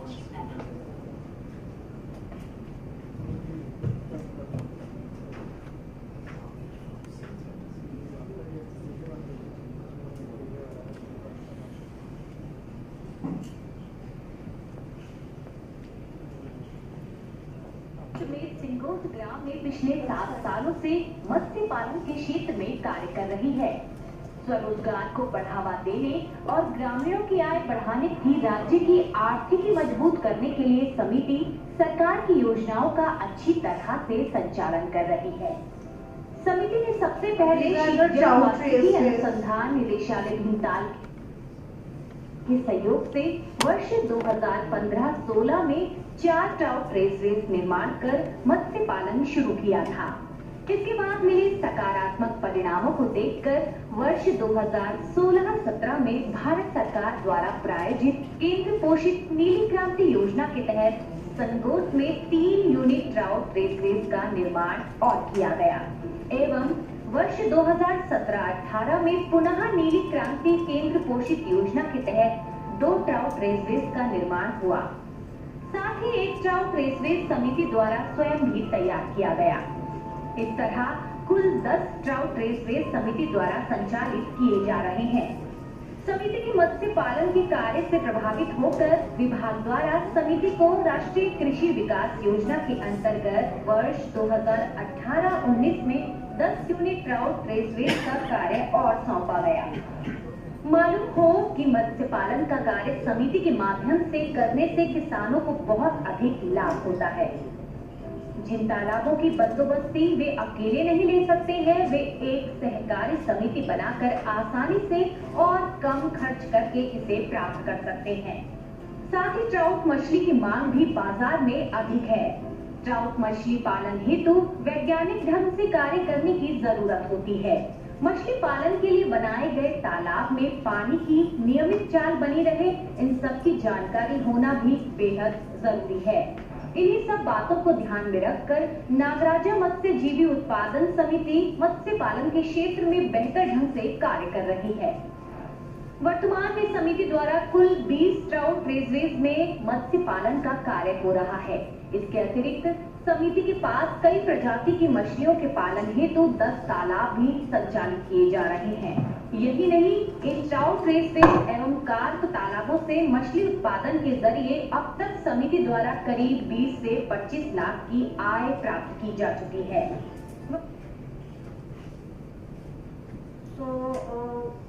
We have few other videos. No, it's fine. It's quite repetitive only. But I just wanted to give a brief idea like how things are, and I would really like to thank NITI Aayog and the organizers for organizing this program, because more than our sharing, I would like, this is also, we are open to tourism also, and angling is one, it's a very short video, very short one, 20 seconds. Yeah.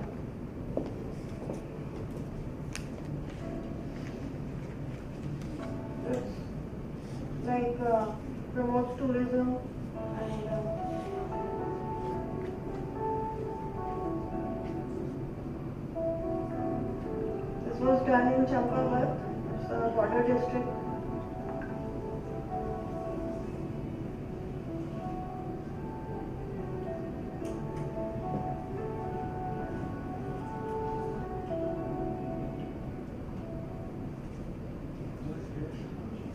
So basically, I think this is a very good platform because it's going to give us lots of inputs, new ideas, and we'll be open to lots of innovations. We've come here to gain a learning experience.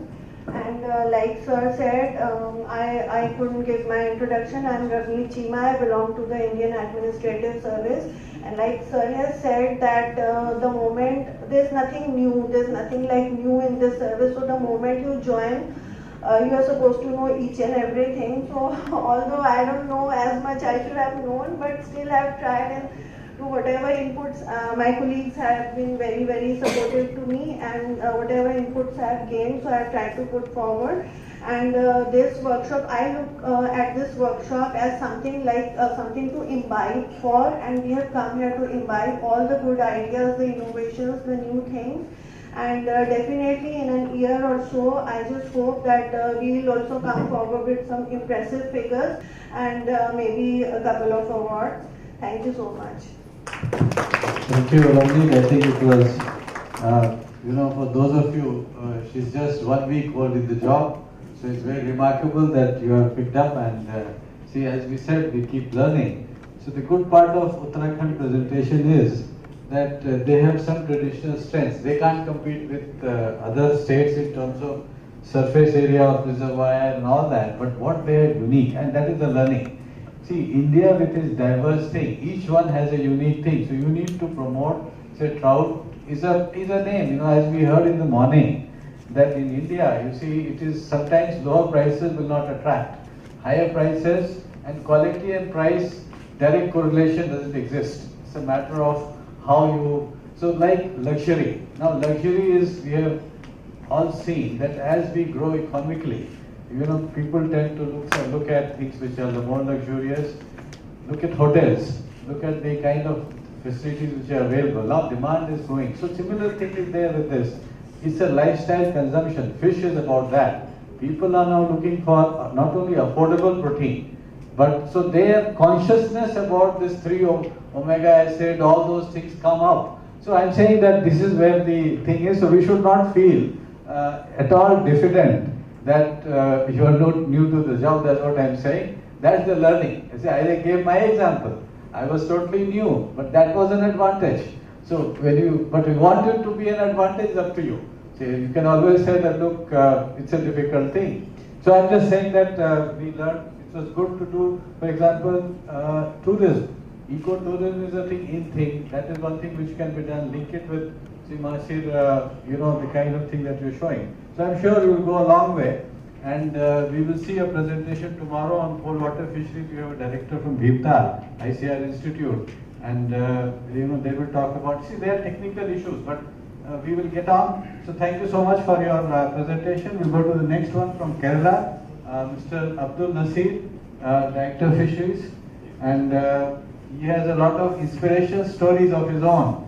And I think maybe we'll also get to know a little bit of it. Outside fisheries, real. But the same thing, if you can inspire others to get into it, will be very useful. So over to you, Mr. Nasir. Thank you, sir. Good afternoon to all. Respected dignitaries and my dear colleagues. I wish to invite my colleagues also, Srimati Smita and Sally. Please.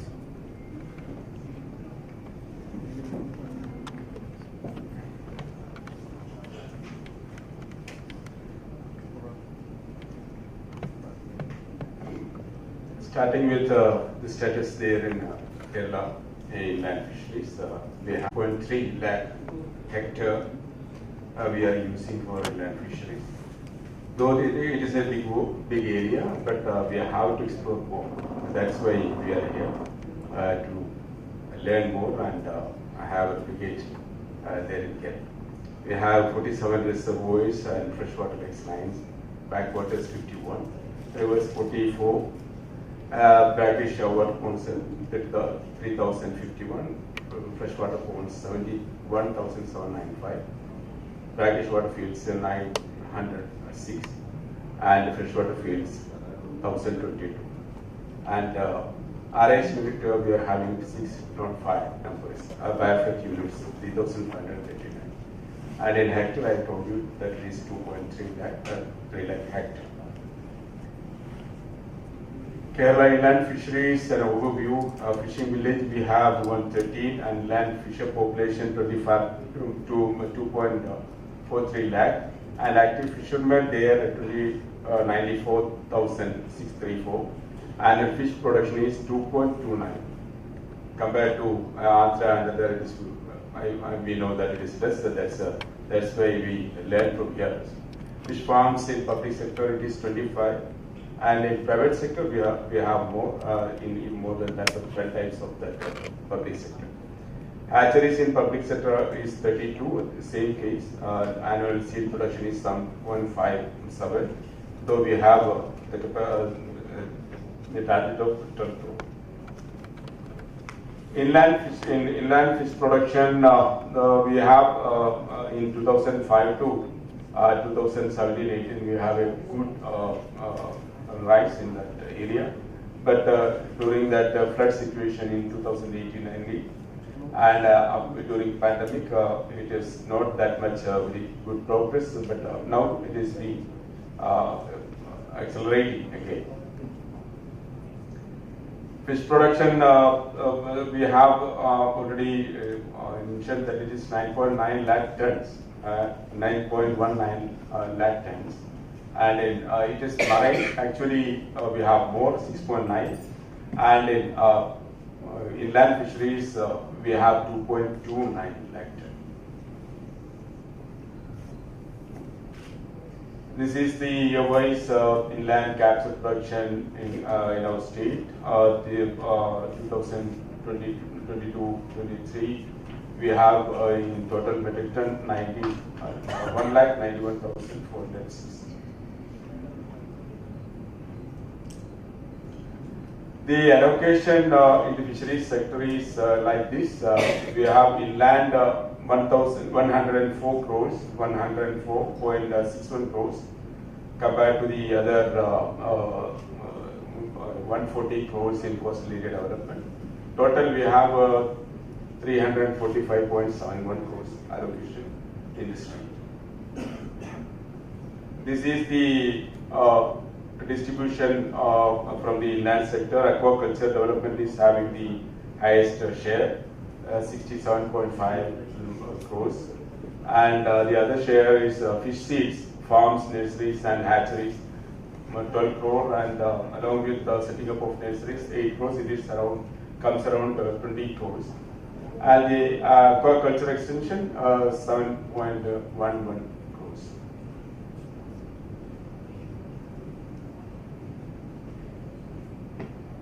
The agency, we have some state level agencies there involving the development of the fisheries and the core ornamental and other level of fishing area. That agency for development of aquaculture there, ADAC, we are having that many, in every district we are having that type of development activities around this ADAC. And Kerala Aquaventures International Limited, Kavil, especially concentrating on the ornamental fish and a state fish seed also, fish seed center. And our objectives for inland and cultural fisheries have been put here, and the other points will be detailed by my colleagues Salim and Smita. Thank you.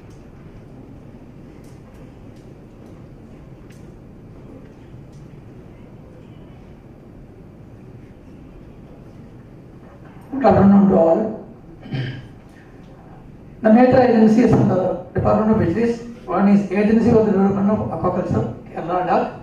ADAC is an agency for supporting aquaculture practices and technical support to farmers. And they are also having model farms and hatcheries. Another agency, there is another agency, that is Kavil. It is mainly for the promotion of ornamental fisheries. That is, they are organized for conducting biosolar marketing of domestic marketing, at the same time the exporting of ornamental fishes, also conducting aqua shows and technical support to the ornamental farmers. Then State Fish Seed Center is also another highlight of the state. It is under the provisions of the State Fish Seed Act. The government of Kerala established State Fish Seed Center and 3 regional fish seed centers for ensuring the quality of the fish seed. And the hatcheries, seed farms, marketing units, etc. are registered and licensed by the agency, and seed certification is also done by the agency.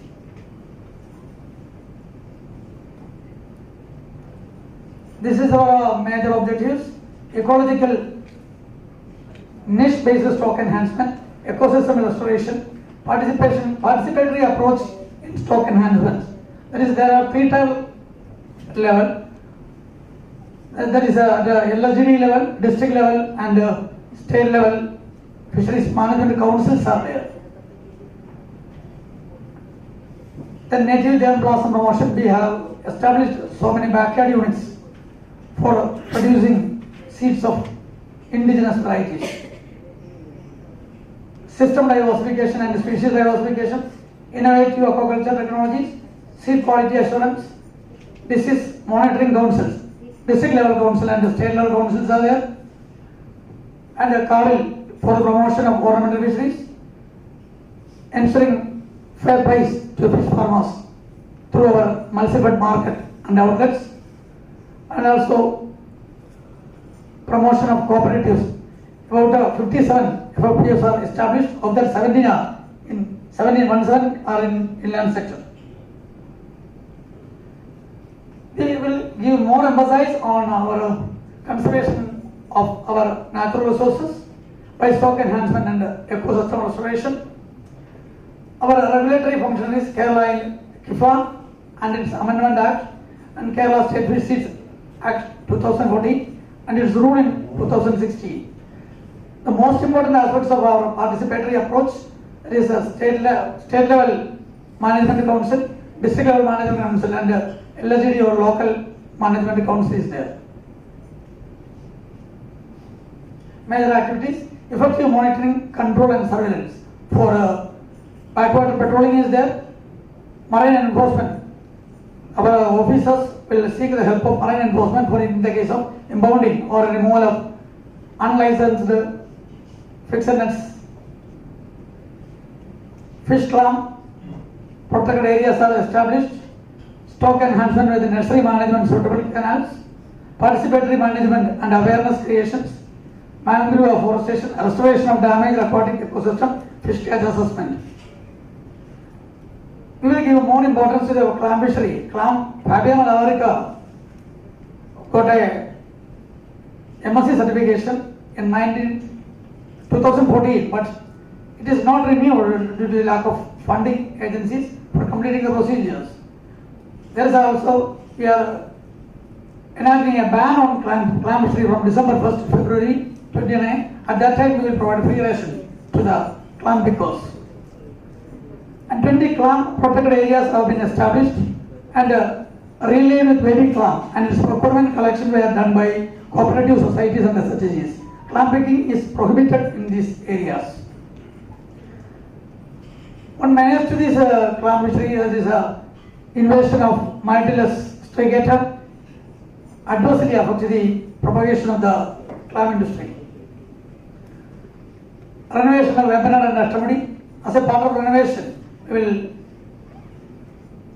cleaning the tributaries and the inlet to the areas, while participation of residents association and SHGs. Development of aquaculture.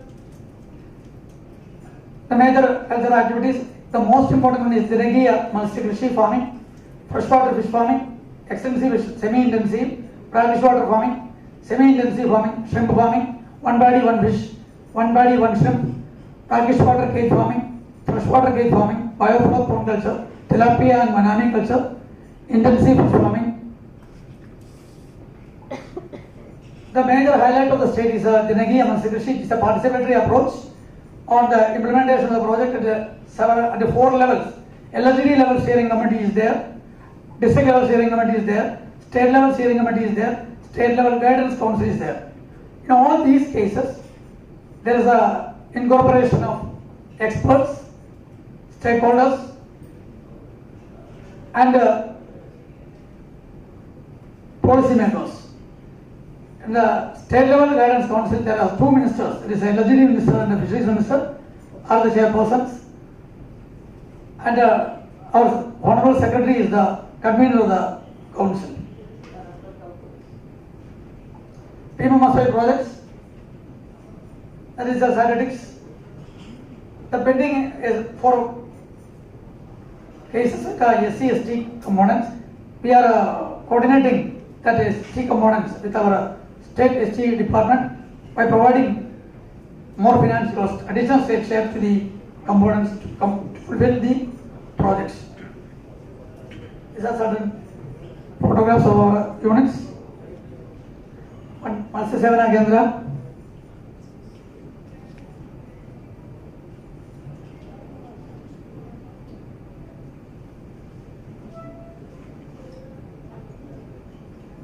The another highlight of the study is aquatic animal health surveillance and management for seed quality assurance and disease monitoring.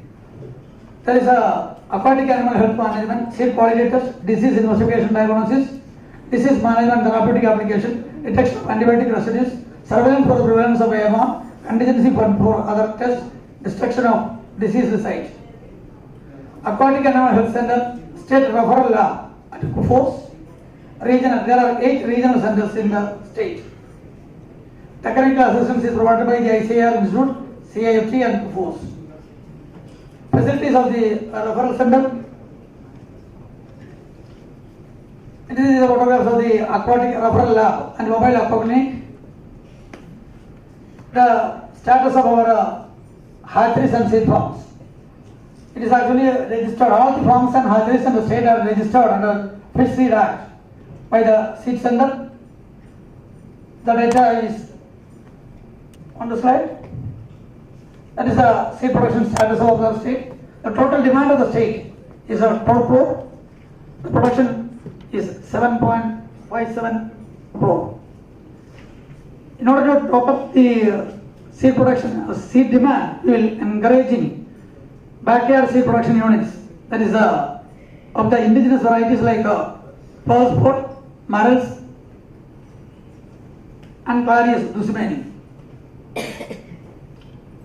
These are our best practices.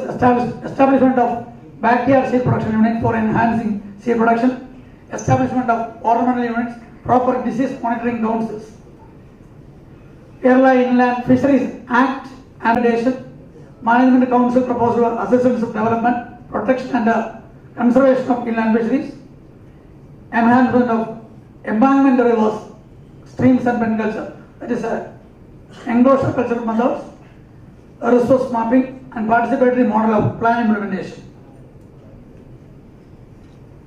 This is photographs of our inland patrolling to prevent illegal fishing. Embankment of our Honorable Minister inaugurating the seed ranching on river streams. Major challenges, as mentioned in other slides, shortage of quality seeds, feed cost and quality, higher cost of production, lack of crop insurance, carp-centric aquaculture or limited diversification, conflicts with the fishermen for one body, one stream, lack of defined leasing policy for water body, mangrove infestation, joint ownership of large fields, poor market linkages, distribution chains and shortage of value addition, shortage of electric powers, lack of value addition, invasion of alien species. As mentioned earlier, Garipinaeus also at the same time, Mitlus strigata is two alien species that causes damage to our ecosystem. Frequent flood, collateral security for credit support, lack of quarantine facilities, poor development in ornamental fisheries, unregulated supply of fish seed, lack of good quality broodstock, lack of hatcheries for marine wingfish, and lack of hatcheries for mussel seal. In our northern states of Kerala, there are 600 units of mussel units, but they all depends on natural collection. We have established one hatchery at Kannur. The physical construction is almost over. One request in this regard, ICR Institute should avoid consultancy charge and other expenses for providing technical support to the state institutes.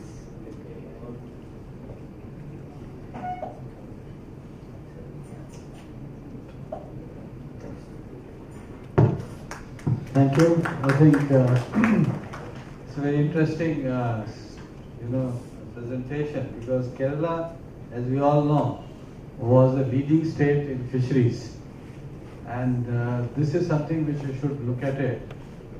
But today, you see, their plateauing is a point which was mentioning, and some late because you're way ahead of others.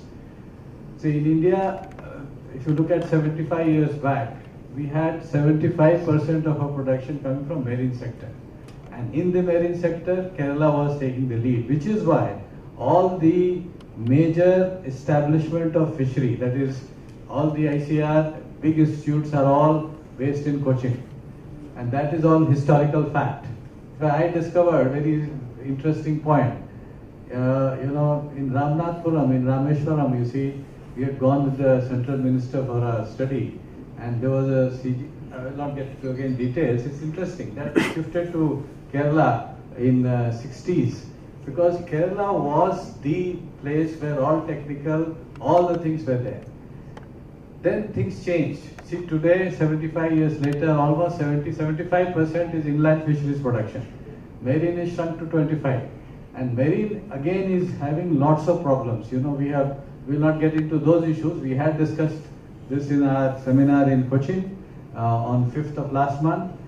You see, so the new growth sector, the new areas are inland. In inland, so take example, I have a chart in front of me. This is based on it's a PwC FICCI study called Championing the Blue Economy, Promoting Sustainable Growth of the Fisheries Sector in India. It talks about CAGR in the last 5 years. This is 22, last data was 2020, though it's a 22 report, but now it shows in Kerala minus 1.7% CAGR. So you see, this is the point, minus 1.7 CAGR in the last 5 years. So having been you have been ahead. So the question was, can you remain ahead every time?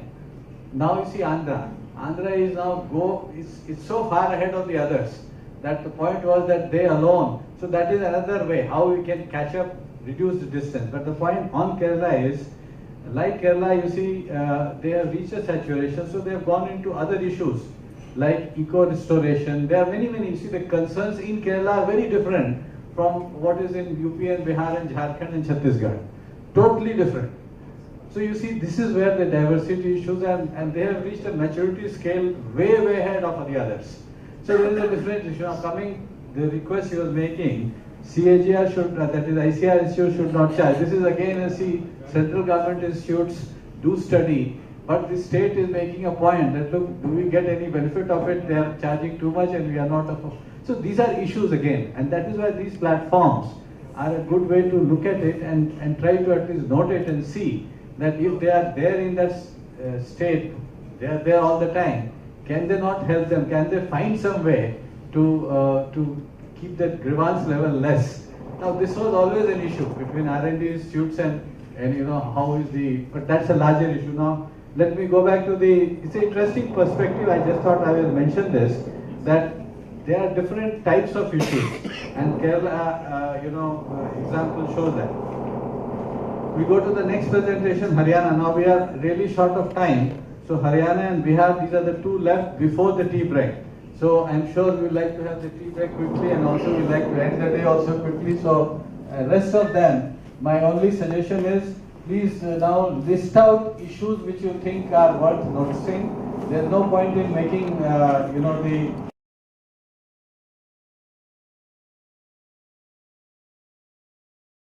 So please confine yourself to the time. Thank you, sir. Respected Chair, and dignitaries, expert from NITI-Aayog, central government, state government, FPO, and farmers. I'm here to present our Fisheries Department, Haryana. As we are main landlocked state in fisheries to enhance shrimp culture. So shrimp culture is our backbone in Haryana nowadays.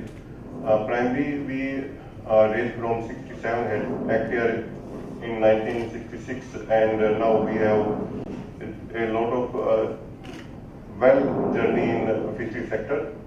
So this is our some resources. Panchayati bond.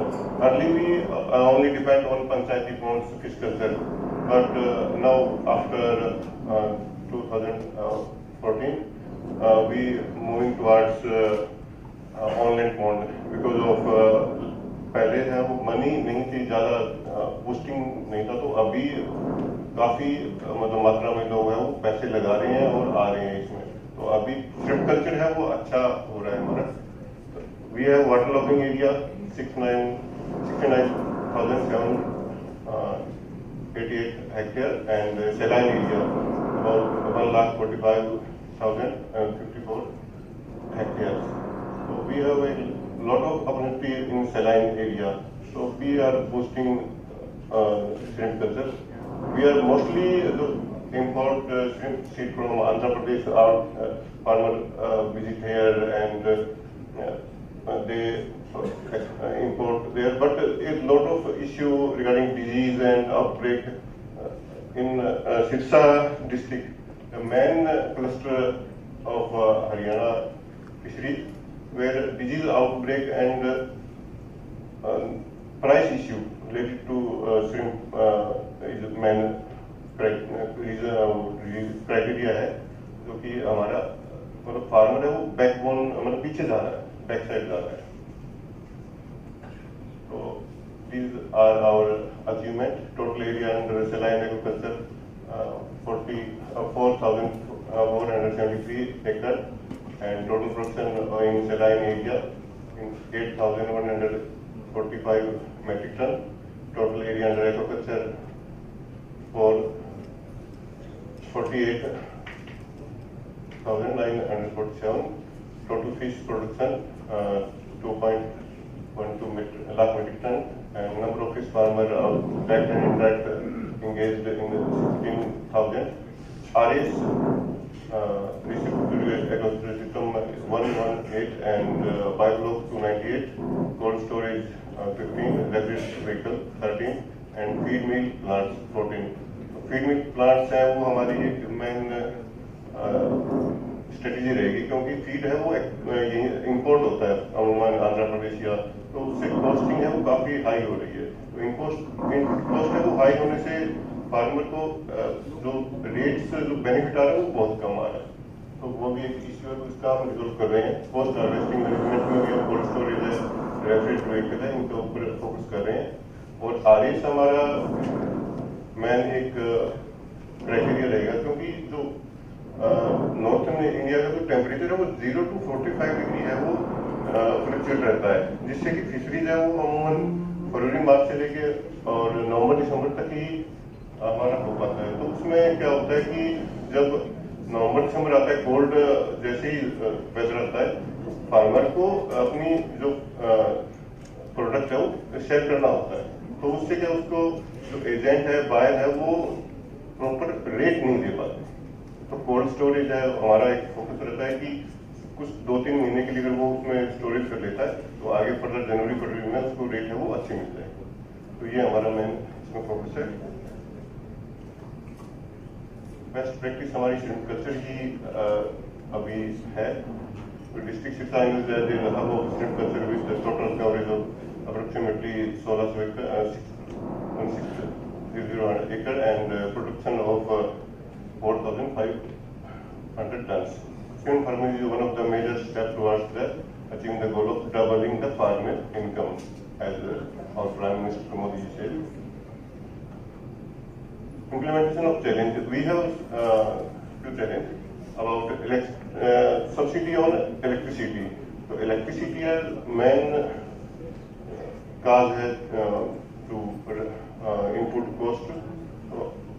40 kilowatt generator is used for 1 unit, about 2.5 acre units.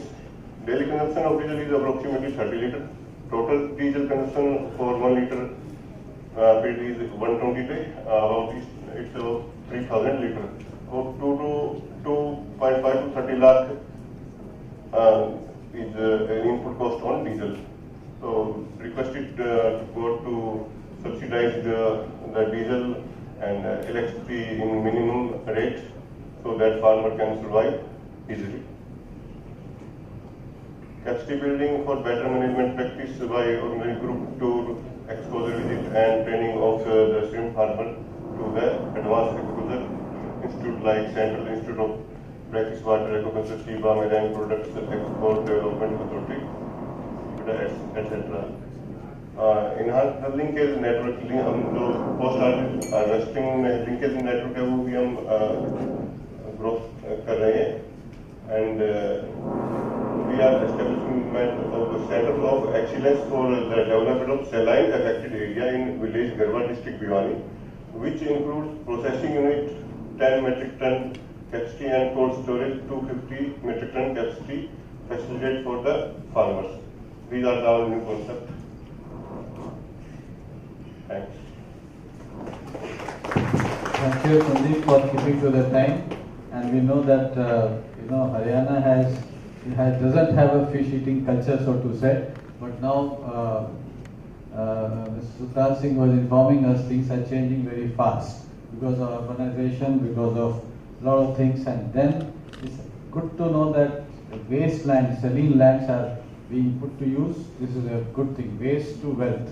This is a very good concept. Numbers are increasing. Similar thing is happening in Punjab, in parts of Rajasthan. So it's a good thing that lands which were totally infertile can be put to new use. Obviously there are challenges of feed costs and all that. So good. Now we go to the last presentation of this session. Dr. Tuntun Singh is Lecturer, Department of Fisheries, Government of Bihar. And I request you to confine yourself to the time. After that we'll have a break for tea. I hope the tea is ready at that time. And then we will come back for the second session. Respected Chairperson Rajendran sir, respected Senior Advisor Neelam Madam, distinguished dignitaries, officers from different departments of the fisheries, of the different state, organizing committee of the Fisheries Department of the Andhra Pradesh, ladies and gentlemen. Good afternoon, and it is my great privilege to have with you to say something in this August gathering. So first, I would like to share the data.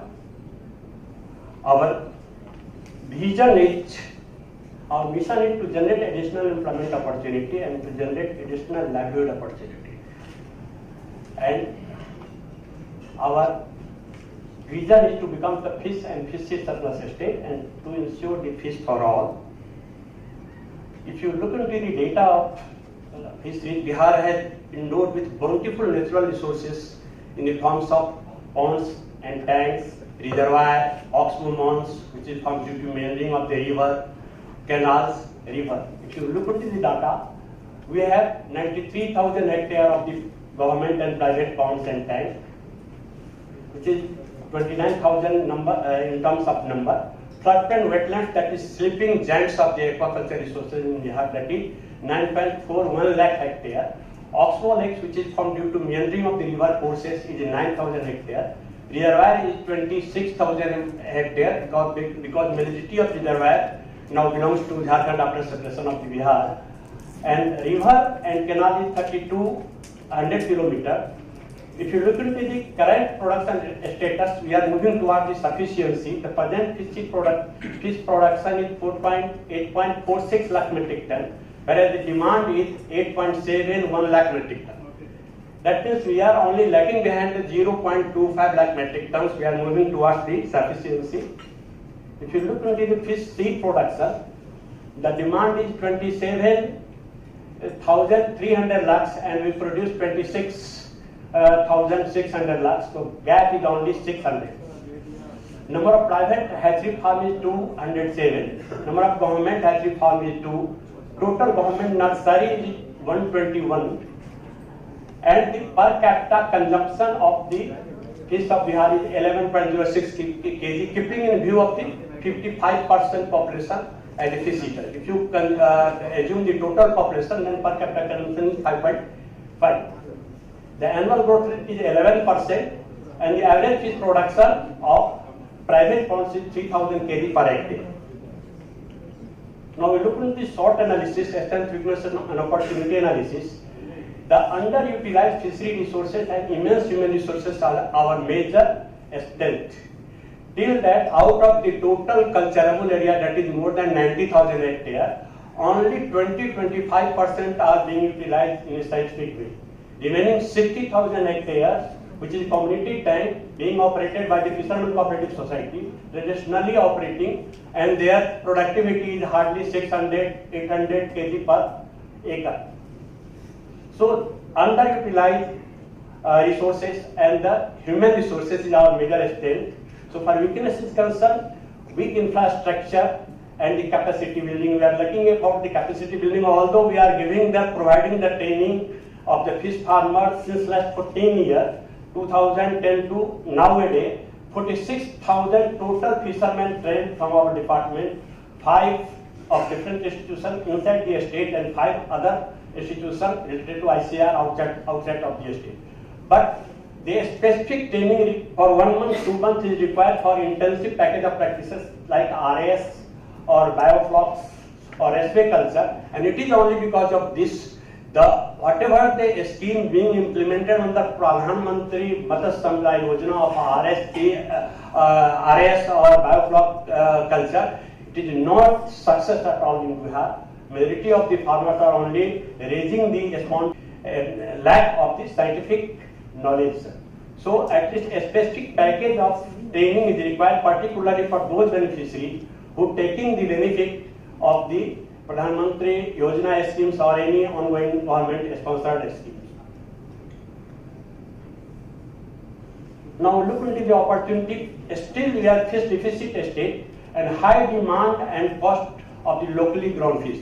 You are very surprised to know शादी विवाह के मौसम में 400 रुपए KG Bihar में हो जाता है लोकली ग्रोन फिश जो है 300-400 rupees KG and year around live fish का एक क्रेज है कि 250 रुपए केजी से कम इंडियन मेजर कॉप नहीं बिकता है 140 रुपीज केजी जो है पंगेशियस बिकती है लाइव है तो these are the major opportunity the high demand and cost of the locally grown fish so for threat is concern challenge is concern the flood drought, appearance of the outbreak of the disease, and over-exploitation of the natural resources.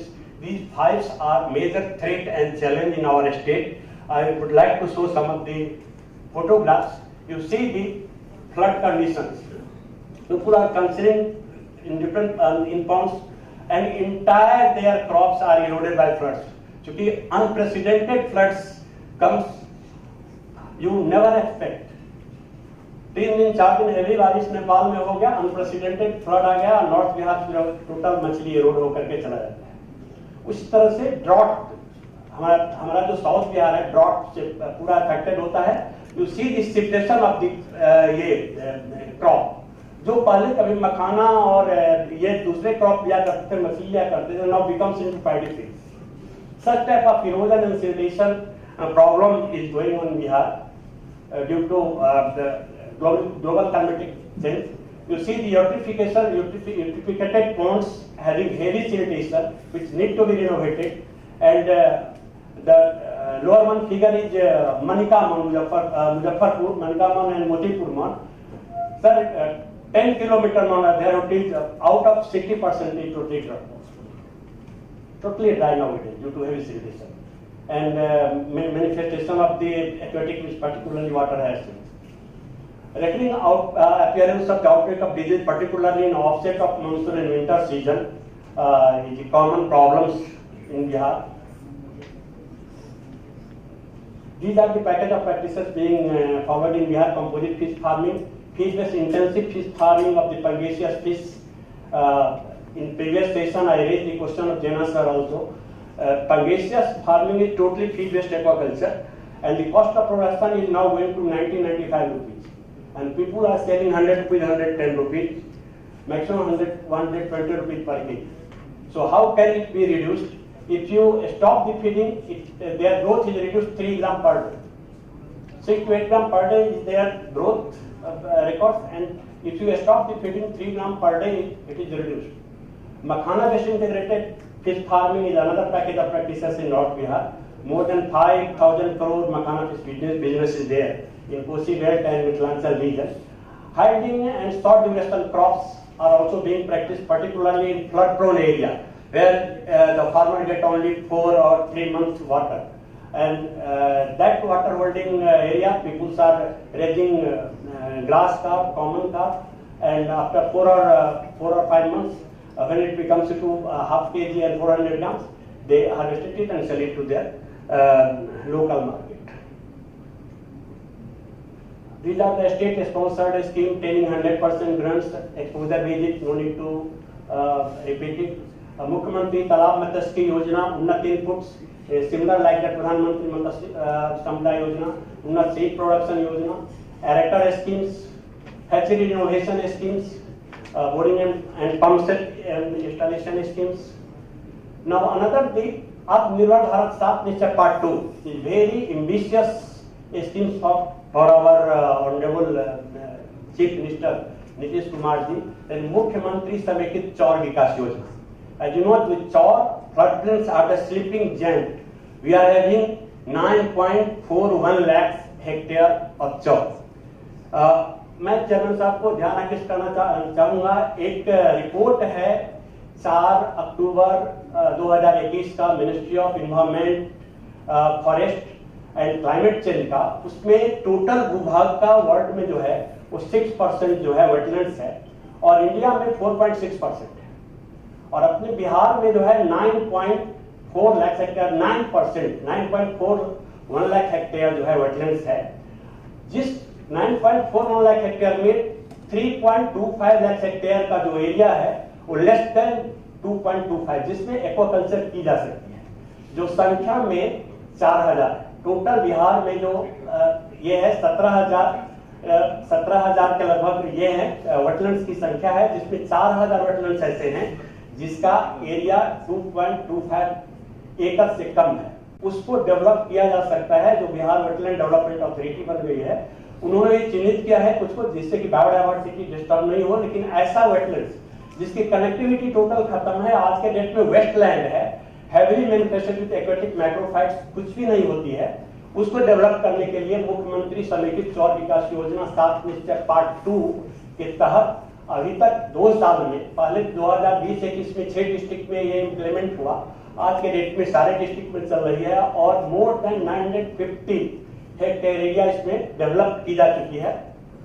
Similar type of schemes we are expecting intervention for central sector also sir. Ornamental fish farming PMMSY के तहत ही ornamental fish schemes 3 तरह का है हमारे यहाँ, और fish farming and wholesale के लिए, फिर आपको fish breeding, ornamental fish breeding unit के लिए, और जो लोग ऑर्नामेंटल फिश कर रहे हैं उनके असिस्टेंट के लिए। इस तरह से 10 RFX इंस्टॉलेशन में एक स्कीम चल रही है, स्मॉल बायोफॉर्म और RAS प्रधानमंत्री समता योजना के तरह ही है। अलग जो है एक निजी तालाब का जीर्णोद्धार है, जिसमें 6000 पर हेक्टेयर यूनिट कॉस्ट के रेट से हम लोग 30%, 50% और 70% सब्सिडी देते हैं, SC/ST को 70% और 50% जो है जनरल कर देते हैं। If you look into this first area, potential area for investment, development of the floodplain wetlands, जो मैंने अभी बताया, वो इसलिए भी जरूरी है कि टोटल वेटलैंड्स में करीब जो है 21,700 स्पीशीज जो एक्वेटिक बायोटा है, फ्लोरा एंड फौना, उसका वो निवास स्थान है, और उसका 1.7% जो है हमारे बिहार में इनहेबिट करता है। और अभी आप ministry of environment, forest and climate change की एक रिपोर्ट देखेंगे तो उसमें है 1970 से लेकर 2015 के बीच में सर 30% एरिया डिप्लीट कर गया है। 83 टाइम्स फास्ट फॉरेस्ट से ज़्यादा ये डिप्लीट कर रहा है, एग्रीकल्चर लैंड में कन्वर्ट हो रहा है। तो इस पे फोकस करना जरूरी है। Development of the more seed rearing area, now producing sponge is not a challenge. Raising the fingerling और ईयरलिंग टू परकोलेट द फिंगरलिंग और standard seed aquaculture. Raising area जो है ईयरलिंग के लिए चाहिए, हमें सीड तो मिल जाती है स्पॉन्ज का, लेकिन जब हम 50 ग्राम 100 ग्राम के बीज खोजने के लिए जाते हैं तो नहीं मिलती, तो उस पर फोकस करने की जरूरत है। फिर innovation of the direct and notificated forms मैंने दिखाया, मोतीपुर, इसके बाद में आपको मनिका मोहन, जितने भी मंच हैं जो मींडरिंग ऑफ रिवर कोर्स से पर्टिकुलरली गंडक और बूढ़ी गंडक के स्ट्रेच में बना हुआ है, वो 60% आज के डेट में सूखा हुआ है और रिवर से उसका चैनलाइजेशन खत्म हो गया और establishment of the feed plants is needs of hour. एक एग्जाम्पल मैंने यहाँ पे दिया है कि हमारा एनुअल ग्रोथ रेट 11% का है, अगर 10% एनुअली फीड बेस्ड एक्वाकल्चर में हम कन्वर्ट करते हैं तो 70,000 टन एडिशनल एवरी ईयर हमको फीड की जरूरत पड़ेगी, जिसकी कॉस्ट आ जाती है 35 रुपए के रेट से 245 करोड़ रुपया। तो आप सोच सकते हैं कि कितना ज्यादा इन्वेस्टमेंट की अपॉर्चुनिटी है यहाँ, जो लोग एंटरप्रेन्योर भी बनना चाहते हैं उसके लिए। ये हमारा एरिया डेवलपमेंट मुख्यमंत्री समेकित चौर विकास योजना के तहत सबसे पहले मैंने 2010 में, मैं जब समस्तीपुर में पोस्टेड था तो वहाँ 110 एकड़ एरिया 37 किसानों के सहयोग से डेवलप किया था। हिंदू में इसकी स्टोरी भी निकली थी। ये दलिहरा चौर का है, माननीय मुख्यमंत्री इसको इस प्रोजेक्ट को इनॉग्रेट किए और इसी के बाद जो है वो चौर विकास योजना उनके संज्ञान में आया। ये है फिर 60 एकड़ का सुकलैया चौर है सुपौल में, जो 4 फिशरीज ग्रेजुएट मिल करके डेवलप किए हैं। ये मैं मुजफ्फरपुर में जब मैं डीओफओ था उस समय ये करीब 40 एकड़ एरिया का डेवलप हुआ था सरैया में, मुजफ्फरपुर में।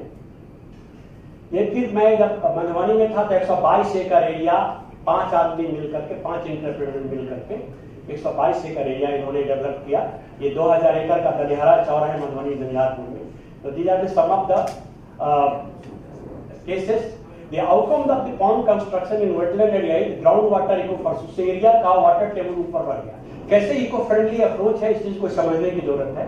Ensure the implement generation the due number of the youth per hectare water, generate livelihood opportunity of the 5 number of the labor per hectare water, provide the breeding ground and feeding grounds of the migratory birds, because total जो aquatic biota है sir 40% plants, animal और birds का breeding और feeding grounds wetlands और Siberian cranes तक आते हैं कुशेश्वर में। और बरेला चोर जो है आपको कावर लेक जो है हमारा बेगूसराय में, बरेला चौर आपको वैशाली में, वहाँ माइग्रेटरी बर्ड्स वगैरह आते हैं। और conservation of the aquatic biodiversity, these are the outcome of the wetlands, these are the successful entrepreneur generated by our department through different types of policy intervention.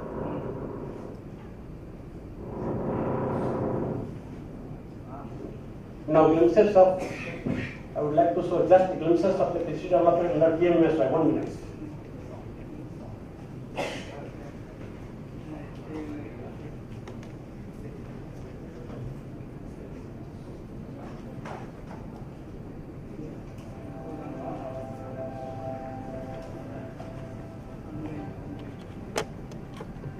जल संपदा से भरपूर बिहार में मध्यस्थी की अपार संभावनाएं हैं। जरूरत है तो केवल सही नीति के साथ सही दिशा में पहल करने की।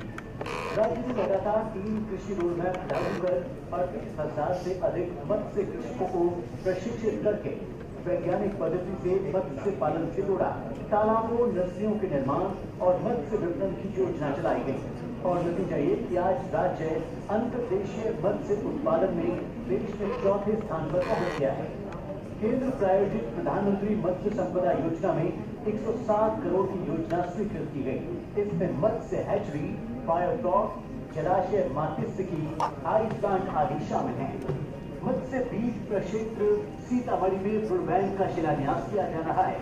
मात्स्यिकी महाविद्यालय किशनगंज में जलीय रोग निदान प्रयोगशाला निर्माण से मत्स्य रोगों पर अनुसंधान और इनका निदान किया जाएगा। 50% अनुदान पर मत्स्य चारा नीति की स्वीकृति मधेपुरा के मत्स्य कृषक श्री ज्योति मंडल को दी गई। जो बढ़िया से बढ़िया कंपनी फीड सप्लाई करती है उससे बेटर फीड हमारा रहेगा, ये मेरा दावा है। पटना जिले के 2 मत्स्य कृषक श्री राजू कुमार और श्री प्रवीण कुमार को फिश ऑन व्हील्स की स्वीकृति 40% अनुदान पर की गई। इस योजना के आने के बाद हमें रोजगार मिला, इसके लिए सरकार को बहुत बहुत धन्यवाद। पूर्ण विश्वास है कि राज्य मत्स्य उत्पाद में आत्मनिर्भर बन मत्स्य बाहुल्य प्रदेश बन सकेगा।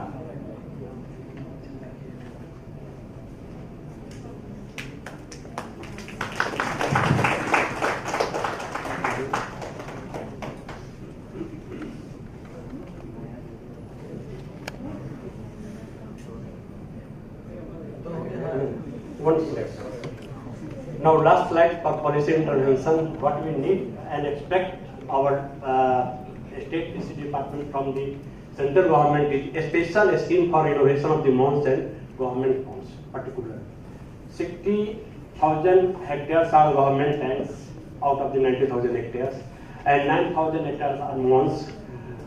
60% are dilapidated due to heavy manifestation of the water having reached aquatic reach and facing the severe erosion, seditions and drought condition. Now the channelization of the mounds sought for conservation, restoration, rehabilitation of the valued and endangered species. अभी के date में जितने river से connection थे बड़े बड़े mouse के, सब सिल्ट के हेवी सिल्टेशन से सब ब्लॉक हो चुके हैं। अगर माइनर इरिगेशन डिपार्टमेंट का इंटरवेंशन हो और एक चैनल बन जाए, स्प्रिट गेट बन जाए, तो सब में फिर जो है जो बायोडाइवर्सिटी है उसका कंजर्वेशन, रिस्टोरेशन, रिहेबिलिटेशन किया जा सकता है। सब process of the credit delivery with low interest rate by the commercial bank, ये मेजर थ्रस्ट और चैलेंज है कह सकते हैं। अभी हम लोगों को सेंट्रल गवर्नमेंट की तरफ से केसीसी करने के लिए स्टेट में टारगेट दिया गया 15 लाख। मैं चैनल साहब का ध्यान आकृष्ट करना चाहूंगा, उसमें से सर 50,000 आवेदन जनरेट हुए, 40,000 बैंकों में इंडोर्स हुआ, 400 उन्होंने सैंक्शन किया और 255 डिस्पर्स किया, 222। तो ये क्यों नहीं, और उनको जब कहा जाता है बड़े बड़े SLBC के बैठक में तो कहते हैं कि मैं RBI के गाइडलाइन से चलता हूँ, मैं स्टेट गवर्नमेंट के गाइडलाइन से नहीं चलता। तो RBI की तरफ से के साइड से इंटरवेंशन की जरूरत है कि कैसे मतलब जो सब्सिडी जो क्रेडिट लिंक किया जाए, खास करके जो इनपुट पे है लाख 1.5 लाख तक कोई कोलैटरल सिक्योरिटी नहीं है, तो उसको RBI के थ्रू बैंकों के ऑफिसर्स को इक्विप करना है कि यह एक पोटेंशियल सेक्टर है, इसमें आप ये करें, लोन करें, कोई प्रॉब्लम नहीं है। मैंने मोर देन 25 प्रोजेक्ट ऐसे किए हैं जो सर 2 साल में उन्होंने अपना टोटल इंटरेस्ट सहित सारा लोन रिइंबर्स कर दिया है।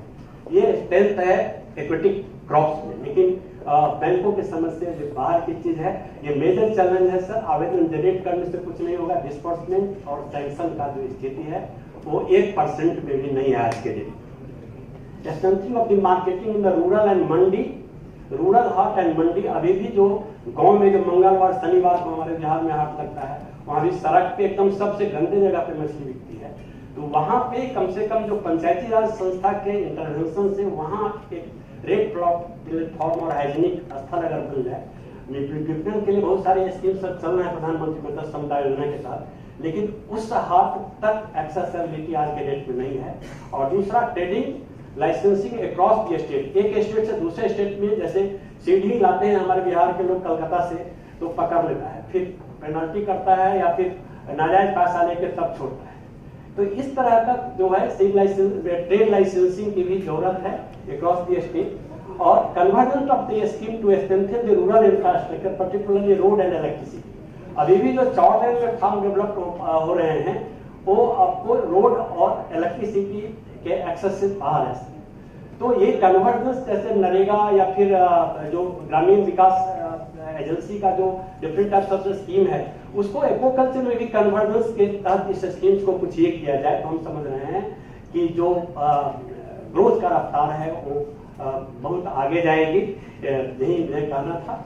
Lastly but not list, the harnessing the untapped aquatic resources and its potentiality is not only to meet the demand of the fish but also gainful employment generation, poverty alleviation, food and nutrition security, and finally uplift the socio-economic conditions of the rural peoples. Thank you. We are short of time, otherwise I would have liked to spend a little time on this because you raised very, very pertinent questions. And you know, it has nothing to do with fisheries alone. You see, this KCC and all that, all of us go through the challenge. But we should get out of this mentality of being a victim.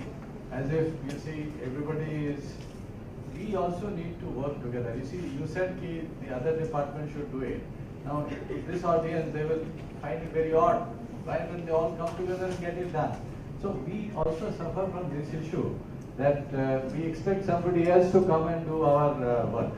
When I say our work, obviously it's a challenge. You see, we all know that Bihar is at the bottom of many of the social development indices. But see the contrast in terms of the kind of water bodies they have.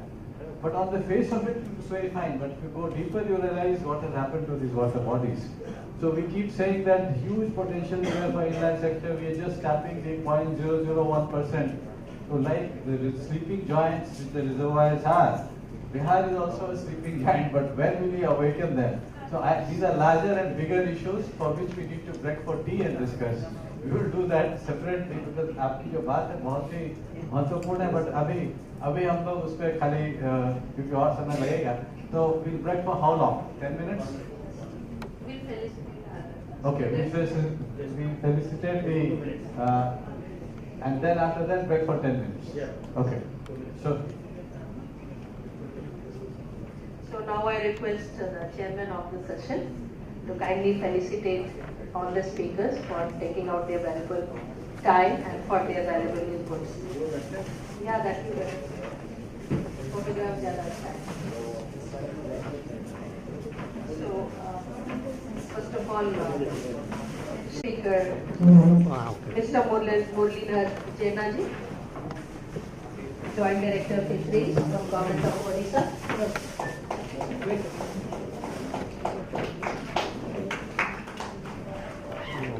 Next one, Ms. Ravneet Cheema ji, Additional Secretary Fisheries, Government of Uttarakhand. From the State of Kerala, Mr. Abdul Nasir, Director of Fisheries, Government of Kerala.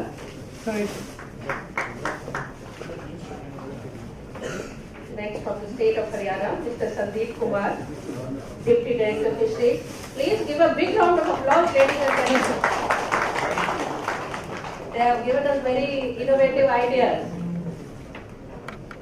Next is from Bihar, Dr. Tuntun Singh ji, Lecturer, Department of Fisheries, Government of Bihar.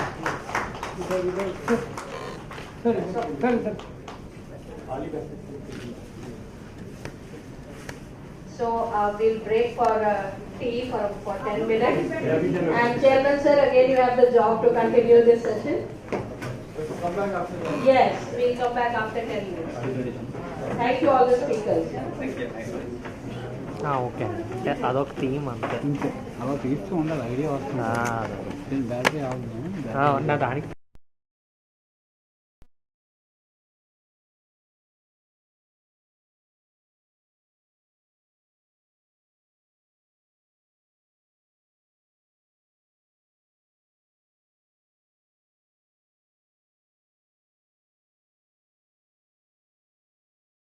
I think the Srinivas from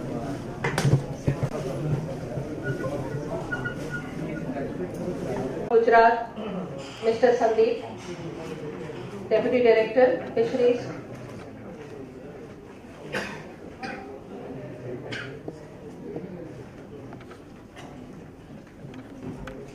Shall we start?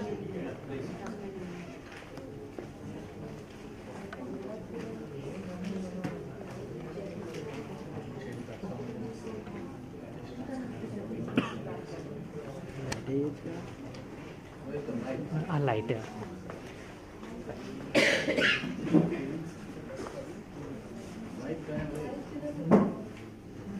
Mic देखो ना कहाँ है खड़े हो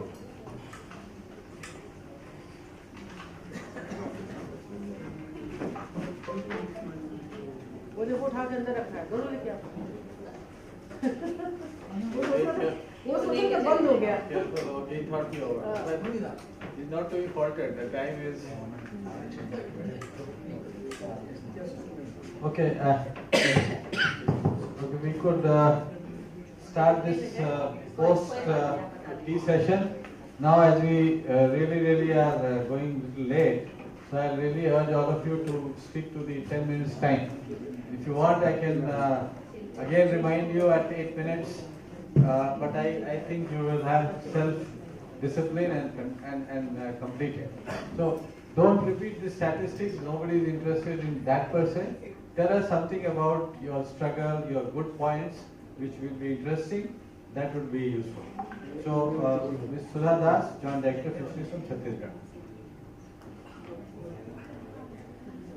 Respected sir, और आज की इस कार्यशाला में उपस्थित आप सबों को मेरा नमस्कार।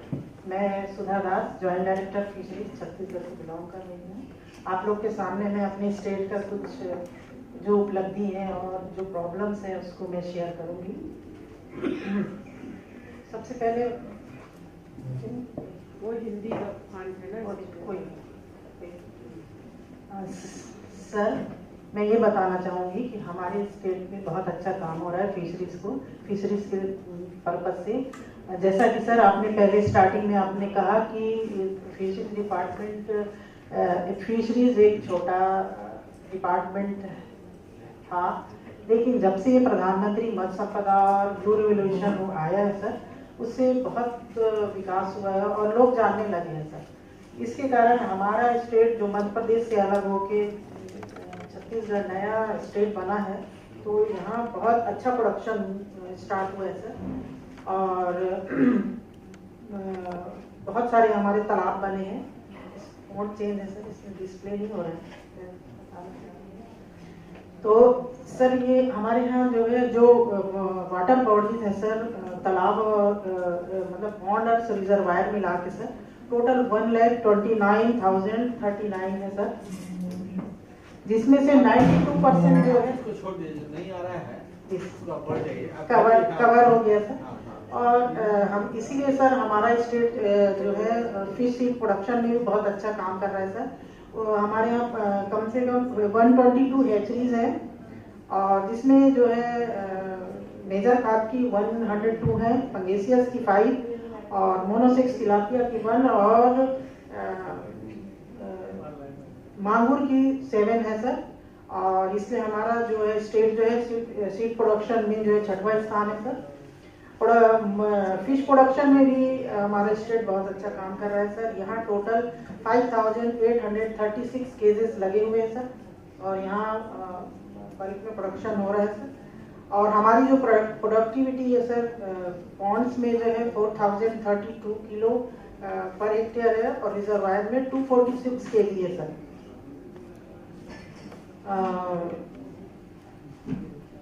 इसके साथ ही सर जो हमारे स्टेट में जो स्टेट गवर्नमेंट की जो सुविधा हमारी कृषकों को मिली हुई है सर, वो है कि मछली पालन को कृषि का दर्जा मिला हुआ है, और यहाँ विद्युत का जो है इलेक्ट्रिसिटी फ्री है सर। और इसमें जो है निःशुल्क पानी की आपूर्ति के लिए भी व्यवस्था की जा रही है, और इससे जो हमारा प्रोडक्टिविटी और बढ़ेगा सर। केसीसी का भी हमारे यहाँ बहुत अच्छा अभी काम हो रहा है सर, जिसमें करीब हमारे यहाँ जो है करीब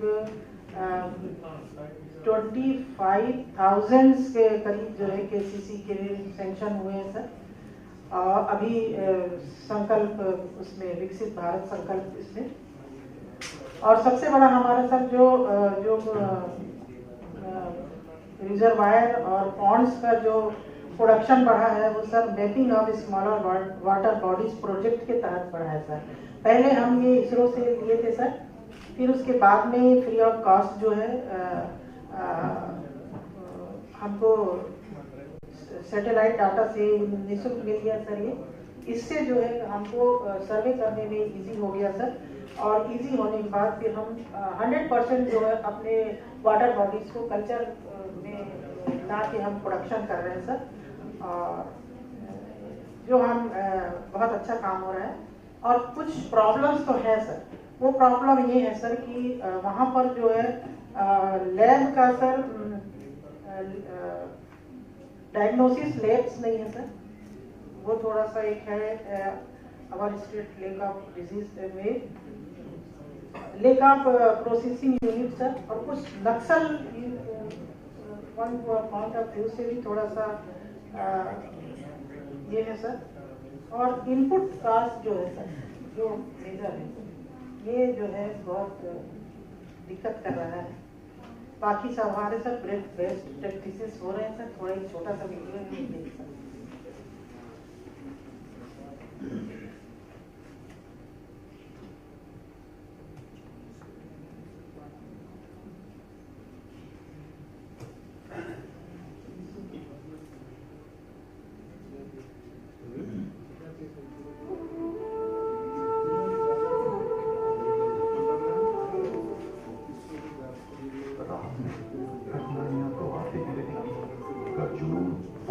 करने की इच्छा है तो रास्ते खुद ब खुद मंजिल तक पहुंचाएगी। छत्तीसगढ़ देश के हृदय स्थल में बसा एक ऐसा राज्य जिसका भौगोलिक और सुरमई वातावरण सबका मन मोह लेती है। छत्तीसगढ़ की यह पावन भूमि इंसानों में नहीं बल्कि जीव जंतुओं का भी सबसे पसंदीदा स्थान है। भू अधिष्ठित प्रदेश होने के बावजूद छत्तीसगढ़ जल संसाधन और सिंचाई के क्षेत्र में पूरे देश में अपना परचम लहरा रहा है। इन संसाधनों और जलीय क्षेत्रों को भी सवारा और बेहतर तरीके से उपयोग किया जा रहा है। छत्तीसगढ़ के जल क्षेत्रों में मत्स्य पालन की प्रचुर संभावनाओं को देखकर छत्तीसगढ़ में राज्य शासन द्वारा मत्स्य पालन को कृषि का दर्जा प्रदान किया गया है, जिससे मत्स्य कृषकों को बिजली दर में छूट और पानी मुफ्त में मिल रहा है। इन सब प्रयासों से छत्तीसगढ़ के मत्स्य पालकों के उत्पादन लागत में भारी कमी आई है और आमदनी में काफी वृद्धि हुई है। अगर हम राज्य में मछली पालन पर एक नजर डालें तो पता चलता है कि मछली पालन के लिए उपलब्ध 1.999 लाख हेक्टेयर जल क्षेत्र में से 1.961 लाख हेक्टेयर को मछली पालन के लिए विकसित किया जा चुका है, जो कुल उपलब्ध जल क्षेत्र का 98% है।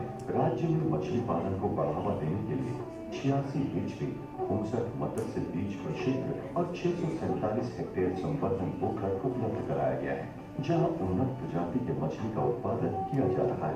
वर्तमान परिदृश्य में 6 लाख मीट्रिक टन मछली उत्पादन के साथ छत्तीसगढ़ पूरे देश में 6ठे स्थान पर अपना परचम लहरा रहा है, जो इस बात का द्योतक है कि राज्य शासन के द्वारा किए जा रहे प्रयास कितना असरदार है।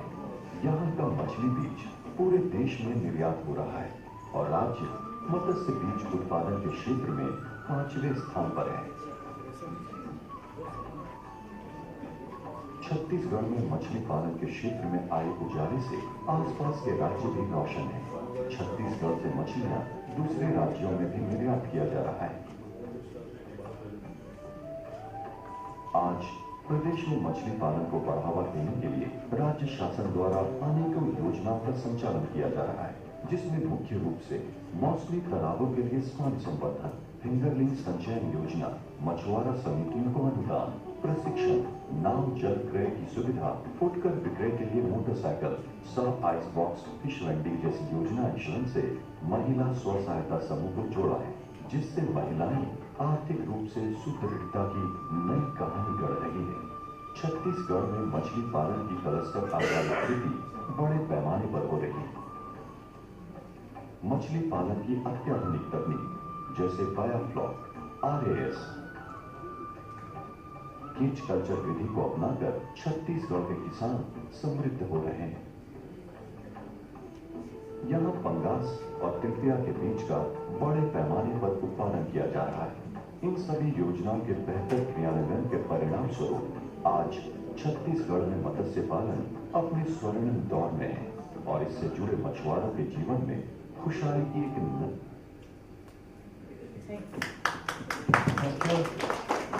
It is very heartening to know that Chhattisgarh is doing very well, especially on the reservoir fisheries. We know they have set up very good example for others to follow. We go next to Telangana. We have the Joint Director of Fisheries, Mr. Sri V. Srinivasulu, please. So Chhattisgarh kept to its time. We expect now others to also follow. That's a very good example, best practice.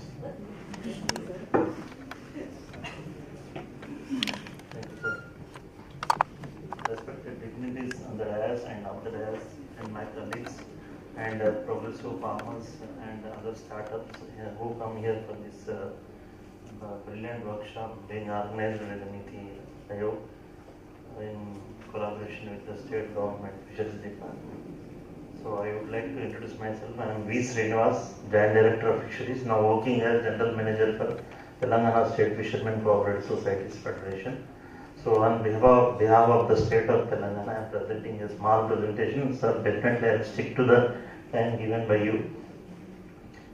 Sir, ours is the youngest state and the government gave thrust to the fisheries department, and which was neglected in the combined state because most of the resources were gone to marine sector. Some inland sector was totally neglected at that time.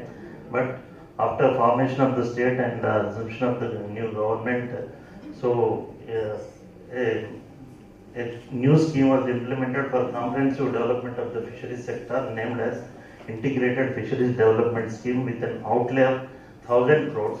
Out of 1,000 crores, sir, 600 crores was loan taken by from the NCDC and 200 crores as subsidy by the NCDC, and remaining 200 crores from beneficiary contribution as well as and from the state government. So with this scheme, the total sector, fisheries sector has its face has already totally changed, and the fish production, which was around 1.97 lakh ton in 2016-17, that baseline survey was done before implementation of the scheme. Sir, this scheme was implemented from 2017 and 18 to 2020 to 23. So now the fish production has come to 4 lakh tons within a span of 7 years. Sir. That was a major achievement. And what other factors contributed to its doubling of the production, sir? One thing, it is the only state which is giving fish seed with 100% subsidy to all water bodies. We have identified 27,000 water bodies, reservoirs, major, minor, small, medium and minor irrigation tanks are totally identified, and yearly we are giving 80 crores of seed free of cost to the societies. So because of that, all water bodies have been brought under fish culture, all suitable water bodies. Suitable water bodies is defined as which has water for more than 6 months and an area of more than 5 acres we identified as suitable water bodies, sir, even including check dams. All these things were covered under the scheme, sir. So look at the water resource. When we look at the water resources of Telangana, sir, we have 3 kinds of reserve, 91 reservoirs, major, medium and minor together, having a water spread area of 2.04 lakh hectares, and other perennial water bodies and seasonal water bodies and aquaculture bodies. Here, sir, one of the other initiatives taken by the state government is rejuvenation of the minor irrigation tanks under the project name Mission Kakatiya. Almost 40,000 water bodies have been designated and bonds were strengthened, including the sluices, everything was restored, sir. And that was also contributed to increase in production, sir. So this is the production statistics, sir. This production statistics 16-17 to 20 to 23. So, sir, with regard to harnessing the potential of fisheries in inland states, sir, already now 98% of our production comes from public water bodies, reservoirs, rivers, minor irrigation tanks, and only 2% comes from aquaculture. In aquaculture, we have fish ponds, case culture units, REAs and biofloc units, sir. Another thing, sir, in these reservoirs and minor irrigation tanks, almost the production which was Jana sir was telling in the morning, that was the potential available. So already we have reached that average production indicated by the government of India, sir. Almost in reservoirs existing is 34 kgs per hectare per annum, and potential is 100 kgs per hectare per annum. Already we have more than 120 kgs we are getting, sir, from large reservoirs. And in medium reservoirs, it is existing 98, sir. Potential is 200. Already we have 235 kgs per hectare per annum from medium reservoirs, sir. In small reservoirs, existing is 190, potential is 500, sir. Ours is about 490, around 490 kgs per hectare per annum, sir. So already the production expected potential production we have already reached, and there is no further scope to increase production from these water bodies unless we go for aquaculture. So we are looking for viable and effective alternatives, and out of the viable alternatives we are focusing on fish farming. So sir, just we have worked out, Government of India has indicated that 1% of the effective water spread area of reservoirs can be utilized for installation of cages. This is the direction given by the suggestion given by the Government of India. For the state government has also issued a GO reserving 1% of the effective water spread area for installation of cage culture, for cage farming. So in likewise we have 204 hectares of water spread area, sir. Effective means 75% is taken as effective water spread area. When we take effective water spread area, it is 1,53,600, sir. 1% of it is coming to 1,05,036 hectares of area, sir. So how many cages can be established? Circular one with 12-meter dive we have worked out, sir, scientifically. 88 cages can be established in any area of 1 hectare. So likewise, total permitted area into this 1,536 hectares, we can establish many number of units, sir, with a outlay of 4,582 crores. It is coming like this, sir. So 60% subsidy means it is 2,07,049 roughly. Remaining is beneficiary, but expected yield, this 1% area, if it is utilized for the establishment of cage culture, sir, 22.3 lakh tons per annum. Our existing production is 4 lakh now. When we use this total area by establishing cage, sir, 22, this means nearly more than 5 times. So value of the fish produced is around 20,070 crores. This is the potential area for enhancing fish production, sir. So out of these circular cages, nowadays only earlier rectangular cages were used under NMPS, RKV and BRS and PMMSY. Now circular cages are most suitable, sir. We have a cage culture policy too, sir. Already government issued 1% of the effective water spread area can be utilized for establishment of cages. And another is, it has given a priority to whom it is to be given. So members of the Fisheries Cooperative Society, license holder that particular water body, project affected families, and members of the Fisheries Cooperative Society. When these three categories do not come forward to set up the cages, then it is open to entrepreneurs.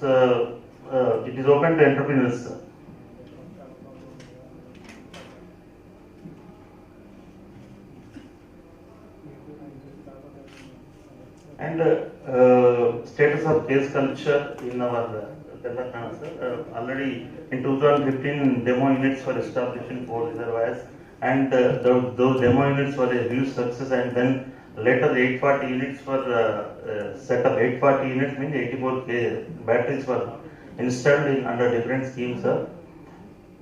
And only 2 species are suitable for it, sir. One is Pangaceous and another one is Tilapia. So only Pangaceous and Tilapia were promoted, sir. Now some are working very well, and others because it is being, when it was given to fishermen community, then till the subsidy was given, they continued, and after that they didn't continue. So only it is hope is that only when entrepreneurs are involved in it, then it is going to become a successor. But certain constraints are there when we open it to entrepreneurs. The conflicts of interest may arise with the local fisher. They may oppose an entry of entrepreneurs, and these floods and droughts may affect the production, sir. one more thing is a lack of market demand for species raised in the cages. So in cages, sir, the production cost is coming to around 80 to 90 rupees. Sir. So pangasius produced from open water ponds, fish ponds, is the market farm gate price is also around 70 to 30, 80 rupees. So as a result, it is not very lucrative, and they are not able to compete with the pangasius coming from ponds, and huge capital investment. Unless this subsidy at least 40 to 50% is given, no one will come forward, sir, because of the capital. It is a capital intensive activity, and moreover, these possibilities of escape of species due to man-made activity or else through any natural calamity, this kind of issues are there in cases, sir.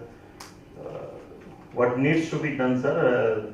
Anyhow, before going into case culture, this was we are likely to present to the new government because they wanted to promote case culture, sir. So one agency needs to be engaged. This Odisha state has engaged World Fish to set up in Hirakud Dam, sir, cages, and training, sustained training, cell backward linkages and forward linkages should be given, and the existing subsidy of 40% for general category by government of India under PMMSY is to be scaled up to 50 to 60%, or the state government share may be enhanced from 16 to make it 60%, sir. These are the one of the suggestions from our side, sir. And with regard to reservoirs, though it is not covered in the PPT, sir, so enhancement of production in reservoirs and achieving the potential productivity and production, so we need to stop 100 mm fingerlings, because a reservoir is surrounded by so many villages and fishermen from different villages come for fishing, but there is no organization to pull up their resources and put the seed on their own.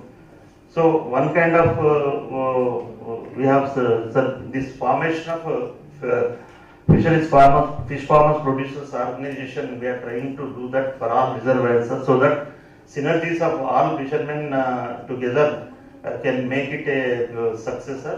They can make investment, they can put the seed, follow the regulation measures like ban and catching of juveniles, brood stock. This can be controlled by the FFPO, and they can also market collectively so that they get more price, and they can also purchase input like nets directly from the manufacturers.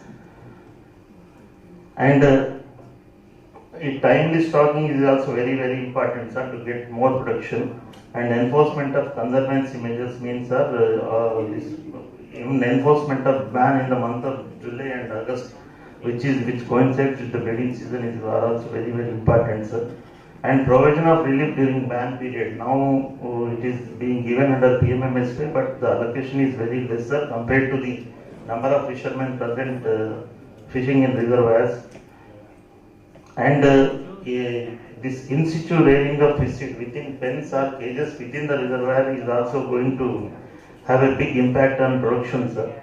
And it is the only state, ours is the life jackets are given to 15,000 fishermen, because most of the deaths are happening in accidental deaths are happening in reservoirs.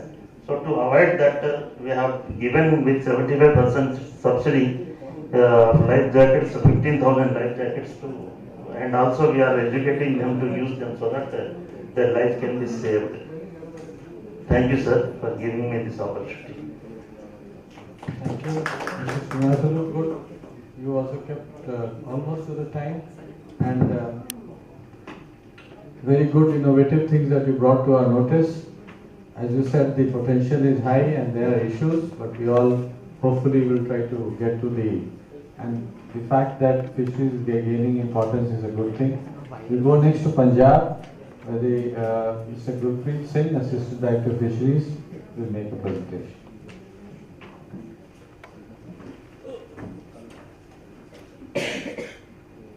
Good evening everyone. Punjab में जो present status है, मैं आपको पहले उसके बारे में थोड़ा 17 करोड़ है प्रेजेंट फिश प्रोडक्शन 1.89 MT है, 1.89 थाउजेंड MT है। प्रेजेंट फिश कल्चर जो हमारा हो रहा है वो 42,000 एकड़ में हो रहा है। प्रेजेंट श्रिम्प कल्चर जो हो रहा है वो 1315 एकड़ में 1315 एकड़ में हो रहा है। और श्रिम्प प्रोडक्शन है तो वो 2792 टन है। प्रेजेंट जो हम सीड प्रोड्यूस कर रहे हैं वो 20 करोड़ है। Return through fish ponds fish farming 1 lakh to 1.5 lakh per एकड़ जो है हमारे फार्मर्स अर्न कर रहे हैं। Return through shrimp farming 2.5 lakh to 3 lakh per एकड़ है जो फार्मर्स अर्न कर रहे हैं। हमारे पास कुछ नेचुरल रिसोर्सेज हैं, रिवर्स हैं, उनकी लेंथ दी गई है 868 किलोमीटर है। रेजर्वायर्स हैं 4171 हेक्टेयर्स के हैं। वेटलैंड्स हैं 5790 हेक्टेयर्स हैं। वाटर लॉक्ड एरिया है 20,000 हेक्टेयर्स है। जो ये वाटर लॉक्ड एरिया है हम इसको भी अंडर फिश कल्चर जो है वो लगाने के लिए प्रयास कर रहे हैं। जो हमारा फिशरीज डिपार्टमेंट है ये इस 1912 में इस्टेब्लिश हुआ था। इस्टेब्लिश होने के बाद पंजाब फिशरीज एक्ट फ्रेम किया गया, वो 1914 में किया गया। जो हमारा विजन है वो promotion of fish farming and shrimp farming है एग्रीकल्चर के साथ साथ। Mission to develop and promote fisheries including shrimp farming in low lying and waste lands, brackish water affecting lands.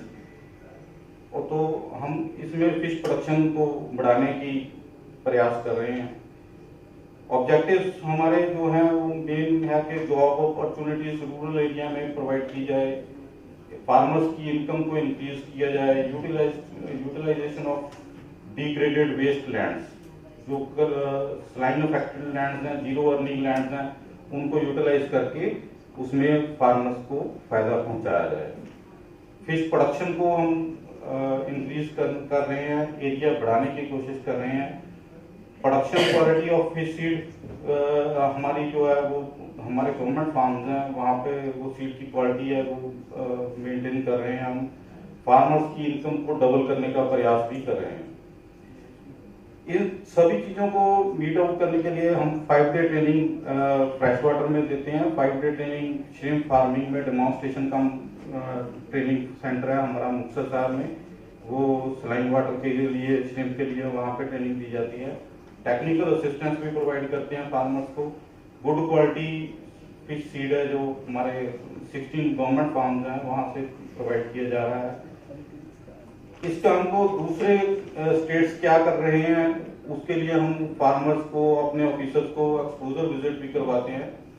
हमारे पास 7 सॉइल वाटर टेस्टिंग लेबोरेटरीज हैं, 11 fish feed mills हैं। Fish feed मिल से हमने ये सुविधा भी दी है कि यदि कोई फार्मर अपनी फीड खुद तैयार करवाना चाहता है तो हमारे पास आकर के तो रॉ मटेरियल अपना ला करके वो तैयार करवा सकता है। फाइनेंशियल असिस्टेंस PMMSY में हम प्रोवाइड कर रहे हैं। ये हमारे जो 19-20 से लेके अभी तक जो टारगेट्स हैं वो रिफ्लेक्ट किए गए हैं। ये इसके बाद जो हमारा जीरो अर्निंग लैंड थी सलाइन अफेक्टेड एरिया में, वो हमने 2016-17 में एक फार्मर से 1 एकड़ से शुरू किया था।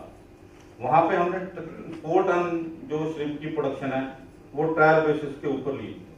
नेक्स्ट ईयर एरिया बढ़ा, उसके बाद ग्रेजुअली चार्ट ये टेबल दिखा रहा है कि हम ग्रेजुअली एरिया भी बढ़ रहा है और श्रिम्प की प्रोडक्शन भी अच्छी मिल रही है।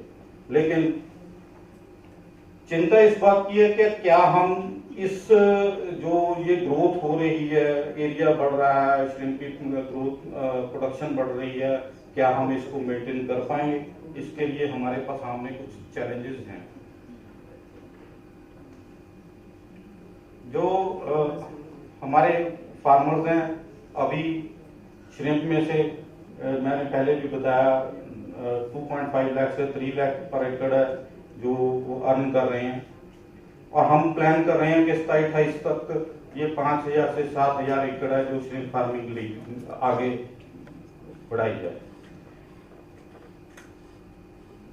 हार्वेस्टिंग एंड पोस्ट मैनेजमेंट में वो जो ह्यूज क्वांटिटी ऑफ वाटर जो है वो जरूरत पड़ती है कि उसको ड्रेन आउट करना पड़ता है बाद में श्रिम्प कल्चर के बाद। हम प्रेजेंटली उसको नेचुरल ड्रेनेज सिस्टम है जो या मैन मेड ड्रेनेज सिस्टम है उसमें इसको ड्रेन कर रहे हैं, लेकिन जब हम इसको एक्सपेंड करेंगे तो it may lead to pollution. तो इसके लिए हम चाहेंगे कि कोई ऐसी पॉलिसी ड्रेनेज के लिए बनाई जाए ताकि जो हमारी पोल्यूशन की भी प्रॉब्लम है जो ना हो। जो कॉस्ट है श्रिम्प प्रोडक्शन की वो comparison to other coastal states बहुत ज्यादा है, क्योंकि हम सीड भी कोस्टल स्टेट से लेते हैं, हमारे पास सीड नहीं होता है। कोस्टल स्टेट की हैचरीज जो रिकमेंडेड हैचरीज हैं, अप्रूव्ड हैचरीज हैं, वहां से हम लेते हैं। मेजर फीड मैन्युफैक्चरर्स हैं वो भी कोस्टल स्टेट्स में है, फीड भी हमारी कोस्टल स्टेट्स से जाती है। हम तो वहां पे वो जैसे सुबह मिनिस्टर साहब ने कहा था कि जॉब वर्क कर रहे हैं, हम तो जॉब वर्क कर रहे हैं। हम सीड भी यहाँ से कोस्टल स्टेट्स से लेते हैं, फीड भी कोस्टल स्टेट्स से लेते हैं, और प्रोड्यूस भी कोस्टल स्टेट्स को ही आता है, इधर ही को ही आता है। गुजरात और साउदर्न स्टेट्स हैं जो वो बहुत कम प्राइस जो है फार्मर्स को देते हैं। प्योरली हम जो इसकी फार्मर्स हैं हमारे वो मार्केट की मर्जी के ऊपर ही डिपेंड करते हैं।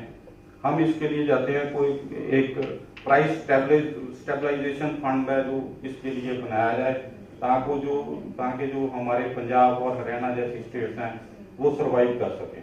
क्योंकि मेरे पहले हरियाणा के साथी ने भी बताया कि अब ये श्रिम्प फार्मिंग डिक्लाइनिंग की तरफ जा रहा है।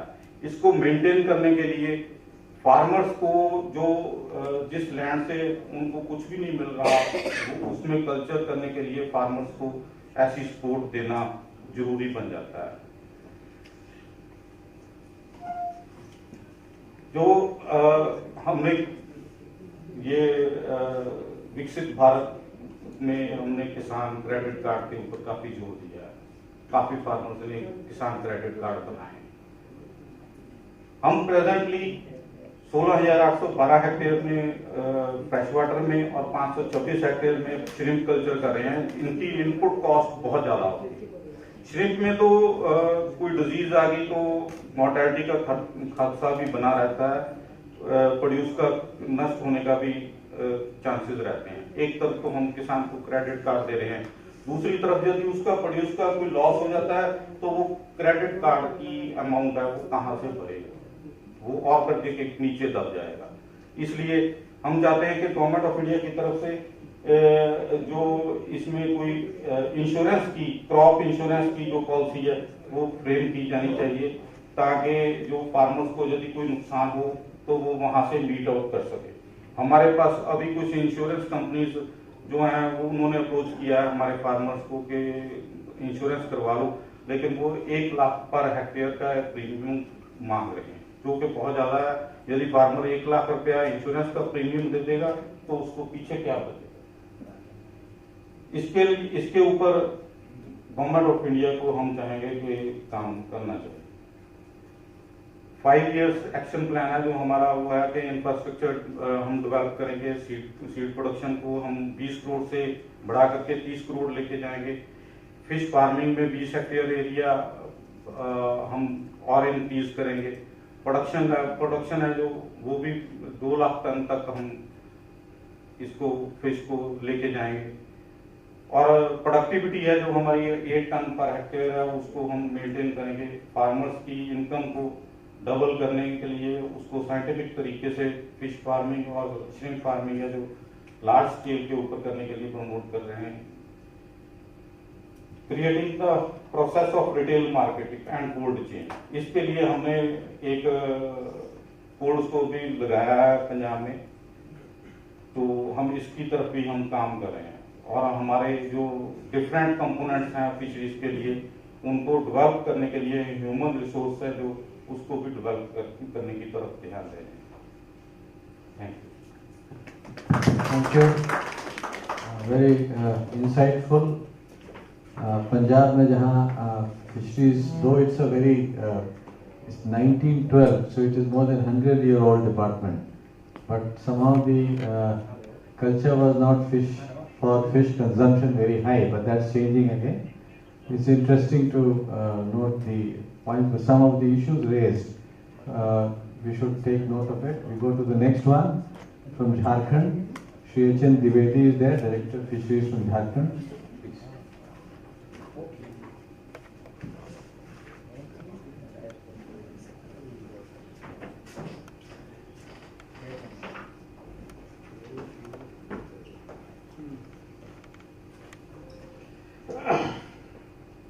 Respected Chairman and all respected members present here, जोहार, नमस्कार। मैं ज़्यादा समय नहीं लूँगा, मैं सिर्फ अपना जो छोटा छोटा प्रयास किए हैं और केज कल्चर में सभी स्टेट्स का और हमारे सेंट्रल गवर्नमेंट का जो सहयोग रहा, जिसके चलते हमें बहुत ज़्यादा कॉन्फिडेंस आया और हमने केज कल्चर में बहुत अच्छा काम किया और बहुत अच्छा अनुभव दिया और उसका लाभ सभी स्टेट्स को मिला और सभी स्टेट्स आए और बहुत उत्साह से देखे, इसलिए हमारी दायित्व इस पर ज़्यादा बढ़ गया है। तो मैं धीरे धीरे अपने पॉइंट्स को रखता हूँ, प्लीज काइंडली।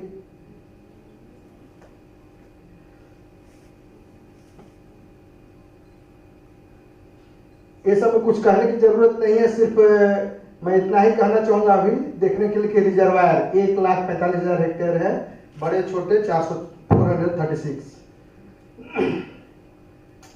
ये डिस्ट्रिक्ट वाइज रिजर्वायर के बारे में बात करेंगे, बहुत है।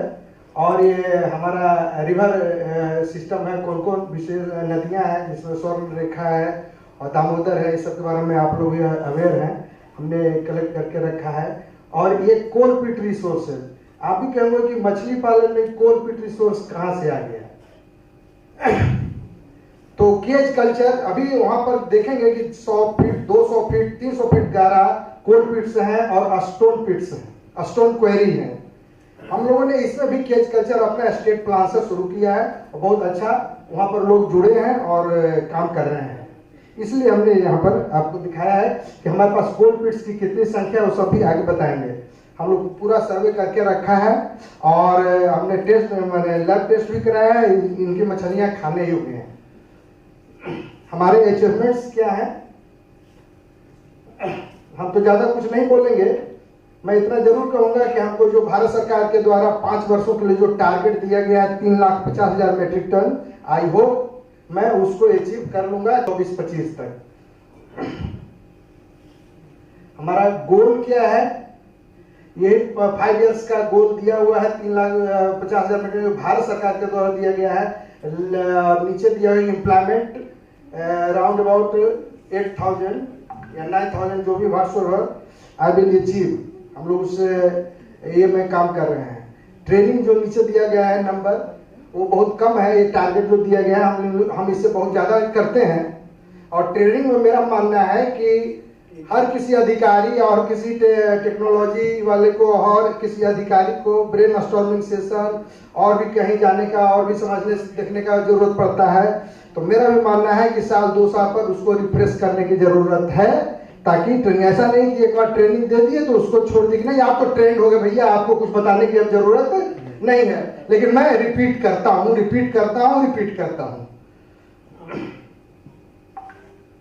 हमारे स्कीम्स बहुत स्कीम्स के बारे में बहुत ज्यादा आपको जानकारी नहीं देने जाएंगे कि हम ऐसा स्कीम चलाते हैं। मैं आपको वह दिखलाना चाहता हूं कि हम अभी तक जो बात हुई है उससे अलग हट के क्या करते हैं, छोटा छोटा प्रयास, बस उसके बारे में हम जानकारी देना चाहते हैं।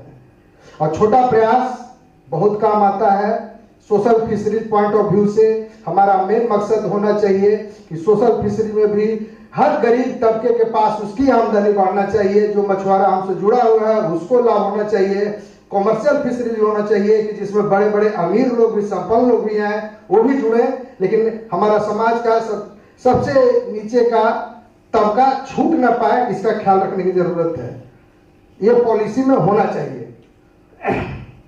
तो हम एक एक स्कीम के बारे में बताना चाहेंगे। जो पहला हमारा स्कीम है, बहुत ही इंटरेस्टिंग स्कीम है। हम लोग 7,500 fish seed grower local level पर, पंचायत लेवल पर हम लोगों ने तैयार किया है। क्योंकि हम जब ट्रेनिंग दे रहे थे शुरू के फ्रॉम द बिगिनिंग, सबसे पहले हम कहेंगे सर क्वालिटी सीड मिलेगा कहाँ, that was a big challenge.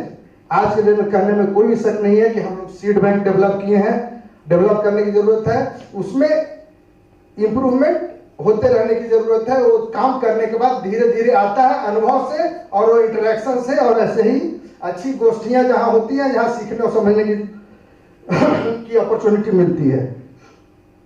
तो हम लोग 90% सब्सिडी पर सीड स्पॉन उपलब्ध कराते हैं अपने सीड ग्रोअर को।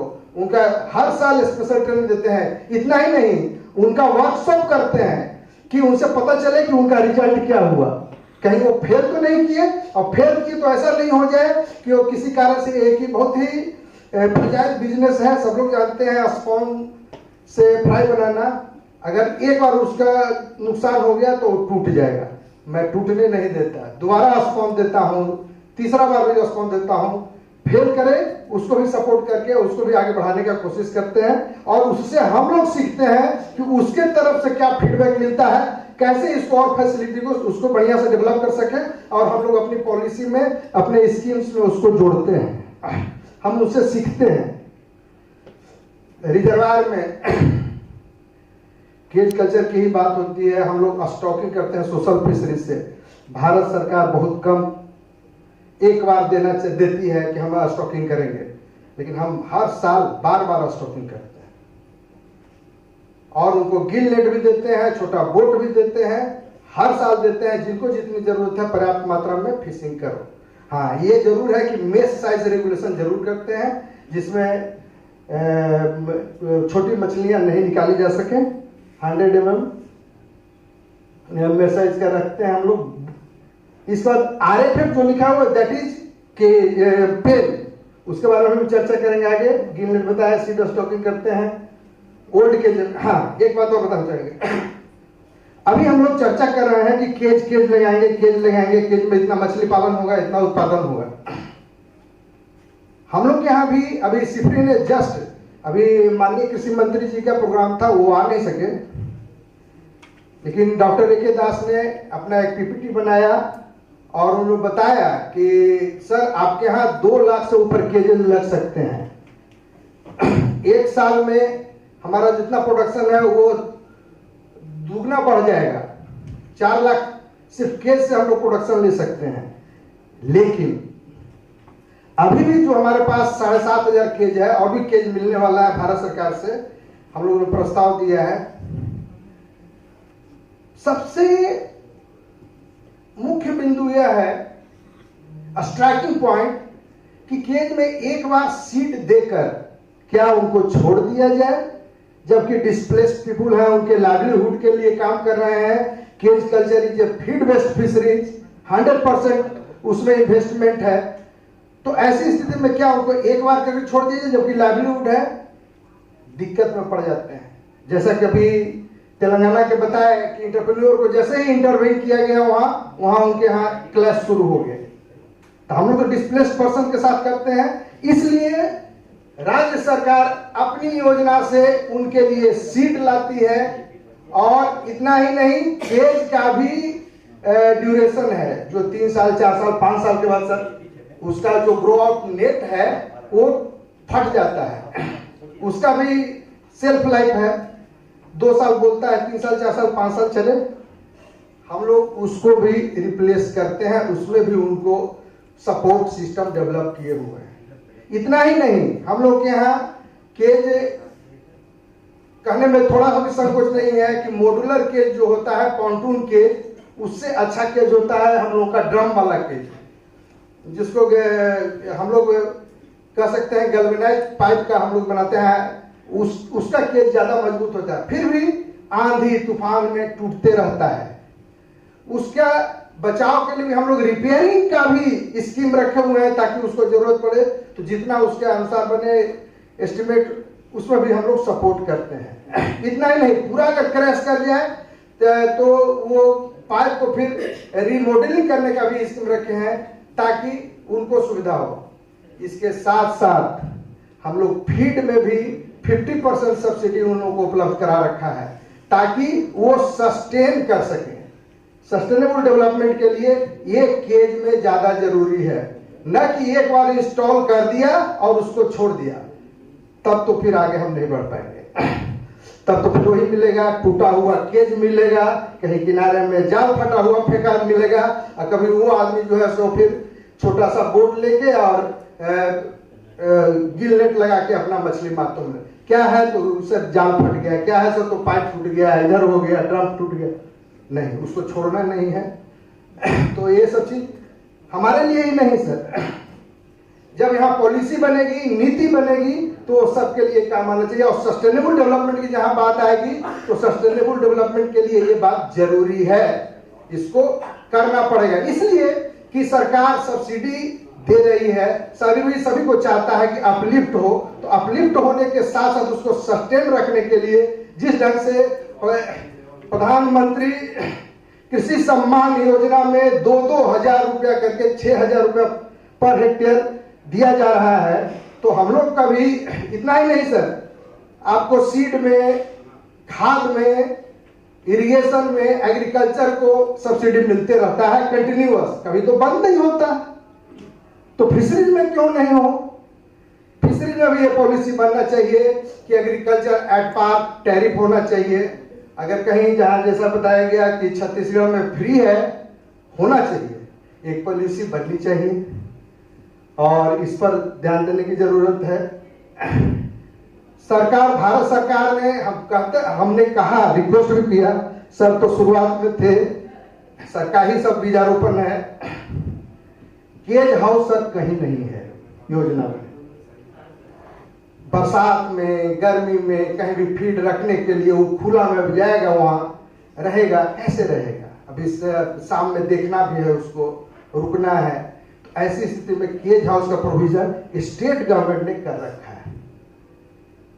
तो मैं चाहूंगा कि एक योजना अभी भी चलेगी, प्रधानमंत्री मत्स्य योजना, तो जहां केज हो वहां केज हाउस का भी प्रोविजन जरूर से जरूर होना चाहिए, जो कि नहीं है।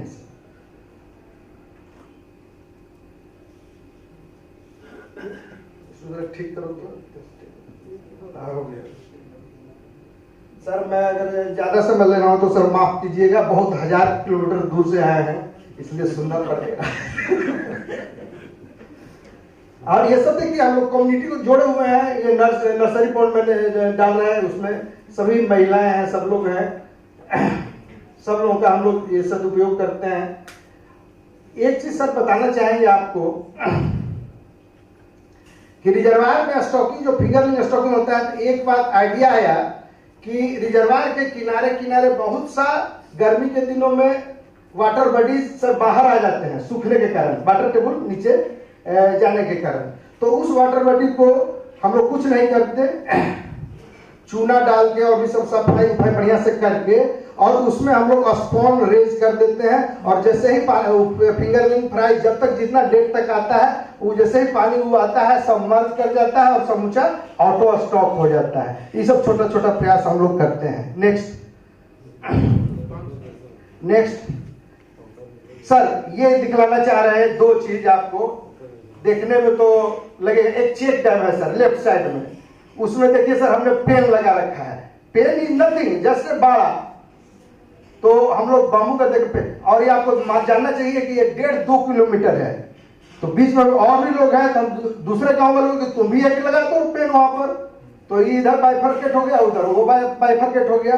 और बरसात से पहले पानी रहता ही है, मछली पालन और लाइवलीहुड छोटे चतरा में है सर, जो कि नक्सली इलाका है सर। इधर देखा जाए सर राइट साइड में, ये आपको बता दें, ये है पेन कल्चर। पेन कल्चर का 3rd जनरेशन, पहले बाम्बू से लोग बनाते थे, फिर जीआई पाइप से बनाते थे, अभी हम पूरा घेर के, और बाकी में इसमें बहुत अच्छा मछली उत्पादन होता है। और कभी मौका मिला सर को तो दिखाएंगे, कभी रांची आए तो रांची के पास का ही है। तो it is the pen culture. पहले सर ऐसे ही बनता था बम्बू का, और फिर सब चेक डैम तो दिखाया ही आपको। और ये सर एक आरएफएफ का ही है मैंने। और ये सब तो जो छोटा चीज है सर, हम लोग छोटा छोटा बोट देते हैं उन लोगों को। एक्सटेंशन में आप लोगों से कुछ बात ये करना चाहेंगे कि गांव के लेवल पर हमारे यहाँ बहुत ढंग की भाषाएं हैं, लोकल लैंग्वेज बहुत है। हिंदी में बात करते हैं, झारखंड में भी तो लोग नहीं समझ पाते, इसलिए कि वहां सब आदिवासी लोग अपनी अपनी भाषा में, हो में, मुंडा में, अपने अपने भाषा में, नागपुरिया में बात करते हैं। तो उसके लिए हम लोगों ने गोष्ठी रखा है लोकल लैंग्वेज में, और उसके लिए सारी सुविधा, खाना खिलाते, अच्छा खाना खिलाते, मछली भात खिलाते, सब लोग आते, सुनते, उनकी भाषा में बात करते लोग, ताकि वो इस चीज को एडेप्ट कर सके, एक्सेप्ट कर सके। क्या कि उनकी भाषा में जो उनको बात बताएंगे उनके जनप्रतिनिधि लोग, तो ये छोटा छोटा प्रयास है। और ये बात उन्हीं से आया कि सर हम लोग तो बताते हैं तो हिंदी में लोग यहाँ जाते समझ नहीं पाते सर, उस भाषा में वहीं पर लोकल होता तो अच्छा था। आप यहाँ बता के आधा अंग्रेजी आधा हिंदी में बताते हैं, हमको समझ में नहीं आता सर, तो वहाँ लोकल होगा तो अच्छा रहेगा। हम लोग उन लोगों से सीख के इसको किए, और फार्मर्स को तो ट्रेनिंग लगातार देते ही रहते हैं। और सबसे छोटी छोटी जो सब कुछ कहने की जरूरत नहीं है, हमारा कहने की कोई जरूरत नहीं है सर। हमारे ट्रेनिंग सेंटर में सर का आशीर्वाद मिला है, सर का चरण पड़ा है, और ये हमारा ट्रेनिंग सेंटर बहुत अच्छा ट्रेनिंग सेंटर है। और कोई भी दिन चाहे छुट्टी हो, 2-4 फेस्टिवल मेजर छोड़ के संडे हो या मंडे, रोज ट्रेनिंग चलते रहता है, इसमें कहीं कोई दो मत नहीं है। और एक हम लोग पेन कल्चर का किए थे, ये पल कल्चर किए थे, लेकिन अभी उसका मार्केटिंग हमारे लिए थोड़ा सा स्ट्रेसफुल है। अभी फिर भारत सरकार चाह रही है कि इसको आगे बढ़ाया जाए, लेट अस होप।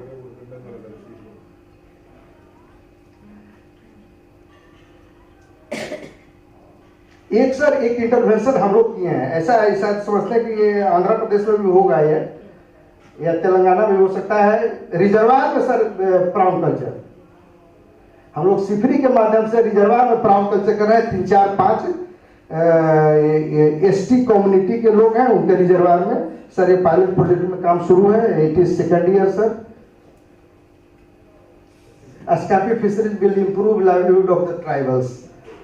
ये भारत सरकार में भी पब्लिश हुआ था, झारखंड फेडरेशन है ये सर। रिजर्वायर फिशरी झास्को फिश का ही काम है, उसमें देता है अपना शेड वगैरह रिजर्वायर के पास, और जो भी है फिश मार्केटिंग स्कीम तो सिंपल है, सब जगह है ही।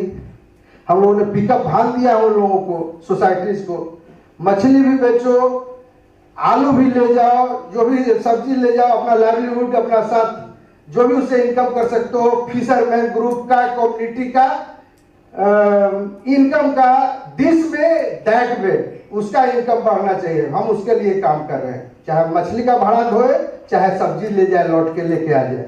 रांची मछली लेके आता है, यहाँ से सब्जी लेकर जाता है। एनीवे ये सर भारत सरकार के द्वारा बनाया गया ये है, ये सब चीज तो कुछ इसमें कुछ करने की जरूरत नहीं है सर। एक इम्पोर्टेंट चीज ये हम लोग नया स्कीम लेके आए हैं स्टेट से, स्टेट प्लान से, फीड बेस्ड फिशरी। फीड हम लोग मतलब पहले ये स्थिति थी कि लोग फीड नहीं देते थे, लेकिन अब फीड बेस्ड फिशरी में हम लोग उनको फॉर्मुलेटेड फीड देते हैं 50% सब्सिडी पर, ताकि वो लोग इसको बढ़िया से मछली पालन कर सके, अच्छा खाना खिला सके, सुविधा उनको हो सके। इसलिए हम लोग एडिशनल सपोर्ट ये करते हैं sir, to increase the fish production. हम लोगों ने बहुत सा फीड फैक्ट्रियां बना रखी हैं सर, प्रधानमंत्री मत्स्य सप्ताह योजना, और उसके पहले ब्लू रिवोल्यूशन से भी भारत सरकार के सहयोग से चांडिल में जहाँ स्टार्ट किए थे हम लोग, कोऑपरेटिव सोसाइटी भी चलाती हैं, प्राइवेट पार्टनर, प्राइवेट प्लेयर भी आए हैं इसमें। सबसे बड़ा इसमें इंपॉर्टेंट इशू हमको आ रहा है वो है इसका क्वालिटी कंट्रोल। उसके लिए मैंने ICR DCFR sir Pandey ji जाए हुए हैं, उनके यहाँ से, वो न्यूट्रिशन का बहुत अच्छा लड़का लोग है, वो लोग आकर यहाँ ट्रेनिंग दिया, फिर हम लोग सीफा में भी और लोगों को भेजे, अभी जस्ट सर मुंबई में भेज रहे हैं CIF मुंबई ट्रेनिंग के लिए, ताकि मेरा क्वालिटी कंट्रोल हो सके और उन लोगों के साथ इंटरेक्शन में ये भी बात पता चल सके कि लोकल लेवल पर जो हमारा मैंने प्रोडक्ट अवेलेबल है जिससे हम फिश बना सकें और कैसे हम चीपर बना सकें, उस पर भी हम लोग काम कर रहे हैं सर, और शेयर करेंगे सर लोगों के साथ। और केज सर, हम लोग का केज सर है बड़ा खूबसूरत है सर, देखने लायक है, और फिश हैचरियाँ तो बन ही रही हैं, तो है ही, इसमें तो कुछ कहने की जरूरत नहीं है। ये आवास योजना हम लोग अभी चला रहे हैं, प्रधानमंत्री मत्स्य, इसके अलावा हुआ कि नहीं मछुआरों को भी कहीं, जैसा कि बताया गया कि हर सेक्टर ऑफ फिशरीज पीछे छूट जाता है हर डिपार्टमेंट में, उसी ढंग से हमारे मछुआ भाई भी पीछे छूट जाते हैं, तो छूटे नहीं, इसलिए अलग से राज्य सरकार योजना लेके आई है, वेद व्यास आवास योजना।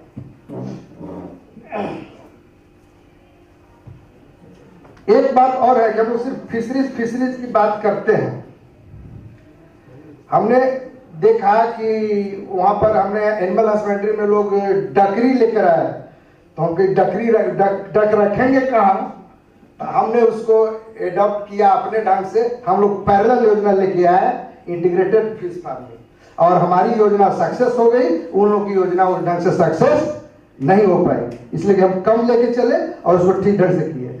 इसमें सर आपको बताना चाहेंगे अंडा भी बहुत अच्छा मिलता है सर, गांव के लोग बहुत अच्छा, हम लोग तो तालाब भी उनको दिए हुए हैं और फिर अंडा भी उनका बहुत अच्छा, एक भी मिलता है उनको बहुत, इसलिए बहुत अच्छा है। फिशरी के साथ साथ डकरी भी, और इससे क्या होता है कि उनका फीड पर फीड कम जरूरत पड़ती है सर इसमें, और एरिएशन भी नेचुरल होते रहता है, और डक के रूप में उसके इनकम भी है, एक के रूप में इनकम है, तो इंटीग्रेटेड अप्रोच भी अपनाने की जरूरत है गांव को डेवलप करने के लिए। केज कल्चर एक्सपेंशन स्ट्रेंथिंग बता ही चुके, रिपेयर के बारे में प्रधानमंत्री मत्स्य योजना क्या बताना है, ये सब योजनाएं तो चलती ही रहती है। एक बात करना चाहेंगे सर, हम लोग, हमको भी पहले लग रहा था कि RAS और बायोफ्लॉक, जैसा कि हम लोग चर्चा में सुने कि RAS और बायोफ्लॉक कहीं कोई ने बताया कि नहीं उतना सक्सेस हो रहा है, हमें भी डर था कि बायोफ्लॉक सिस्टम कहीं फेल तो नहीं है। सर इंडिया का one of the best scientist जो बिहार में है, टुनटुन सिंह जी ने बताया कि बायोफ्लॉक फेल कर गया, उनका लड़का हमारे यहाँ आके इतना अच्छा ट्रेनिंग दिया है, डॉक्टर अखलाकुर, CIF मुंबई का लड़का सर, और कहने में थोड़ा सा भी डाउट नहीं है कि 10,000 लीटर पानी में 2 क्विंटल कम से कम मछली का उत्पादन 200 केजी लोग कर रहा है एक टैंक से। तो इसके बाद सर ये तो RS सिस्टम है, ये तो केज हमारा है सर, केज देखा है सर, केज खूबसूरत लगा हुआ है सर, देखने में अच्छा लगेगा, और केज हाउस भी है, ये चांडिल डैम है सर। ये हैचरी तो सर चल ही रहा है, ये सब चीज ज्यादा दिखाने की जरूरत नहीं है। रिजर्वायर में केज हमारा जितना है सर वो हम दिखा रहे थे, ये 7,000 से ऊपर लग गया है, अभी हम लोग 10,000 ऊपर केज चले जाएंगे, अभी बन ही रहा है। ये स्ट्रेटेजीज क्या है सर, ज्यादा चीज हम क्या इस पर बात करें सर, सब चर्चा कर चुके, अब कर दिए सर, अब हम इसको बंद ही करना चाहेंगे, लेकिन 2-4 चीज हम कहना चाहेंगे सर, उसको जानना पड़ेगा सर, चैलेंजेस क्या है सर, वो तो जानना बहुत ज्यादा जरूरी है सर, जिसके लिए हम लोग यहाँ पर आए हैं। पहला है सर कि जो यूनिट कॉस्ट भारत सरकार द्वारा दे दिया जाता है 5 साल के लिए और पहले का रेट पर, तो वो यूनिट कॉस्ट कम पड़ता है सर तालाब खुदाई। पता नहीं आप लोग के यहाँ दूसरे स्टेप में कैसा हम नहीं कर सकते, लेकिन थोड़ा सर इसको हर सेक्टर, हर इकाई में, हर स्कीम में थोड़ा इसको देखने की जरूरत है। एक मुद्दा आया सर कि 10,000 से 12,000 लीटर का जो टैंक बनता है 4 मीटर डाय का, लोगों का कहना है कि बड़ा बायोफ्लॉक बनाने पर अच्छा फायदा होता है। केज में तो हो गया सर कि 100 क्यूबिक मीटर का बनना चाहिए, 75,000 उसका कॉस्ट रखा गया। देखिए 75,000 है, हाँ 1.5 लाख एक का है फीड लेकर। तो सर मेरा मानना यह है कि वॉल्यूम बेस्ड बायोफ्लॉक को भी कर देने से उनका थोड़ा सुविधाजनक हो जाता। लोग बड़ा बड़ा बना लिए हैं लेकिन नंबर में कम है। ये सर चर्चा वहाँ चल रही थी, सर के बाद स्वामी साहब आए थे, उन्होंने इसको एक्सेप्ट किया था, लेकिन कहीं नज़रअंदाज हो गया है सर। तो सर को चाहेंगे कि वॉल्यूम बेस्ड बायोफ्लॉक का ये किया जाए सर।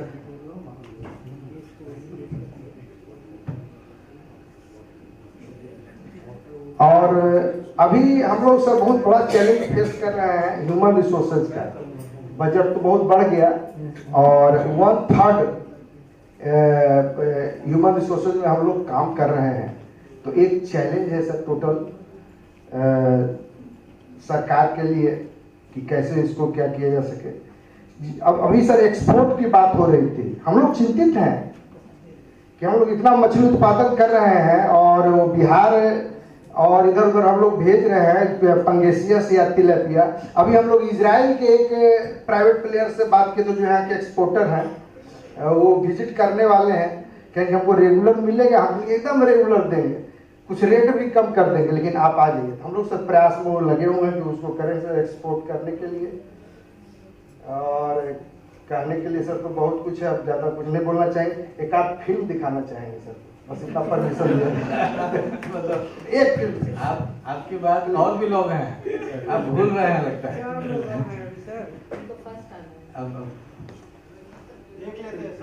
एक देखिए, हाँ देखिए, छोटा तो बहुत है सर, छोटा वाला छोटा फास्ट कर देंगे सर। शिफा का प्रोडक्शन अपने 500 है, सर का 1,000 देखने का ग्राउंड रियलिटी की बात होनी चाहिए। शिफा का रिपोर्ट है 500 से 700, इनका 1,000।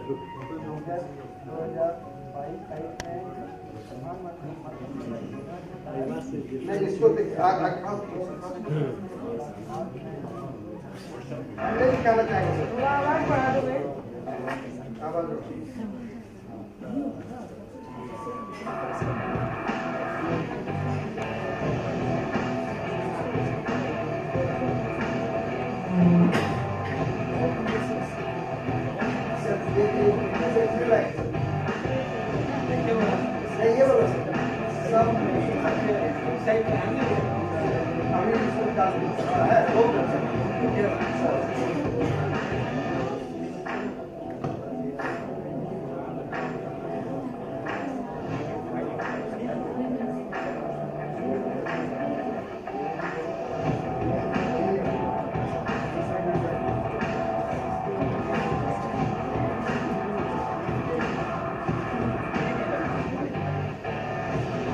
ये सब तिलैया डैम का है sir.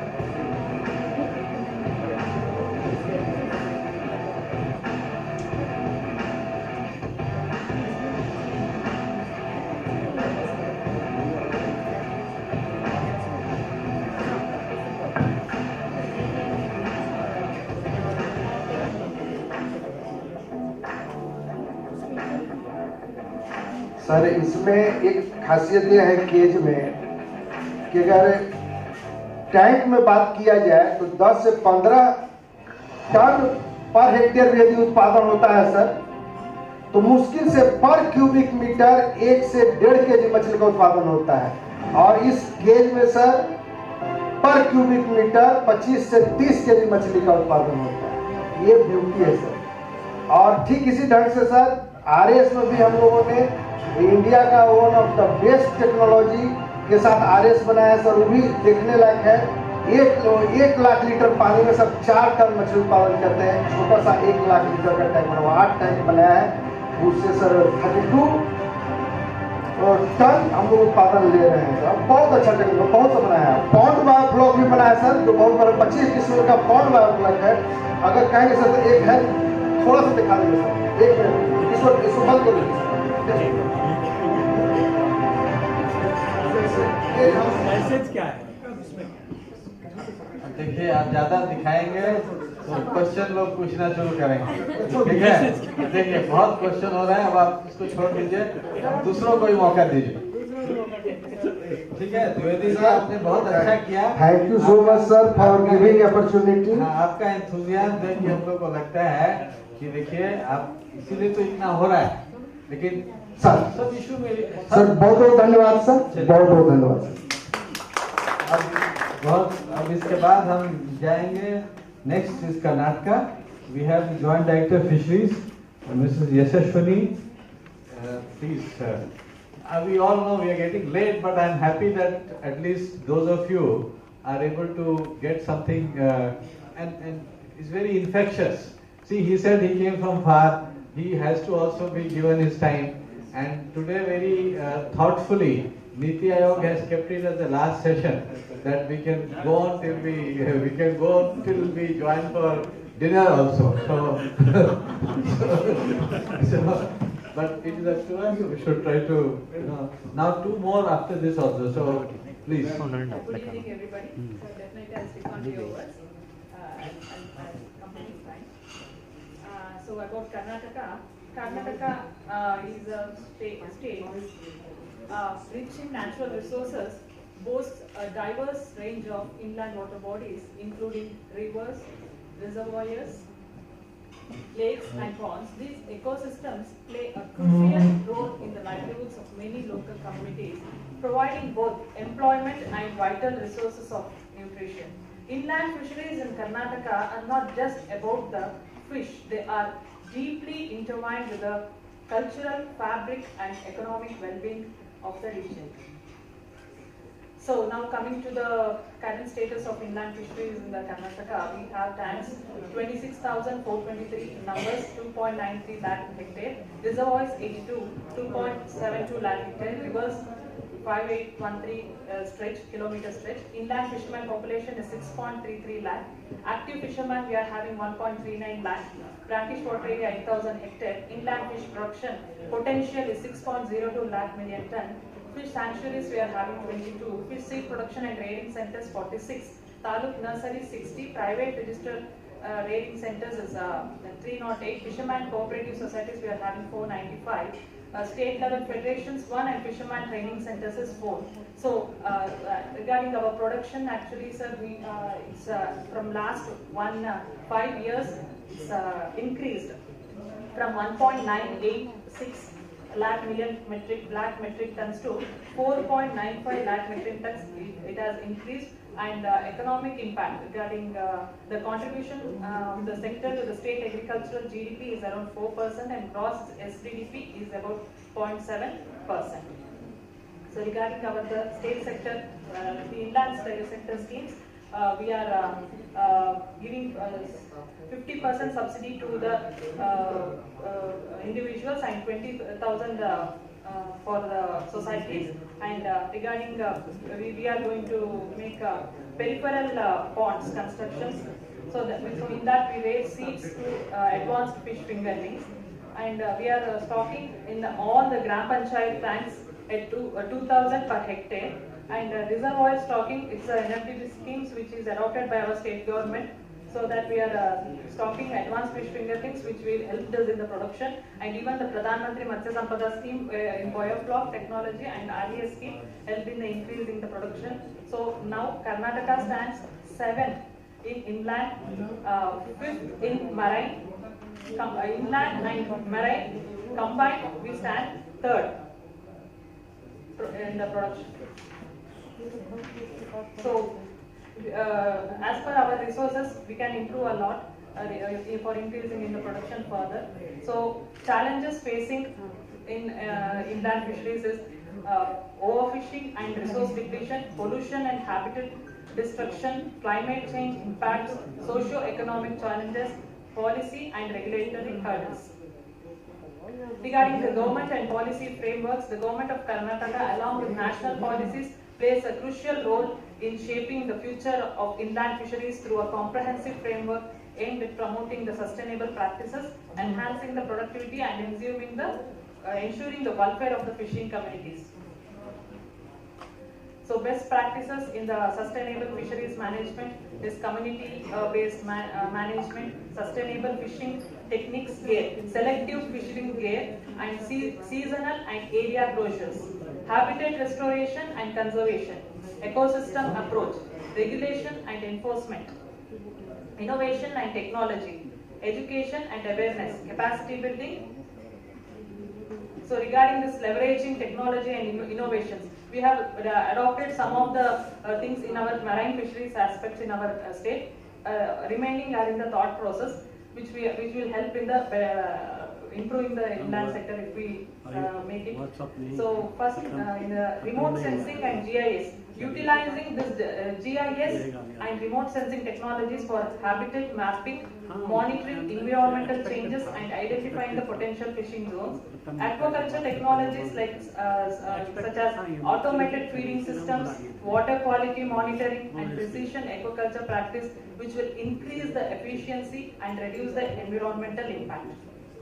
Stock assessment models, employing the data analytics and artificial intelligence to develop predictive models for fish stock assessments, enabling the better management decisions based on accurate and real-time data.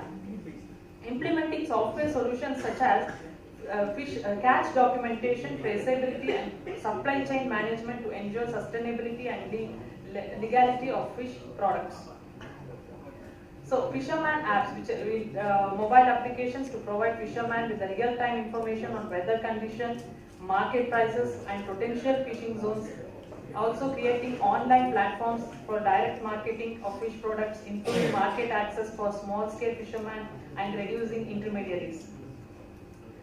Regarding the sustainability and conservation technologies, we can, by using the drones for monitoring the protected areas, detecting the illegal fishing activities and conducting biodiversity surveys.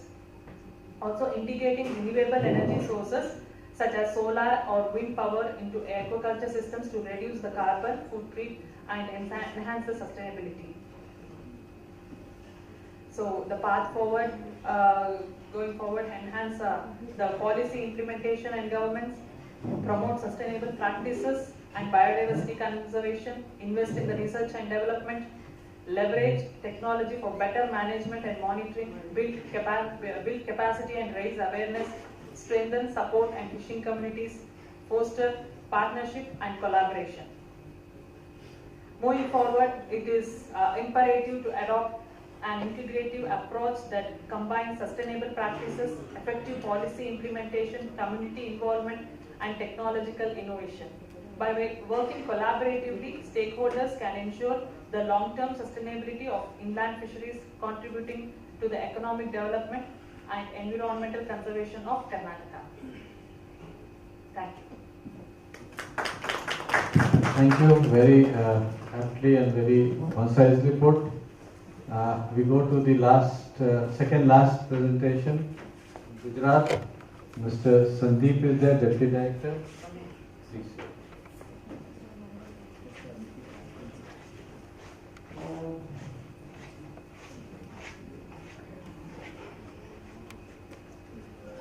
Respected sir,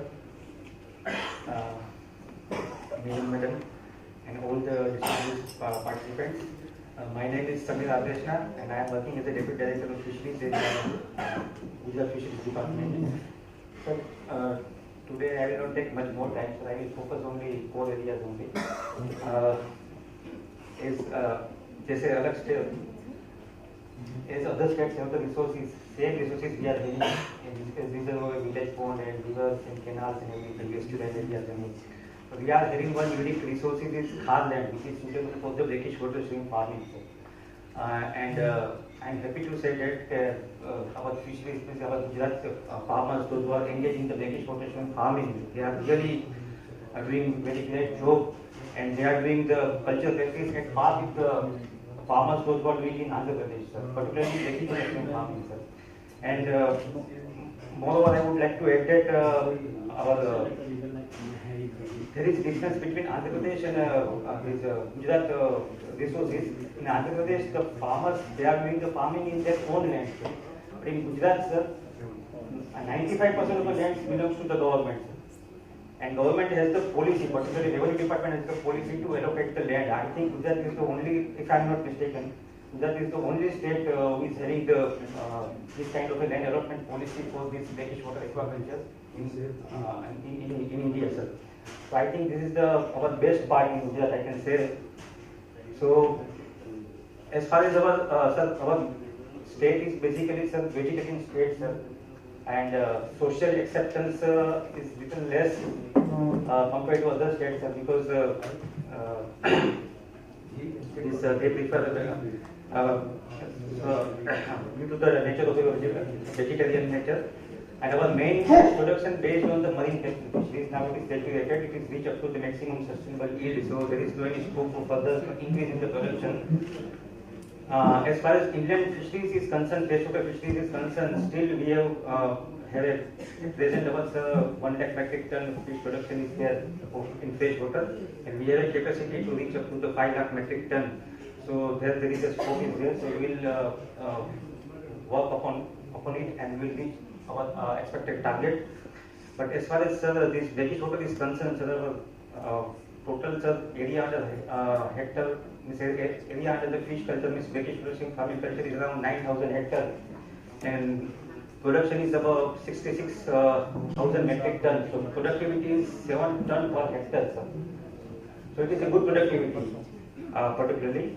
So this is our major strength, sir. Our challenges are, sir, of course, there is a land allotment policy is there for brackish water farming, but allotment procedure is it's not that much fast, sir. It is little delayed. So what's happened due to the delay of the land allotment procedure, some enforcement is taking place because farmers, they are very much enthusiastic to do this in farming because it's a very lucrative business, and nowadays it's a different story altogether. But they are very much interested and they want to enter in this business, particularly shrimp farming. So due to the delay in the land allotment procedure, they are doing encouragement. So that is a big challenge. And due to encouragement, further government is little bit strict to allot the land. So these are the one challenge. Another challenge is in freshwater farming, sir. Nowadays, some farmers, fish farmers, they are doing some invasive fish culture like Garipenis, which is prohibited and banned species. So that is also a challenge. Then we can say one is instead of using formulated feed, some farmers are starting using chicken breast as a feed, sir. So that is also not good for the health of the this culture, fish culture ponds, sir. So that is also a big challenge. So we are trying to communicate with this farmer that not to use this chicken breast and all these things in the farming, particularly freshwater, because there is some antibiotic is there in the chicken, this poultry industry they are using it. So again, nowadays there is a concern about AMR. So these are some challenges are there.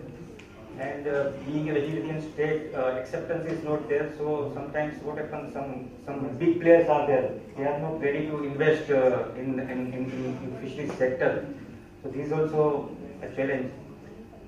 But in way forward, sir, we are thinking about establish a more number of hatcheries, more number of rearing ponds, so that we can bridge the gap between the demand of the fish seed, which are required to be stocked in reservoir as well as village pond as well as private ponds. So that we should not, we cannot depend upon the other states, right? At present, sir, we are importing the fish seed from Andhra Pradesh as well as Odisha or sometimes in West Bengal. So these are the areas that we have to be improved, and we will try in next 5 years. We will try to achieve our fish production, particularly in the freshwater fish production, reach up to 5 lakh metric ton. So these are. Thank you very much. Thank you. Thank you. It was, you chose not to go through your regular slides. That was very good. But you gave us a very good idea of challenges. Also, it's something we need to understand. Again, one state is so different from the other. So Gujarat story we have heard. Now the last but not the least is Uttar Pradesh, and we have Mr. Shivam Pandey. Yeah, please. Good evening, everyone. I'll just take 5 minutes. I am Shivam Pandey. I am working with the Department of Fisheries, Government of UP as a consultant. So Deloitte, I'm from Deloitte. Deloitte is a partner with Government of UP to achieve its target of 1 trillion economy, which it is, Shri Yogi Adityanath has taken. So an overview, we'll not get into an overview, but most of the production for UP comes from Gram Sabha ponds, which essentially employ a lot of small farmers. Private ponds are a very small part of the production, so our focus has been to how to increase their income.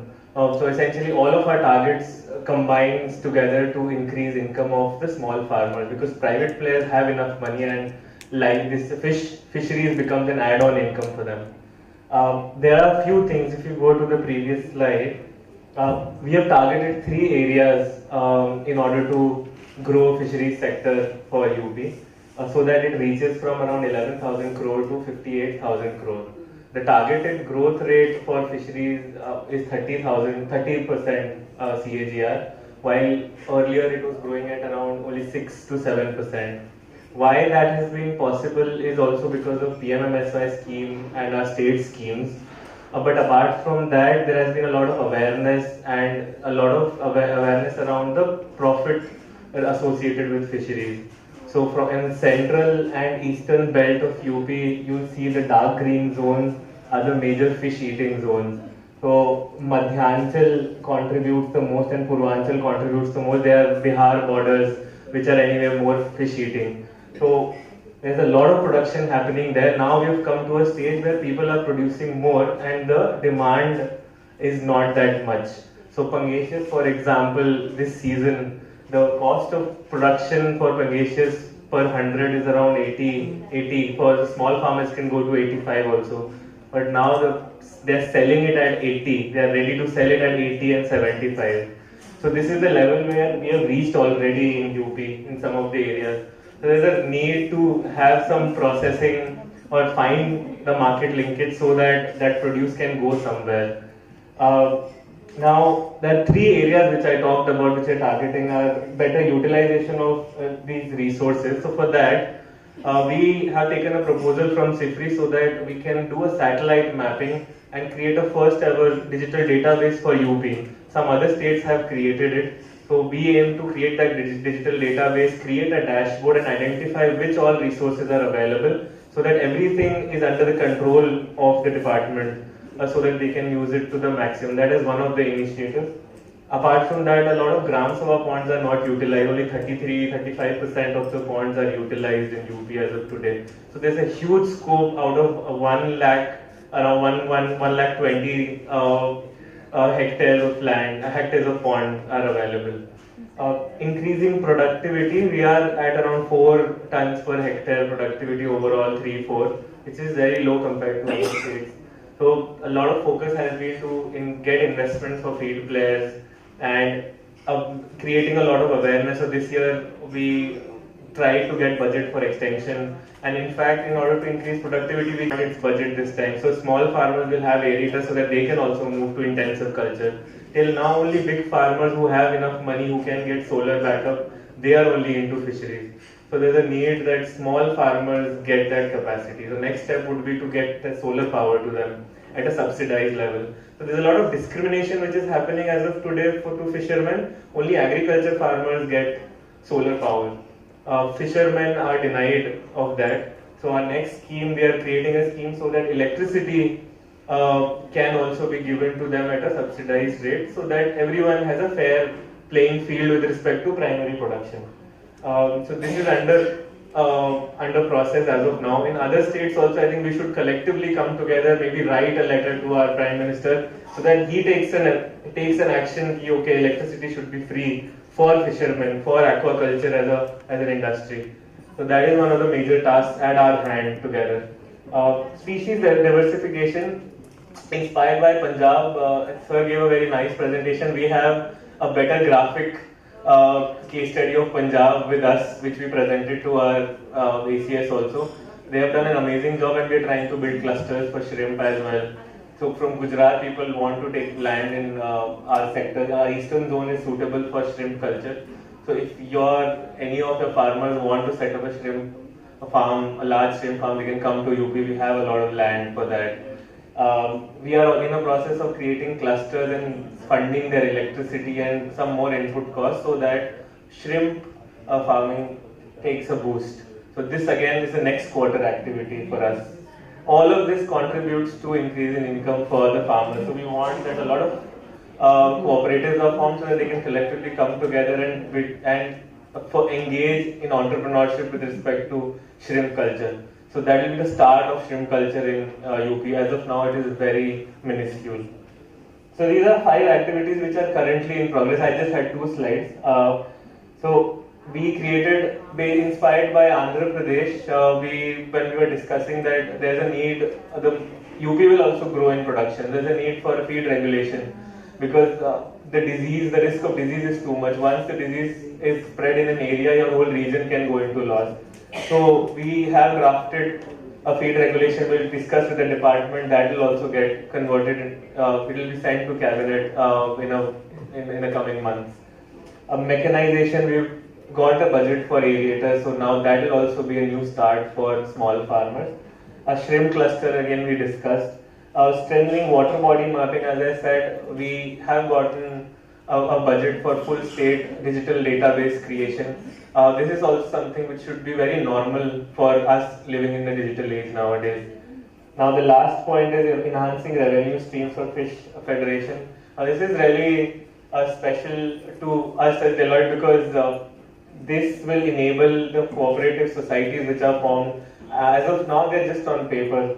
So there are 3 activities which we are planning for them. One is having a waste to wealth initiative. So the scales which are wasted in the fish mandis every day, they can be sold to these manufacturers of collagen, which is used for beauty products today. So it sells for 120 rupees a kg, which is costlier than pangasius.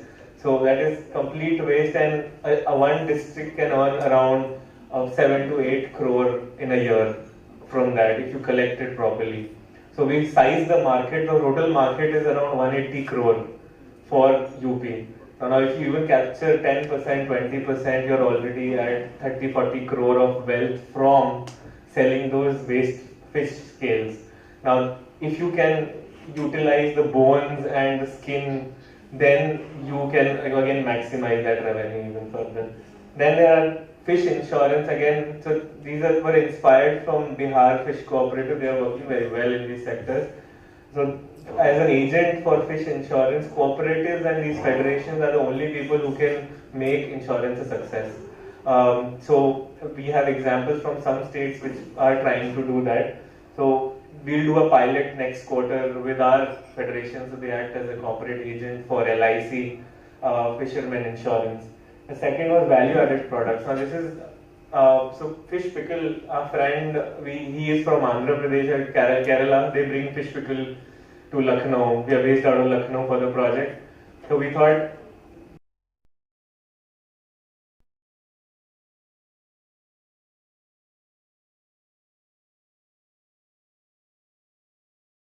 She is Joint Director Fisheries. Thank you, madam.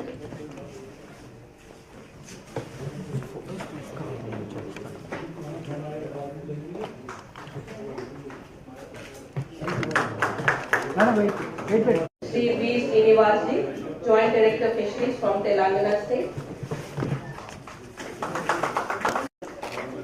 From the state of Punjab, we have Shri Gurpreet Singh Ji, Assistant Director Fisheries, Government of Punjab.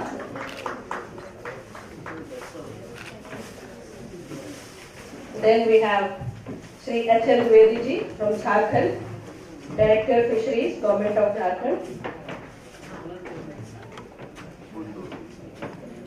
Those are very interesting videos that we saw, sir. Thank you so much. Sir. Yes. Sir, look at me. This camera. Then next is Karnataka. Ms. Yashaswini, Joint Director Fisheries. Okay. Next is Mr. Sandeep Ji, Deputy Director Fisheries from Government of Gujarat.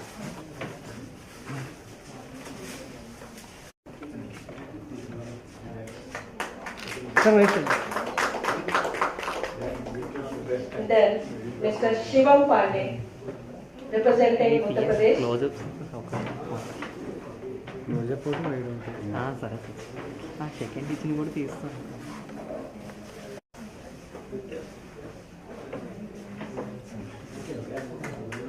Wait sir wait.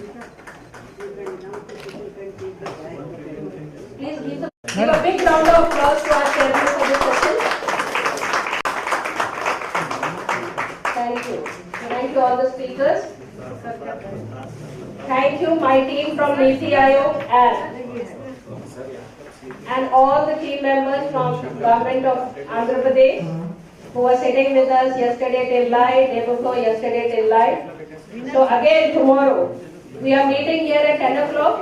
Request you all to please be here by about 9:45 a.m. so that we start early and we leave early by about 2 o'clock in the afternoon. Thank you, thank you, thank you.